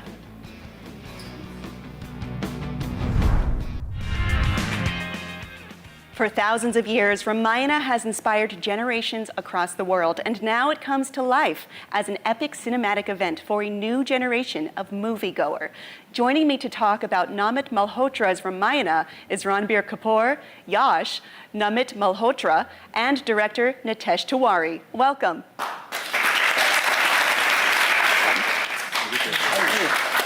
Thank you so much for joining us today. Glad to be here. I'm so happy to talk about this, but for those who are unfamiliar, Namit, could you explain what Ramayana is? You know, it's safe to say it is the foundational story of Indian culture. It's something that has existed for over thousands of years and is really at the core of Indian, culture, history, and very, very close to every person that sort of represents themselves as part of that part of the world. And you gave out today at your Comic-Con panel this con-exclusive graphic novel explaining Ramayana to those who are getting to know it. This is awesome. Thank you for my copy. But this story has been beloved for thousands of years. Why is now the time for a cinematic adaptation? So I think, Ramayana has existed and continues to exist and will exist in the future as well. I guess over the years, it has found its way very successfully in television. In the late 80s, that was the real, what people believe was the most successful rendition of the story on TV. And since then, there have been very small attempts here and there, as far as the film is concerned, but because this scope and the scale and the story, the characters, the worlds are so huge that traditionally most Indian filmmakers have sort of strayed away from it because it's firstly very, very sensitive because people really care too much about it. So unless you've got the allocation of great talent and great technology, it's actually very hard to do justice to something like this. And in my own case, after having built DNEG into this global visual effects company, having won a few Academy Awards on the way, it dawned on me that there's no better story than the Ramayana to really leverage something that really comes from where I belong, and how do we bring that to the world so that not only Indians but the rest of the world can also consume it. And that's why it's, to me, the perfect time to be doing this. Excellent. Ranbir, you play Ram. What's it like to step into a role of a protagonist whose story you've grown up with? It's not every movie that allows you to play such a powerful role. Absolutely. The first time Namit spoke to me about the fact that he was making Ramayana and he offered me the part of Lord Ram, my first instinct was fear, was doubt. Am I capable enough? Was I good enough? But I think that quickly that doubt changed into gratitude, to get the opportunity. It is an opportunity of a lifetime. We've grown up with the story of Ramayana, with the teachings of Lord Ram and all the other characters. And I truly believe that it was a gift of God that at this phase in my life, I was given this opportunity to actually change myself as a person for the better. I became a father for the first time. So I think telling my daughter stories about the Ramayana, learning more deeply about what it actually means. I had a very different understanding of the Ramayana. But at this phase in my life, I deeply understood the spirituality of it, the complexity of it, at the same time, the simplicity of it also. So I'm just really grateful that I had this opportunity. Tell me, how and why is Lord Ram called to action? His humanity, is his compassion, his selflessness, his righteousness, his courage, the sacrifices he makes for his loved ones. In times of adversities, in times of conflict, he's always acted with compassion and not with ego. So I think that's what really is a superpower, and that's what really, makes him such a loved character with thousands of years. Yash, tell me about playing the antagonist, Demon King Ravana. I mean, like, to tell a story, you need good and bad, good and evil. So the most important aspect of this particular story is Ravana going out of control in terms of power, and he's driven by vengeance. He's driven by wrong things. So that is where I think the story becomes interesting. Like, if you see deeply, if you observe the story, when you know, you'll find it out. The way both the characters are constructed, or the way the story entails, is Lord Rama is somebody who is born as a king, but he goes into situations where he has to lose everything, and then he has to regain all the powers with his behavior or the kind of action he takes. But Ravana starts with nothing. He becomes powerful, and then sometimes, like they say, you know, when you fight a demon, you end up becoming a bigger one. Like, you have to be very careful with that. So Ravana is somebody who is actually very talented. He has mastered many arts, but eventually ends up becoming a person who can't control his power. So that is where the story is interesting, and I think the contrast is very interesting in the story. Well, you've no doubt heard this story before and grown up with it. What was it like taking on this role in particular? See, that's the exciting part, because as a kid, we have all heard this story. Probably the first story I've heard. As a kid, my grandfather used to tell me these stories, and you have your imagination, and you've seen so many people have depicted this in many ways.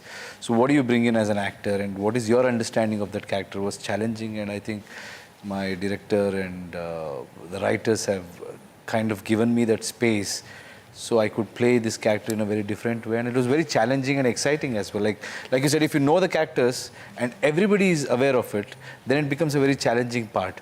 Because if it's a new film, you're telling a new story, whatever you do, that will become the character. But if people already have some imagination about it, and so many people have played it in different ways, then it's an extra pressure for an actor.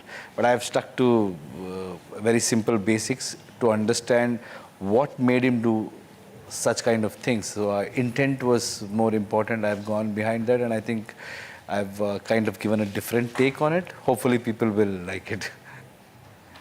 Nitesh, what is it about Ramayana that makes it so beloved? What is the story's meaning to you? At the heart of it, it's all about relationships and the emotions which come with relationships. And that's exactly what we have tried to capture. And along with that, we have given it a cutting-edge execution. That's what makes it very, very exciting. And the same story, which a lot of people may have heard, may have seen before, will find it absolutely refreshing, absolutely fresh take on that in terms of execution.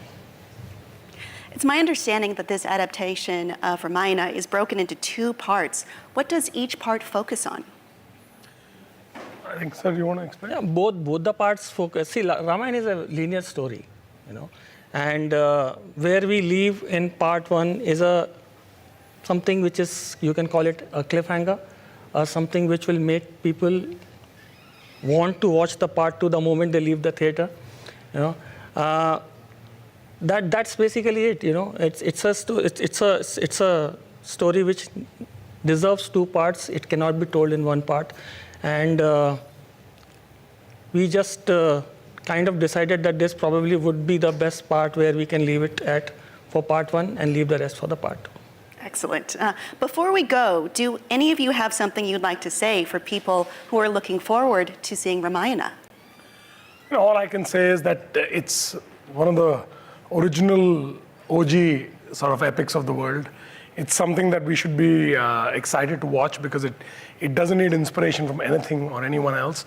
It sort of has been a source of inspiration to a lot of the IP, a lot of the movies that we watch today. So I think if you want to watch something that has spectacle and characters and worlds written into it with a belief system that, you know, goes back thousands of years, it's a must watch, because I think it really brings together all of this, including the humanity, in a very seamless manner.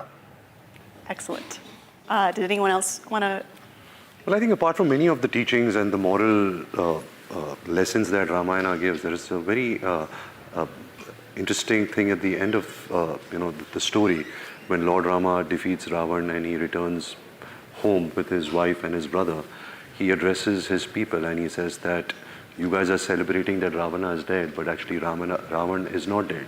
He's alive in each one of us every day, and every day we have to fight that battle. I think that's something very interesting, for someone even in the, who's grown up in the West, for them to connect with. So there are many teachings in Ramayana. There are many layers. It's how you deal with complex relationships. If it's a father-son, if it's a husband-wife, an enemy, a teacher, a disciple. I think it gives you moral lessons on every different aspect of human connections. Thank you all for joining me. The first part of Namit Malhotra's Ramayana releases in theaters on Diwali 2026.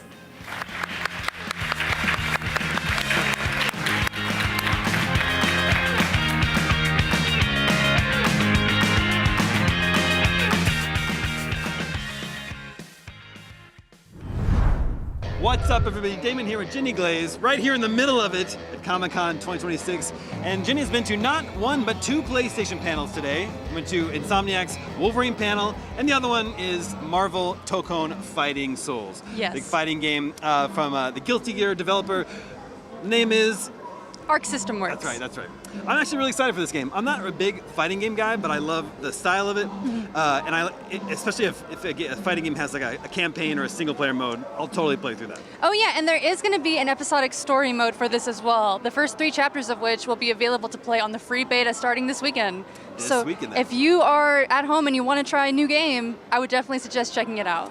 So at the panel, they're showing off the opening movie for the game, and then also they revealed the first DLC character that's coming down the line. That's going to be Phoenix Cyclops. So first of all, this opening movie, what was sort of like the inspiration behind what they wanted to do with this? Yeah, so the game producer spoke at length about this, and he said, it was inspired by classic anime openings from the 2000s and the 90s, and he noticed a lot of fighting games nowadays don't really have an opening, even Japanese ones. So he was like, I really wanted to pay tribute to that and include that in our game, as well as a kind of nice merge between Japanese anime and more Western cartoon style. Yeah, I watched the movie. It's a cool animation. It's super cool. Watch it on IGN right now, so check that out if you haven't. So this first DLC character, Phoenix Cyclops, he's voiced by Ray Chase, who also voices Cyclops on X-Men 97 on Disney Plus, and apparently he also voices Cyclops in Marvel Rivals. So he is the Scott Summers. He's the perfect choice for this character. He's due out this fall, correct? Yes, fall 2026, along with 3 other characters are coming in that DLC package, as well as a new stage. So we can expect 4 upcoming characters for this DLC, which is really exciting because that's a whole team. And this is everything you get if you buy the season pass, correct? I'm pretty sure. Yeah, okay. So, Marvel's Tokon Fighting Souls, it's out pretty soon. It's out on August 6th. Yes, not long now. Are you looking forward to this game? I am so looking forward to this game. We're going to play Team Villains, obviously. Okay, We have to have Doom and Magneto. We actually got to see a little bit of Doom in the story mode at the panel. It was very funny, actually. So we can expect to see a side of these characters that we haven't really seen before. If you had to guess, who's going to be your main? Magneto, obviously. Magneto. Okay, that's a good choice. I'll have to play Venom for my son, Kingo. Shout out to Kingo, big Spider-Man. You mean Carnage? Is Venom not in it? I think Carnage. Oh, Carnage. Well, he also likes Carnage. I mean, Carnage is He knows cool. him as Red Venom, so. Hey. Marvel Tokon Fighting Souls is out August 6th. For much more from Comic-Con 2026, stay tuned to IGN.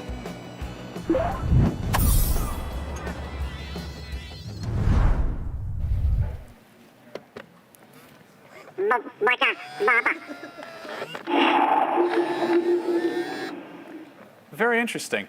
Hi there, Max and Brian here from IGN, along with Claire from Hasbro, and Grogu from The Mandalorian and Grogu. Claire, tell us about this incredible toy. This is Ultimate Grogu. He is in the mood to show off for you, let me tell you. Doing that force and some of the many animations that we've packed into this guy to make him come to life.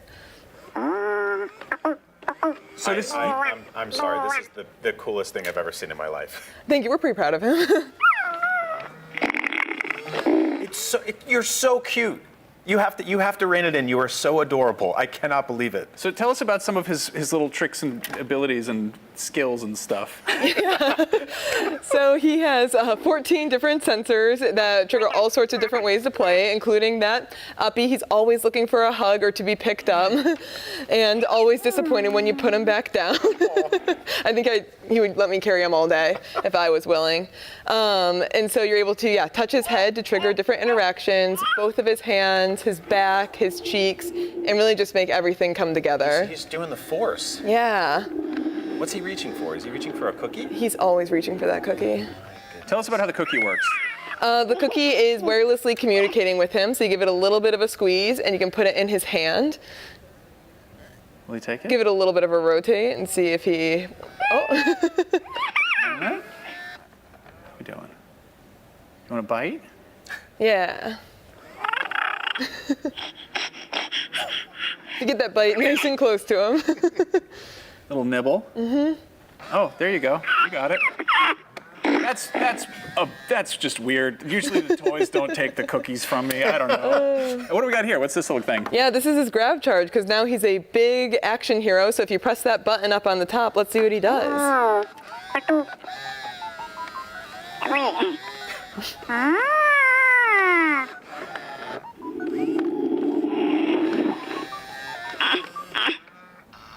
Oh, he decided to save us, but it took a lot out of him.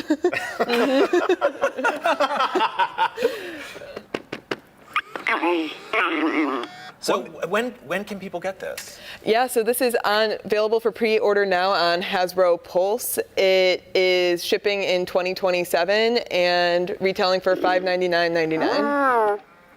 That's cheaper than a human child, honestly. Less upkeep, I think, too. Yeah, a lot of people are excited to introduce it to their kids and their pets, and that's probably what I'm most excited for about getting it into people's hands too. Thank you for bringing Grogu by to hang out. This is great. It's a little bit unnerving because I don't know. As like a dad, I'm kind of like, oh, come here. I want to just, if the instincts kick in there. But It's incredibly realistic, which is an odd thing to say about a space alien I've only seen in movies and TV shows. But this is about as close to a real-life Grogu that I think I'll ever have in my real life. Well, we appreciate it. That's high praise. I gave him a compliment and he burped? Yeah, he's up to whatever. In my family. Baby, leave him alone. Anyway, Claire, thank you so much for coming by. Grogu, thank you for behaving yourself. Lots more Comic-Con on the way. Too much sugar.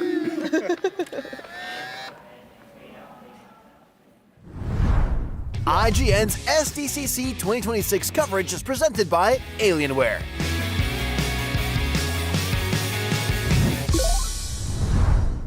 Do you want to be the very best like no one ever was?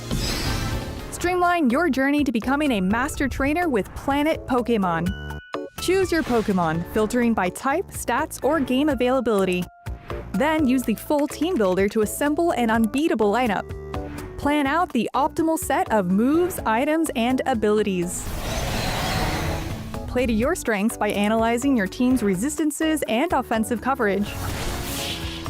Or really maximize your Poke potential by digging into the stats by adjusting EVs and IVs. And save multiple team builds for different strategies in different games. Plan your dream team today at planetpokemon.com.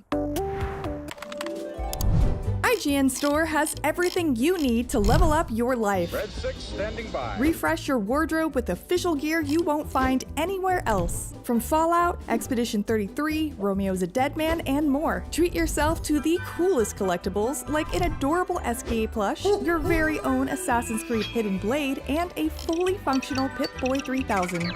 Or kick back and relax to your favorite video game soundtracks on vinyl. Whatever you need, IGN Store has you covered. Head to store.ign.com and start shopping today. Can't find that final collectible you're missing? IGN strategy guides and interactive maps are here to help. One step at a time. IGN guides are trusted by millions, easy to use, and best of all, free. IGN has the very best, most complete and accurate guides for Shadow of the Erdtree, Baldur's Gate 3, Tears of the Kingdom, Call of Duty Black Ops 6 Zombies, and so much more. See? It's good, right? Every guide is tested and verified for you by experts. Just search for IGN when you search for guides.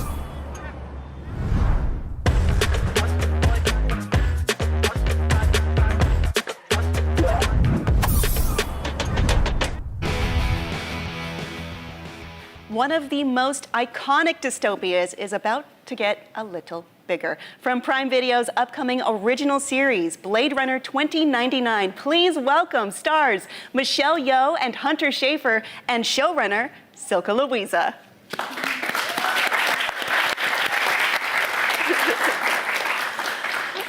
2099's first trailer was finally revealed this morning. Silke, how excited were you to add to the Blade Runner mythology with this show? I mean, Blade Runner was such an important film for me, so all of this is really just beyond a dream come true. I mean, I was stunned watching the trailer myself. Hunter and Michelle, your characters seem to be in the middle of everything happening in this trailer. What can you tell me about your dynamic? Yeah. Dangerous, mysterious. Yeah, I would say there's some visages being worn, and we have a lot to learn about each other over the course of the series. Pretty friendly? No? Not too friendly. Totally not friendly. I mean, Owen is not a friendly person. I picked it up. Michelle, with Star Trek Discovery and now Blade Runner, you're in two of the most iconic science fiction franchises. What do you like about playing in these worlds? Oh, wow. Like you say, they're iconic, they're legendary, and to be part of it, these worlds is such a privilege and an honor. But it's because it's so challenging. I love sci-fi because it's the future. And we're always curious about what is the future going to be like. And suddenly we are there, you know, when we're on set and we are literally living it out. It's exciting. It brings so much joy. Yeah. Thank you, Captain. Hunter, what was your first exposure to the Blade Runner franchise? Yeah, my first exposure was, I hate to admit it, but my first exposure was to Blade Runner 2049 when it first came out and I was in high school.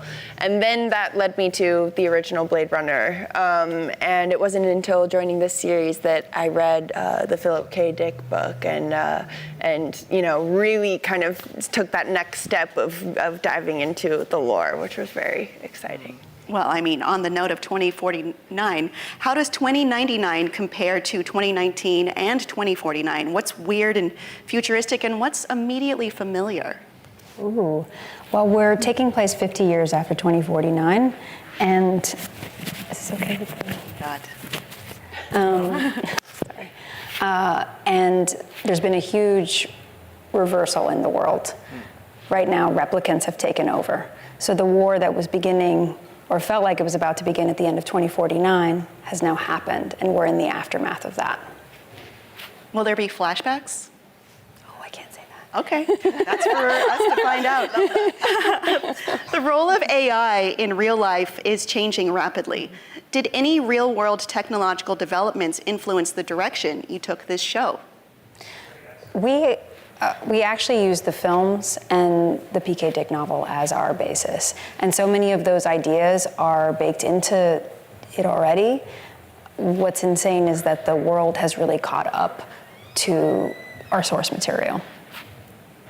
Well, this is a mini-series. Are there plans for potential additional episodes or seasons, or is this a one-and-done story with a complete story in mind from the beginning? At conception, the idea was for us to do a limited series. Blade Runner is so inherently cinematic. It was important for us to have a structure that did feel still cinematic narratively. And so there's very much a beginning, middle, and end. But my hope is that if people embrace the show, either this or there's other ways to expand the Blade Runner universe. There's so much world there. I'm really excited to look As at a that. fan myself, I'm like, more. So if you had your way, more. All three of us. Yes. Well, tell us about Ridley Scott's involvement. What was it like working with him? He came on very early on in the process, and of course he's so fundamental to Blade Runner. The visual design of it, all of really the essence of, he's the author of the Blade Runner that we all know and love. And early on, as I was writing the script, he really helped me understand how he set up the world mechanics and what his intentions were, how he philosophically approached replicants, and what humanity means, and all of that was really helpful in just making sure that we were continuing to build on top of a canon that felt authentic. After watching the trailer, it feels like there might be a bit of a bookend to the famous Tears in the Rain speech from the original, now that the replicants are in charge. Did you try to answer some of the questions that were raised in the Ridley Scott original? In terms of what does it mean to be human? Yes. I don't think you can do Blade Runner without trying to answer that question. That is so baked into what Blade Runner is. I think what's fantastic is that we have a television show, we have two amazing roles and characters in Alwyn and Cora, and we actually get to explore it even more than the films because we have more time, and it's such an expansive world. Well, what can you tell us about Alwyn and Cora? I want to know them so badly. Alwyn, as we know, is a replicant. Right? And she's, from the beginning, you can see that she's accepted the fact that there is a timeline and her death is impending very soon. But she is one of those that don't like to leave things not unfinished. She likes to make sure everything is, that's very typical Alwyn. And so she has a mission that she wants to complete. And I'm not telling you what the mission is, but lo and behold comes Cora. Yes, and she hated Cora. Like, this is just a fly in the wall. Yes. Right? Yes, and Cora's a human, and desperately trying to survive under the new, the new order with replicants in power, and ultimately ends up having to sort of disguise herself as a Blade Runner and run into the likes of Alwyn in a place of work. Imagine how dangerous it is, right? Like every time someone calls her name, it's like, I'm dying. I'm dead. Yeah, exactly. It's very scary. I'm pretty worried for her. Yes. Well, thank you so much for coming by. I am so excited to check this out. Blade Runner 2099 streams exclusively on Prime Video later this year. But right now, there is more Comic-Con coming up. Don't get washed away like tears and rain. Time for a quick break.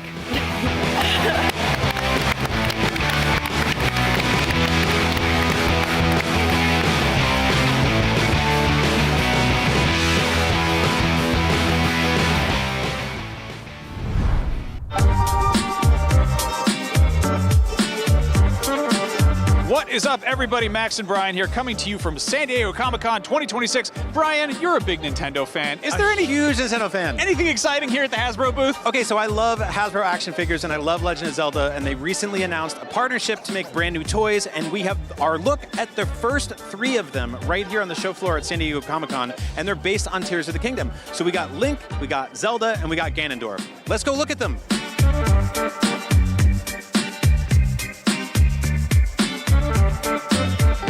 All right, let's start with the obvious. Tell me about Link. Here's our hero Link, priced at $27.99. He comes complete with his Hylian shield, Master Sword, alternate zone eye power hand, and a soft cloth cape. He's got over 20 points of articulation, so feel free to grab him and test his ascend ability through your kitchen table. Spoilers, it probably won't work. Up next, we've got Princess Zelda, the princess herself, also going for $27.99, and with over 20 points of articulation, an interchangeable hand of her own, plus a Master Sword, although hers is a bit more decayed, and if you've played the game, you know the deal, and if you haven't, play the game! And finally, we got Ganondorf coming in at a mighty 7.5 inches and a mighty $42.99 price tag to match. He's easily the biggest and most formidable of the bunch and comes with a scabbard, a gloom sword, and of course an interchangeable right hand of his own. And he looks absolutely awesome. Look at how powerful this guy is. I love him. So we're both big-time Hasbro collectors because, you know, the Star Wars Black Series, Marvel Legends, this is the same kind of basic anatomy of those. G.I. Joe Classified, you know, it's really great 6-inch figures, tons of articulation. And Zelda has a pretty big, deep bench of characters they could pull from. Who would you like to see the most, aside from Ocarina and the live-action stuff, which seem almost like the safest bets? What's some like pie-in-the-sky things you'd love to see? So a thing I really love about Hasbro is that when they get a license, they really dive in and they start doing tons of deep-cut characters, and their booth this year is a giant celebration of that. There's tons of Marvel Legends, there's Star Wars Black Series, there's Ghostbusters toys everywhere. So it's just got me really excited to see a Goron. I want a 7.5-inch Goron. I know that's a weird phrase. Don't we all? But seeing their Ganon, like watching them play with scale here. Also, they're doing Tears of the Kingdom. I kind of want to see a Dragon Zelda. Oh, man. That would be really long, but just throwing that idea out there. You know, we've got this giant diorama of all the Marvel Legends they've been doing from the very deep Marvel universe that they can pull from. Zelda's got a lot of cool stuff in there, too. There's obviously like tons and tons of monsters from all the different games, all the different interpretations of them. Yep. I would love to see some weird deep cut stuff. I'd love to see a Link based on the original instruction book art. That would be awesome. I kind of want the boat from Wind Waker. Yeah. Build a whole dungeon. Just build a whole 1-to-1 scale dungeon for my toys to play in. We can dream. In the meantime, it is very cool to see some Legend of Zelda, Tears of the Kingdom action figures here at Comic-Con, and we're very excited for them to actually come out so we can play with them.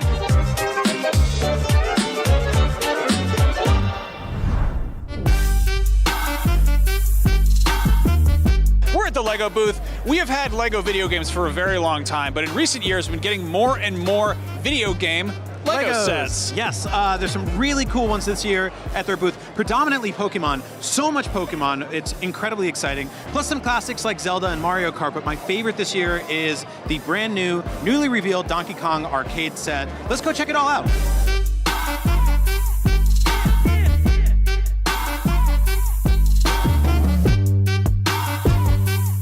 Now, the Donkey Kong looks great. I'm a little bit younger. Maybe I'm not quite of that particular age bracket, but I have quite an affinity for Pokemon, which, again, is turning 30 this year. Donkey Kong's, I think, about 50, something like that. But what's interesting here is that they're going after adult Pokemon fans and kids. They've got the whole Smart Play move where there's these little smart bricks, and basically they've got a whole line of sort of non-scale Pokemon sets, which they're very similar to the sort of the Mario sets they first put out, where they're kind of their own design. They don't look like minifigs. They don't look like on model. Yeah, they're kind of just like their own thing. And they're really cool. I saw them when they were first revealed. I wasn't crazy about them, but seeing them in person, I think they're really, really charming. They're all just kind of goofy looking. They're Charmandering, you would say. How dare you? But what's cool though is that if that's not appealing to an older Pokemon fan, they do also have the sort of collector grade stuff, which is a pretty cool selection. They kind of started with the big three, Blastoise and Venusaur and Charizard. Yeah. And then they've got weirder ones. They've got like Munchlax and a pile of trash, and they've got like the whole Pokeball playset you open up, and it's got red and green inside dueling. And those are the big multi-$100, 18 and up grown-up sets. I really love that one specifically because it reminds me of like Mighty Max, Polly Pocket, the old like sort of toys that opened up into an entire playset. And seeing minifigs in that scale is really cool. And you pointed out something interesting. It'd be impossible for them to make a tiny minifig of every single Pokemon ever. So they're being pretty selective and they're being pretty playful with which ones they do in which scale, which I think makes a lot of sense. And it also just makes me want to get a bunch of them for my kid. Yeah, it's cool. I like that they are they've got a very deep bench of things they can make Lego sets of. But yeah, it's funny. They've got the sort of they got build yourself an Eevee, build yourself a Pikachu, and then they've got the smaller ones, right? They've got the smart bricks, and then they do actually have custom elements of Pikachu and Eevee. And I feel like if they continue doing this theme, we're going to see more and more specific, unique, bespoke Pokemon turned into Lego pieces. But I feel like they're going to be very specific about which ones they go with. And I'm curious to see where that goes. But in the meantime, they're having fun with it, and it's fun to see. And now, what video game franchise should Lego do next? I don't know. I'm still stuck on the Donkey Kong arcade cabinet because it is one of my favorite things they've done in a while. They started off a couple of years ago with the Lego NES set, which was amazing, and it had cartridges you could pop in. Last year, they had the Game Boy, which is just incredible with, once again, swappable cartridges and stuff like that. They've done Legend of Zelda and stuff, but this Donkey Kong set's really interesting because it's effectively the front of arcade cabinet with the marquee art on top. It's $200, which is, it's cheaper than a Donkey Kong machine. Definitely, that's for sure, and less maintenance. But it's really cool because it's got interactive elements like a joystick and a barrel button, and you can feed barrels into the side of it, press jump, and Jumpman, aka Super Mario himself, which I also found out used to be called Mr. Video Game, jumps over them. So I haven't seen how it works exactly, but I can't wait to find out more about this thing. But to answer your question, I want smaller Donkey Kong figures. That's where you're going with this? Yeah. I was going to be like, well, they make a bunch of little elements of like blunderbusses and swords and tri-corner hats and skeletons and things like that. It would be cool to have Bloodborne Lego. We're never going to get it, but one thing that is kind of interesting is there was a Lego Ideas submission about 10 years ago of an X-Files set, which is a huge fan favorite. It took off, it blew up. I think like David Duchovny and Gillian Anderson both like tweeted it out. They were like, this is cool. Yep. Lego was like, I don't know, X-Files is kind of mature, kind of gritty. It's not really our thing. 10 years later, they're making the set. They got a Fluke Man minifig. Which is so cool. It's disgusting, and I love that they're doing that. And it also, like, again, you've got $300 Lego sets that are clearly aiming at a mature audience. Like, maybe they'll loosen up. Maybe we'll get, I don't know, probably not, Bloodborne, but like, it'd be cool to get like some Skyrim Lego set, something like that. Yeah, I'll take Metroid. I'll take anything cool. Metroid. Yeah. Anyway, there's tons of cool stuff here at Comic-Con, so keep an eye out. We got lots more coming out soon here on IGN. Watch your feet. Don't step on the bricks on the ground.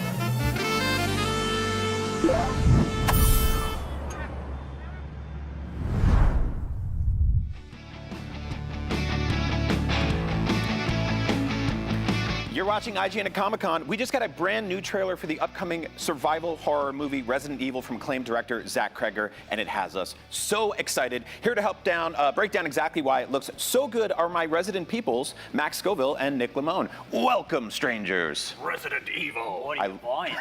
I am buying tickets for this movie because it looks incredible. This was our second trailer for the Resident Evil movie. Had a bit of overlap with stuff from the first trailer, but it's given us a much better look exactly how this thing is going to play out.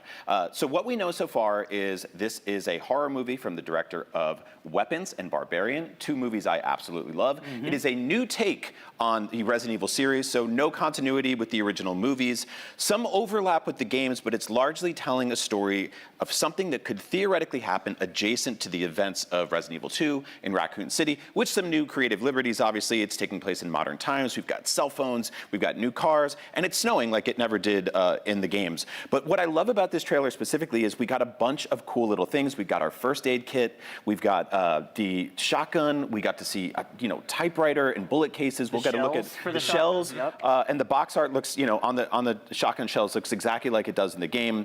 I'm really excited for this one, you guys. So Kreger has said, like, this is not adapting an existing story. This is telling a new story in that sandbox. Obviously, he's going to take some liberties. The snow thing, people really hung up on that. I feel like it's kind of a cool mechanic because one of the things we see in the trailer is it's the trail of breadcrumbs that leads this character in here. Like, he sees footprints and blood in the snow and he follows it, which also kind of reminds me of the beginning of Village. Like, you're just kind of going into the woods. But yeah, like, I love that it's, like, this guy knows the games. He plays them, he gets it, and he's making a game that is not adapting an existing story. It is trying to capture the experience of playing one of these games. And I think this trailer does a really good job of establishing that better than the previous one did. Like, this has a very clear progression where you see him getting the shotgun, then he's got to look for ammo, and he's engaging with the environment in the same way that you do in those games. He opens a drawer right there, and he finds, there it is, there's the shotgun shells. Shotgun shells. And I think that's what makes this a smart adaptation in that regard. Is it is not just taking a one-to-one recreation of a story we've already seen and played through at least 2 different times at this point. It is instead modernizing and taking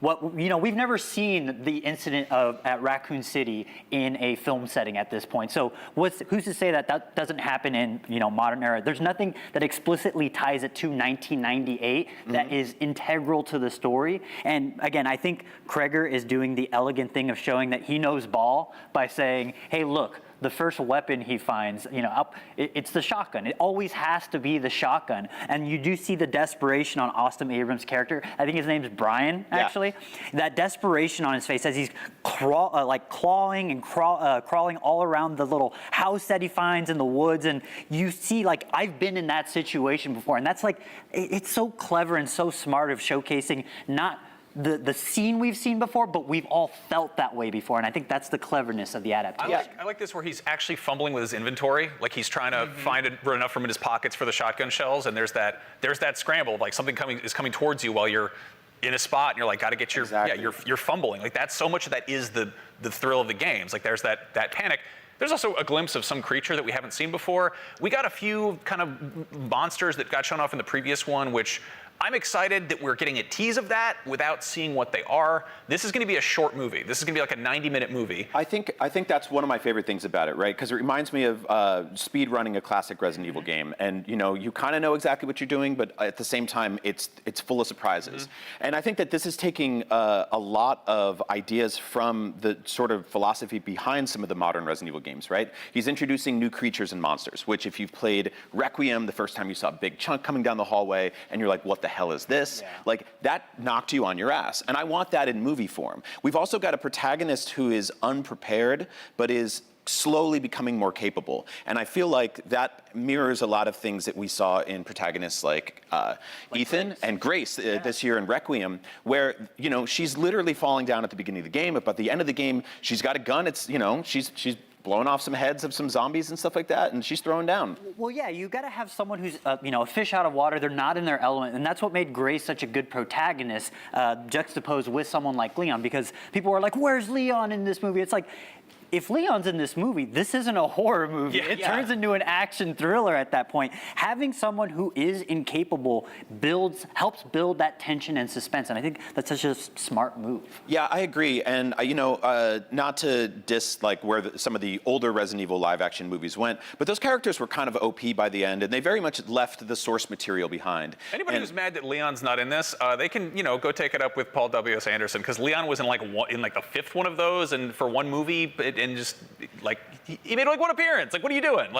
Also, people can replay Resident Evil 2 and RE2 remake, and again, this is to tie it back to Requiem. Some of the marketing leading up to Requiem, they produced a short film that was a commercial that's showcasing what was happening in Raccoon City from a mother and the daughter's perspective. Yeah. And that was a delightful little 2-minute short film that was also a commercial for the game. That's I want more stories like that. Let me see the perspective of normies in Raccoon City and see how they dealt with it.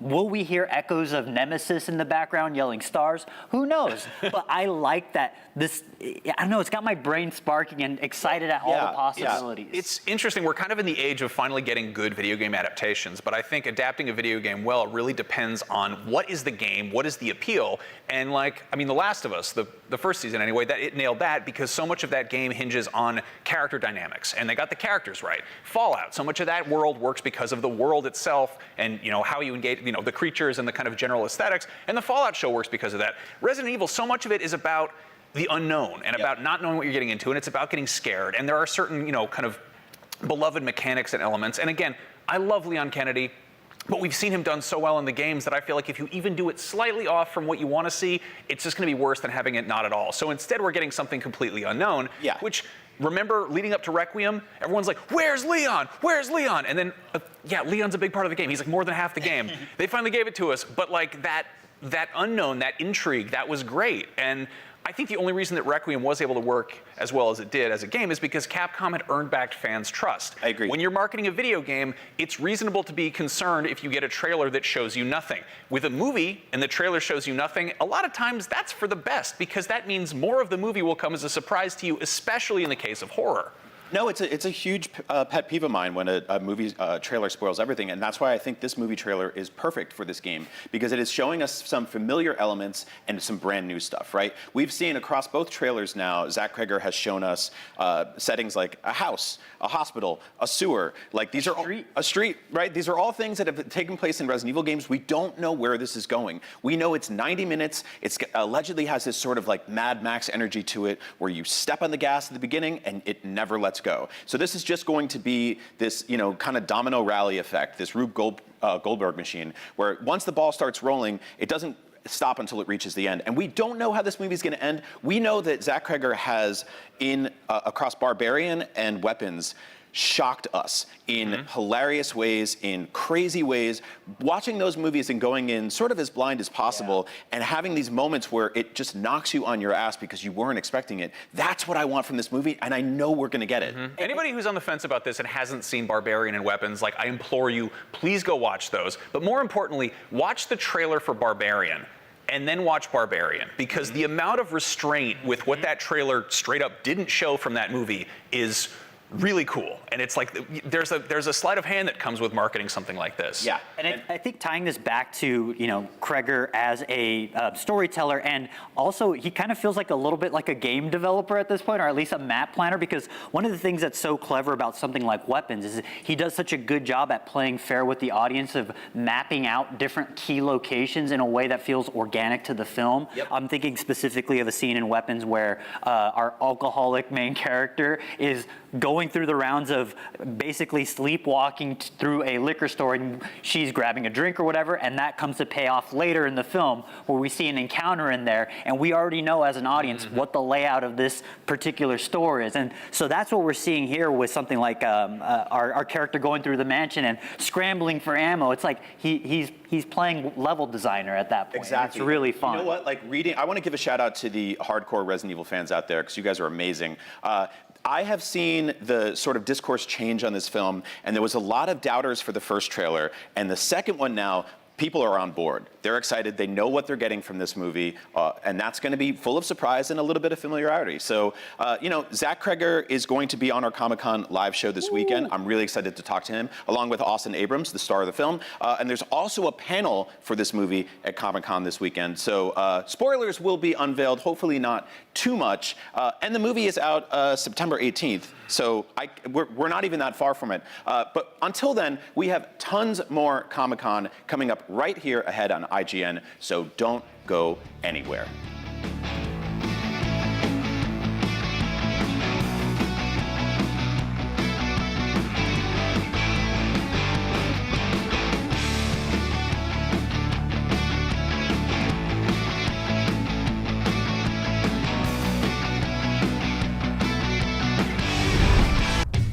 The official product partner of IGN SDCC 2026 is Brisk. When the game heats up, cool down with Brisk.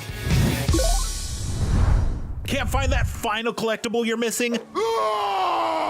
IGN strategy guides and interactive maps are here to help. One step at a time. IGN guides are trusted by millions, easy to use, and best of all, free. IGN has the very best, most complete and accurate guides for Shadow of the Erdtree, Baldur's Gate 3, Tears of the Kingdom, and so much more. See? It's good, right? Every guide is tested and verified for you by experts. Just search for IGN when you search for guides.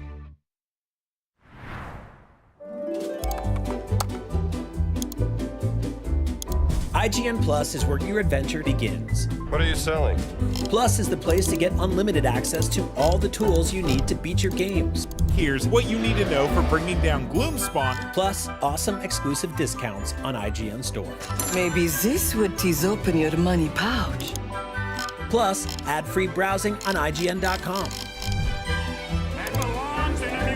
Plus, unlimited game help tools like premium interactive maps with your own custom map markers, filters, marker notes, and more. This will come in handy. Plus, access to sweepstakes, giveaways, and free game keys. Wow!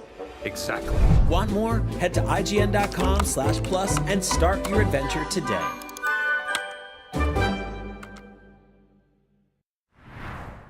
The average Cinefix movie list features nearly 100 different films and approximately 25 minutes worth of wall-to-wall deep dive analysis. To simulate that pace for this 30-second ad, we're featuring 26 different films, and before you say it, no, that math does not check out. We're not math people, we're movie people. We can't even count down from 10 without ending up at, 96. Subscribe to IGN Movies and TV for more Cinefix movie lists. Bad at math, great at movies.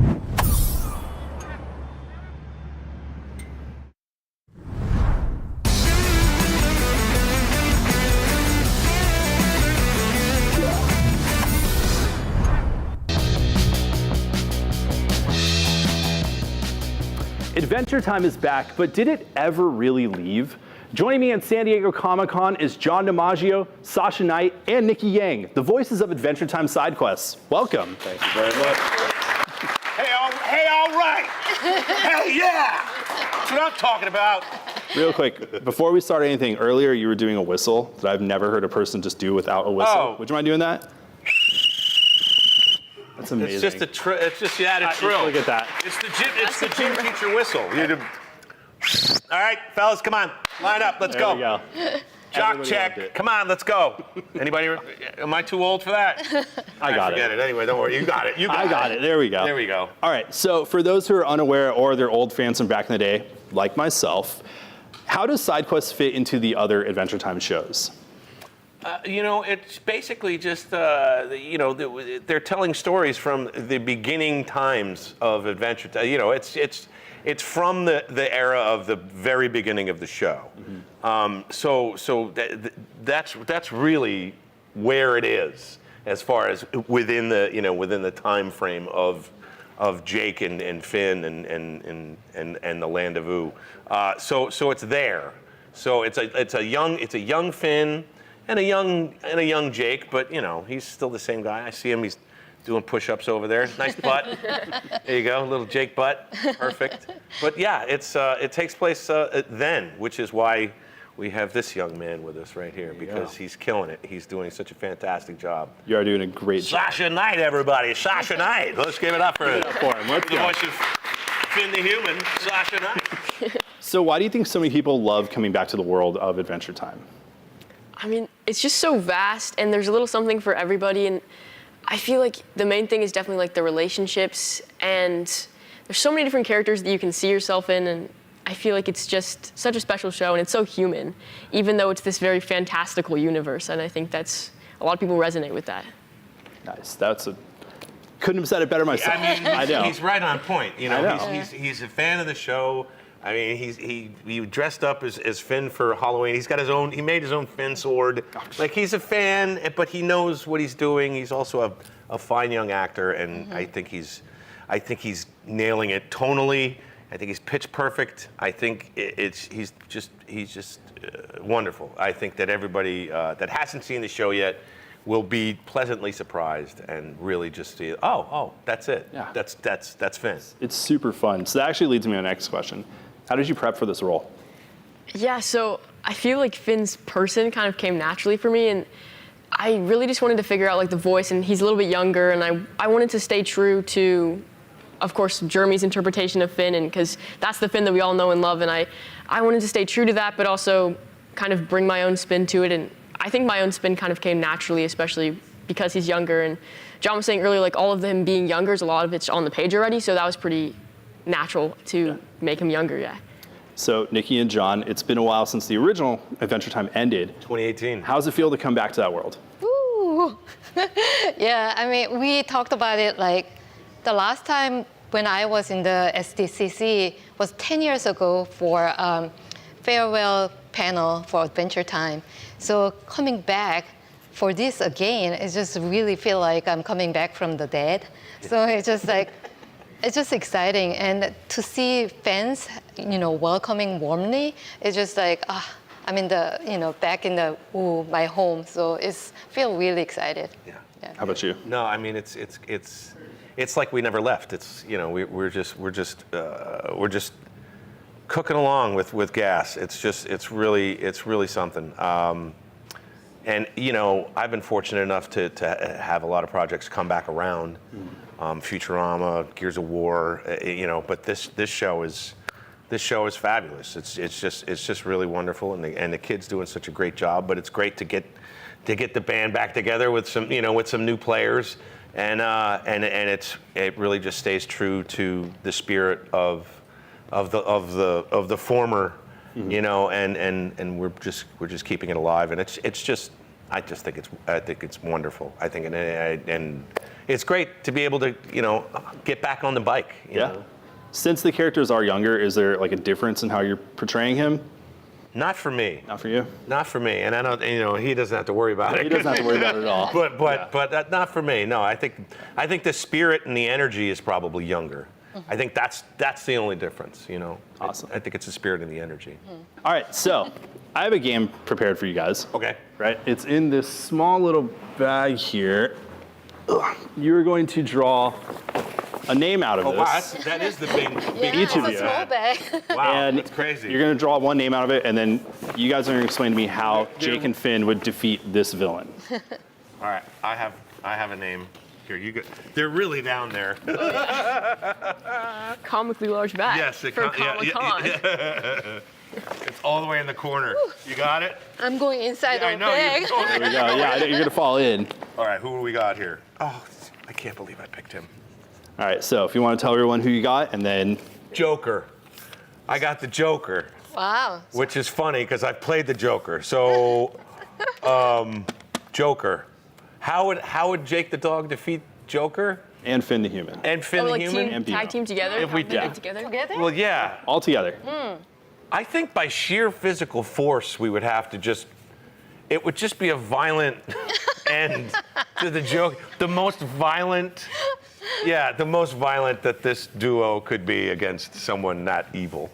I was thinking maybe you would just not laugh at his jokes, but I guess... Well, we could always do that as well, He'd but... also be so much funnier than him that he just wouldn't know what to do with himself. Oh, that's true. Yeah, and I would end all of his jokes with a fart noise. That would just be the worst button for the Joker to have to deal with, you know. Nothing is funnier. I know, that's true. So, you know, listen, a well-placed fart, that's it. By the way, fun fact for everybody watching at home, I created all the fart sounds that Jake does, not with my butt, but with my mouth. I know. I created all the fart sounds, so every fart sound that Jake makes is actually... There's a library of fart sounds. Hold on. So we would put that against the Joker any day. Can we get a demonstration of one? Well, there was a classic one where he says, "I didn't know it was gonna be that loud," and it was kind of like like it was one of those. Yeah. It was like off the bowl, kind of. You know, anybody off the bowl in the back? How we do? There we go. Look at that. Off the bowl. That's a morning reference. Anyway, folks. Listen, we're talking about farts here, IGN. Look, I'm just saying, it's gone awry. Yeah. No, that's how we defeat the Joker, by sheer physical force and fart sounds. Sasha, what'd you get? I got Bane. Bane. Oh, Bane! We'd have to sit there and I would make fun of his voice. I would just sit there, oh, Bane! Oh, yeah. You just make fun of him until until and then. Yeah, I mean, somebody would be. I'd be able to go around and like unhook his things. Oh yeah. Without him even know. Like we would do something in the front, and I just and pop that sucker out, and he wouldn't be able to breathe, and that's how we take him out. Cool. Nikki, what'd you get? I guess Scarecrow. Oh, Scarecrow. That's another. Okay. Yeah. Do we have to scare him? Scarecrow. Scarecrow is the guy who blows stuff in your face, and then he makes you crazy and. I don't know how we'd be. Can we trap into some digital world? BMO can put him inside of something something scarier. Oh, there you go. That sounds pretty scary. Nikki, you just nailed that one. That's scarier than anything I could have thought of.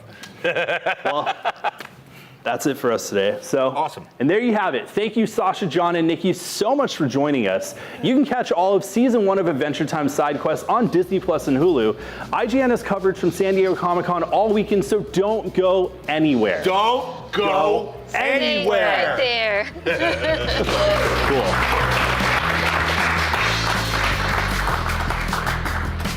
Thanks a lot. That was super fun.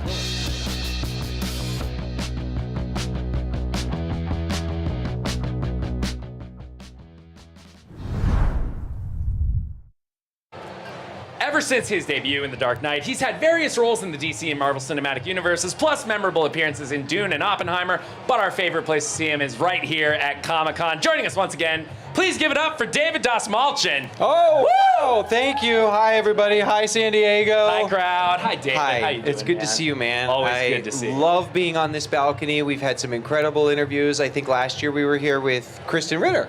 I think you were. Yes. And being here at San Diego, this is like one of my go-to signature moments. I always now I gotta come to see my friends at IGN and just talk about nerd stuff and celebrate all the things we love at San Diego. So thank you. Well, we have plenty of nerd stuff to talk about. Lots of with you nerd today. stuff to Let's talk get about into today. the big one, Street Fighter. Street It Fighter. is imminent. It's coming. coming. It is almost here. October's almost here, man. It's going to be so fast. It's crazy. Now, the last time we talked, you weren't able to say too much about what your Bison was going to look like, but now that we've seen a little bit of the take in the trailers, we're seeing a very game-accurate M. Bison. What was it like finding the sort of pitch of that character with Kitao Sakurai? Kitao is so passionate about the game. Everybody involved with making this movie was so excited about it, and I was terrified because I thought, I don't want to be just another one of these bad guy, like, you know, cut from the typical cloth where it's like, how do you have all of these people willing to go into battle for you, die for you? You've got this huge organization around you with Shadaloo. Like, how does a person do that? So we dug in and studied, like, really, like, kind of insane dictators over time, thinking about everyone from Idi Amin all the way back to, you know, fascists in Italy in World War II, and looking at not just like movie characters, but actually like real historical characters. And so I started to like put that on and see what that felt like, and how is he, you know, compelling enough to lead such a movement. And the script, like the script is so cool, it's so crazy, it's so fun, but it really gives you a clear understanding in our version, in Kitao's vision for this world, of what it is that's driving Bison to the point of doing what he's going to do in this film, which is a lot. Psycho, maybe? A little psycho stuff? He's going to go a little psycho. Going a little psycho. Well, it's appropriate for Bison, I would say. Now, you are, of course, a very prolific comics writer as well. You've got Kingdom of Earth out right now. Kingdom of Earth just came out. Dark Horse Comics, my longtime co-creator, partner in so many different things, Leah Kilpatrick and I had this idea. We love writing about monster stuff and horror stuff, and we have written comics before, but we've always done one-shots, and Dark Horse gave us a chance to tell this story called Kingdom of Earth, which is about a not too distant future where every monster that you've ever heard of and been imagined in mythology all the way through popular culture has risen from the earth and sea, and they've taken over the world. Humans are just food or slaves, and there's this movement of humans trying to survive. And it's kind of like Planet of the Apes meets Cabin in the Woods, where every monster you could ever imagine is doing battle, and I love it. The book just came out. Sue Lee's our amazing artist. You can get it at your comic shop now. Support that local comic shop, Support that folks. LCS and Dark Horse Comics. You hear that whistle? That's whistle. a guy who just read the book, and he was like, oh my God, I love it so much. That's the success whistle. Yeah. He won't stop. He loves the book. He loves it. Yeah. One more whistle. Where's the whistle? All right, fine. All right, well, I guess he needs to read it one more time. Another book you've got coming out, The Accessories. Tell us a little bit about that. Accessories is so fun. So imagine all of the great monsters, Dracula, Dr. Frankenstein, Dr. Jekyll, but they're hench people. They're sidekicks. Well, one day, the sidekicks have had enough. They're tired of serving their masters for different reasons, but these toxic, overbearing, oppressive, abusive relationships are done. It's 1930s London. Igor flees from the lab of Dr. Frankenstein, finally ready to forge his own way. Renfield can't do what Dracula's been putting him up to do. And Mrs. Hyde, who is a new character, the invention of my amazing co-creator, Leah Kilpatrick, is basically, well, you'll see when you see the art, but she's been confined and institutionalized, and she's trying to break free. But they find each other. So Igor, Renfield, Mrs. Hyde, they find one another in this fatal meeting, and they form a bond. And their adventure together is just beginning in this first volume. It is from a new imprint called Panic, and we've got an incredible artist, and we have this. They're just two totally different books between Kingdom of Earth and Accessories about monsters, but one in the future, one in 1930s London, and they're two tonally very different stories, and I'm so proud of both of them. And you get a double the fun. Two Das Malchin comics, Double Das Malchin. Two Kilpatrick comics, all in the summer. I mean, what Take else it could to you the ask beach. for? Take Put it to your the beach. sunscreen on and read that thing. Another project you have going on, an excellent talk show called Grave Conversations, which I'm always watching. I would love to know. Last year, I wanted to know who your dream guest was. It was Stephen King, of course. Yes. This year, I would like to know if anybody has had any surprising or adverse reactions to getting into one of those coffins. Oh, every episode, there's something that happens that catches both me and usually the guests off guard. And sometimes it's the ease with which, like, they get in the cast, they're like, oh, this is actually so much, like, more comfortable than I was expecting to be. And then sometimes the way it makes people get a little freaked out. I loved having Ricky Lindholm in the casket. I don't know if you're a fan. I'm a huge fan. Ricky's so insanely talented. And Ricky grew up around funeral homes. It was a family business. But she'd never, like, laid in a casket like this before and had this really, like, interesting response to it. It was really cool. Almost every single episode. We had we had this season that just aired, and it's available on YouTube now. Go on the youtube.com. The range of very funny, very surreal, and also very deeply meaningful episodes was moving for me. I'm always grateful that we get to do the show and that people keep watching it. And we actually just shot a season, which we're going to secretly be announcing very soon. All of the guests to come, but there are some bangers. Can't wait. I can't wait to see that. Thanks. Let's end it with this. It's one of my favorite. It's a movie that I was so taken aback by and surprised by that came out earlier this year. A movie called Dust Bunny that you were in. I love you, Tom. I love you. Rocks. If you did not see Dust Bunny, you're part of the problem. Tell us a little bit about why people should watch Dust Bunny, even at home. 2 words. Brian Fuller. He's a genius. Not only is Brian like a brother to me, Brian is one of the most brilliant minds working in Hollywood today. He's created television shows and characters that people have known and loved for years now.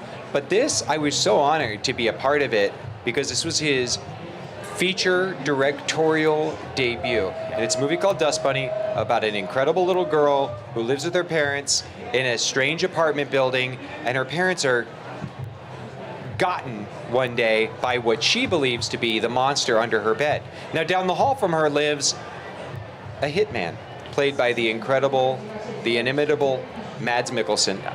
And so she hires this hitman to kill the monster under her bed. If that premise isn't enough to get you to go and watch this film, it's kind of like Labyrinth by way of John Wick. It's the craziest kind of mix of different inspirations, and it works so well. And each scene, you don't know what is going to come at you, and it's so continuously surprising and shocking and awe-inspiring. It's a beautiful looking film. Brian's imagination is just in full, display here. And Sigourney Weaver. Yes. Icon, one of my favorite actors. She does this insane performance in the film that is just so bizarre and beautiful. I love it. I love it. Thank you for giving that movie a shout out. I love Dust Bunny. I'm so proud of that movie. Yeah, well, David, we love you. We love when you come to Comic-Con. Thank you. Thank you so much for coming. Thank you. Street Fighter is out this fall. All of David's comics, go check out. Where can people find your stuff? Like, where's the best place? So go find me on Instagram at Das Mulchin. I also, my amazing team, Good Fiend Films, Good Fiend. We're making movies, we're publishing, we're telling stories. There's an Instagram for Good Fiend, and we are always updating there with news. And the Good Fiend Films new website is coming soon. It is under construction as we speak. Hey, can I see it? Just kidding. She's right there. It's getting She's done. working It's on getting it. done. It's so close. And this segment is getting done. We have plenty more from Comic-Con, so stick around.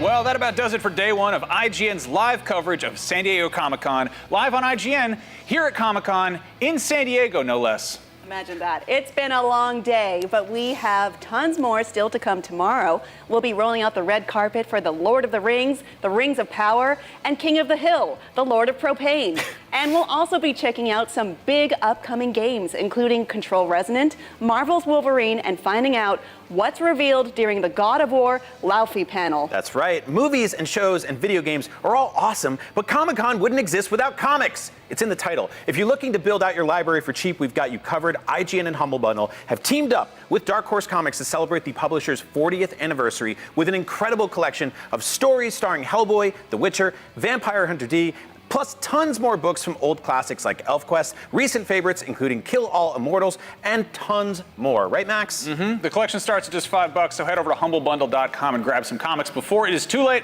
That is all from us, but we'll be back tomorrow with tons more Comic-Con coverage live at 3 p.m. Pacific, so we'll see you then. Have a good night or whatever time of day. Happy Comic-Con! Happy Comic-Con!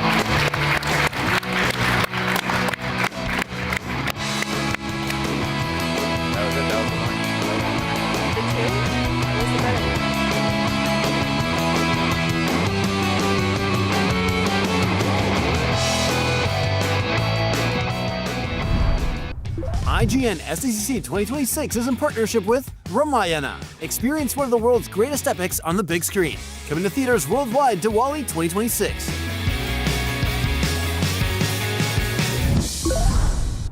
The average Cinefix movie list features nearly 100 different films and approximately 25 minutes worth of wall-to-wall deep dive analysis. To simulate that pace for this 30-second ad, we're featuring 26 different films, and before you say it, no, that math does not check out. We're not math people, we're movie people. We can't even count down from 10 without ending up at, like, 96. Subscribe to IGN Movies and TV for more Cinefix movie lists. Bad at math, great at movies. Can't find that final collectible you're missing? IGN strategy guides and interactive maps are here to help. One step at a time. IGN guides are trusted by millions, easy to use, and best of all, free. IGN has the very best, most complete and accurate guides for Shadow of the Erdtree, Baldur's Gate 3, Tears of the Kingdom, and so much more. See? It's good, right? Every guide is tested and verified for you by experts. Just search for IGN when you search for guides.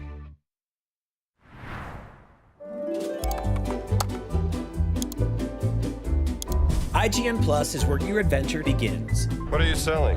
Plus is the place to get unlimited access to all the tools you need to beat your games. Here's what you need to know for bringing down Gloomspawn. Plus awesome exclusive discounts on IGN Store. Maybe this would tease open your money pouch. Plus ad-free browsing on IGN.com.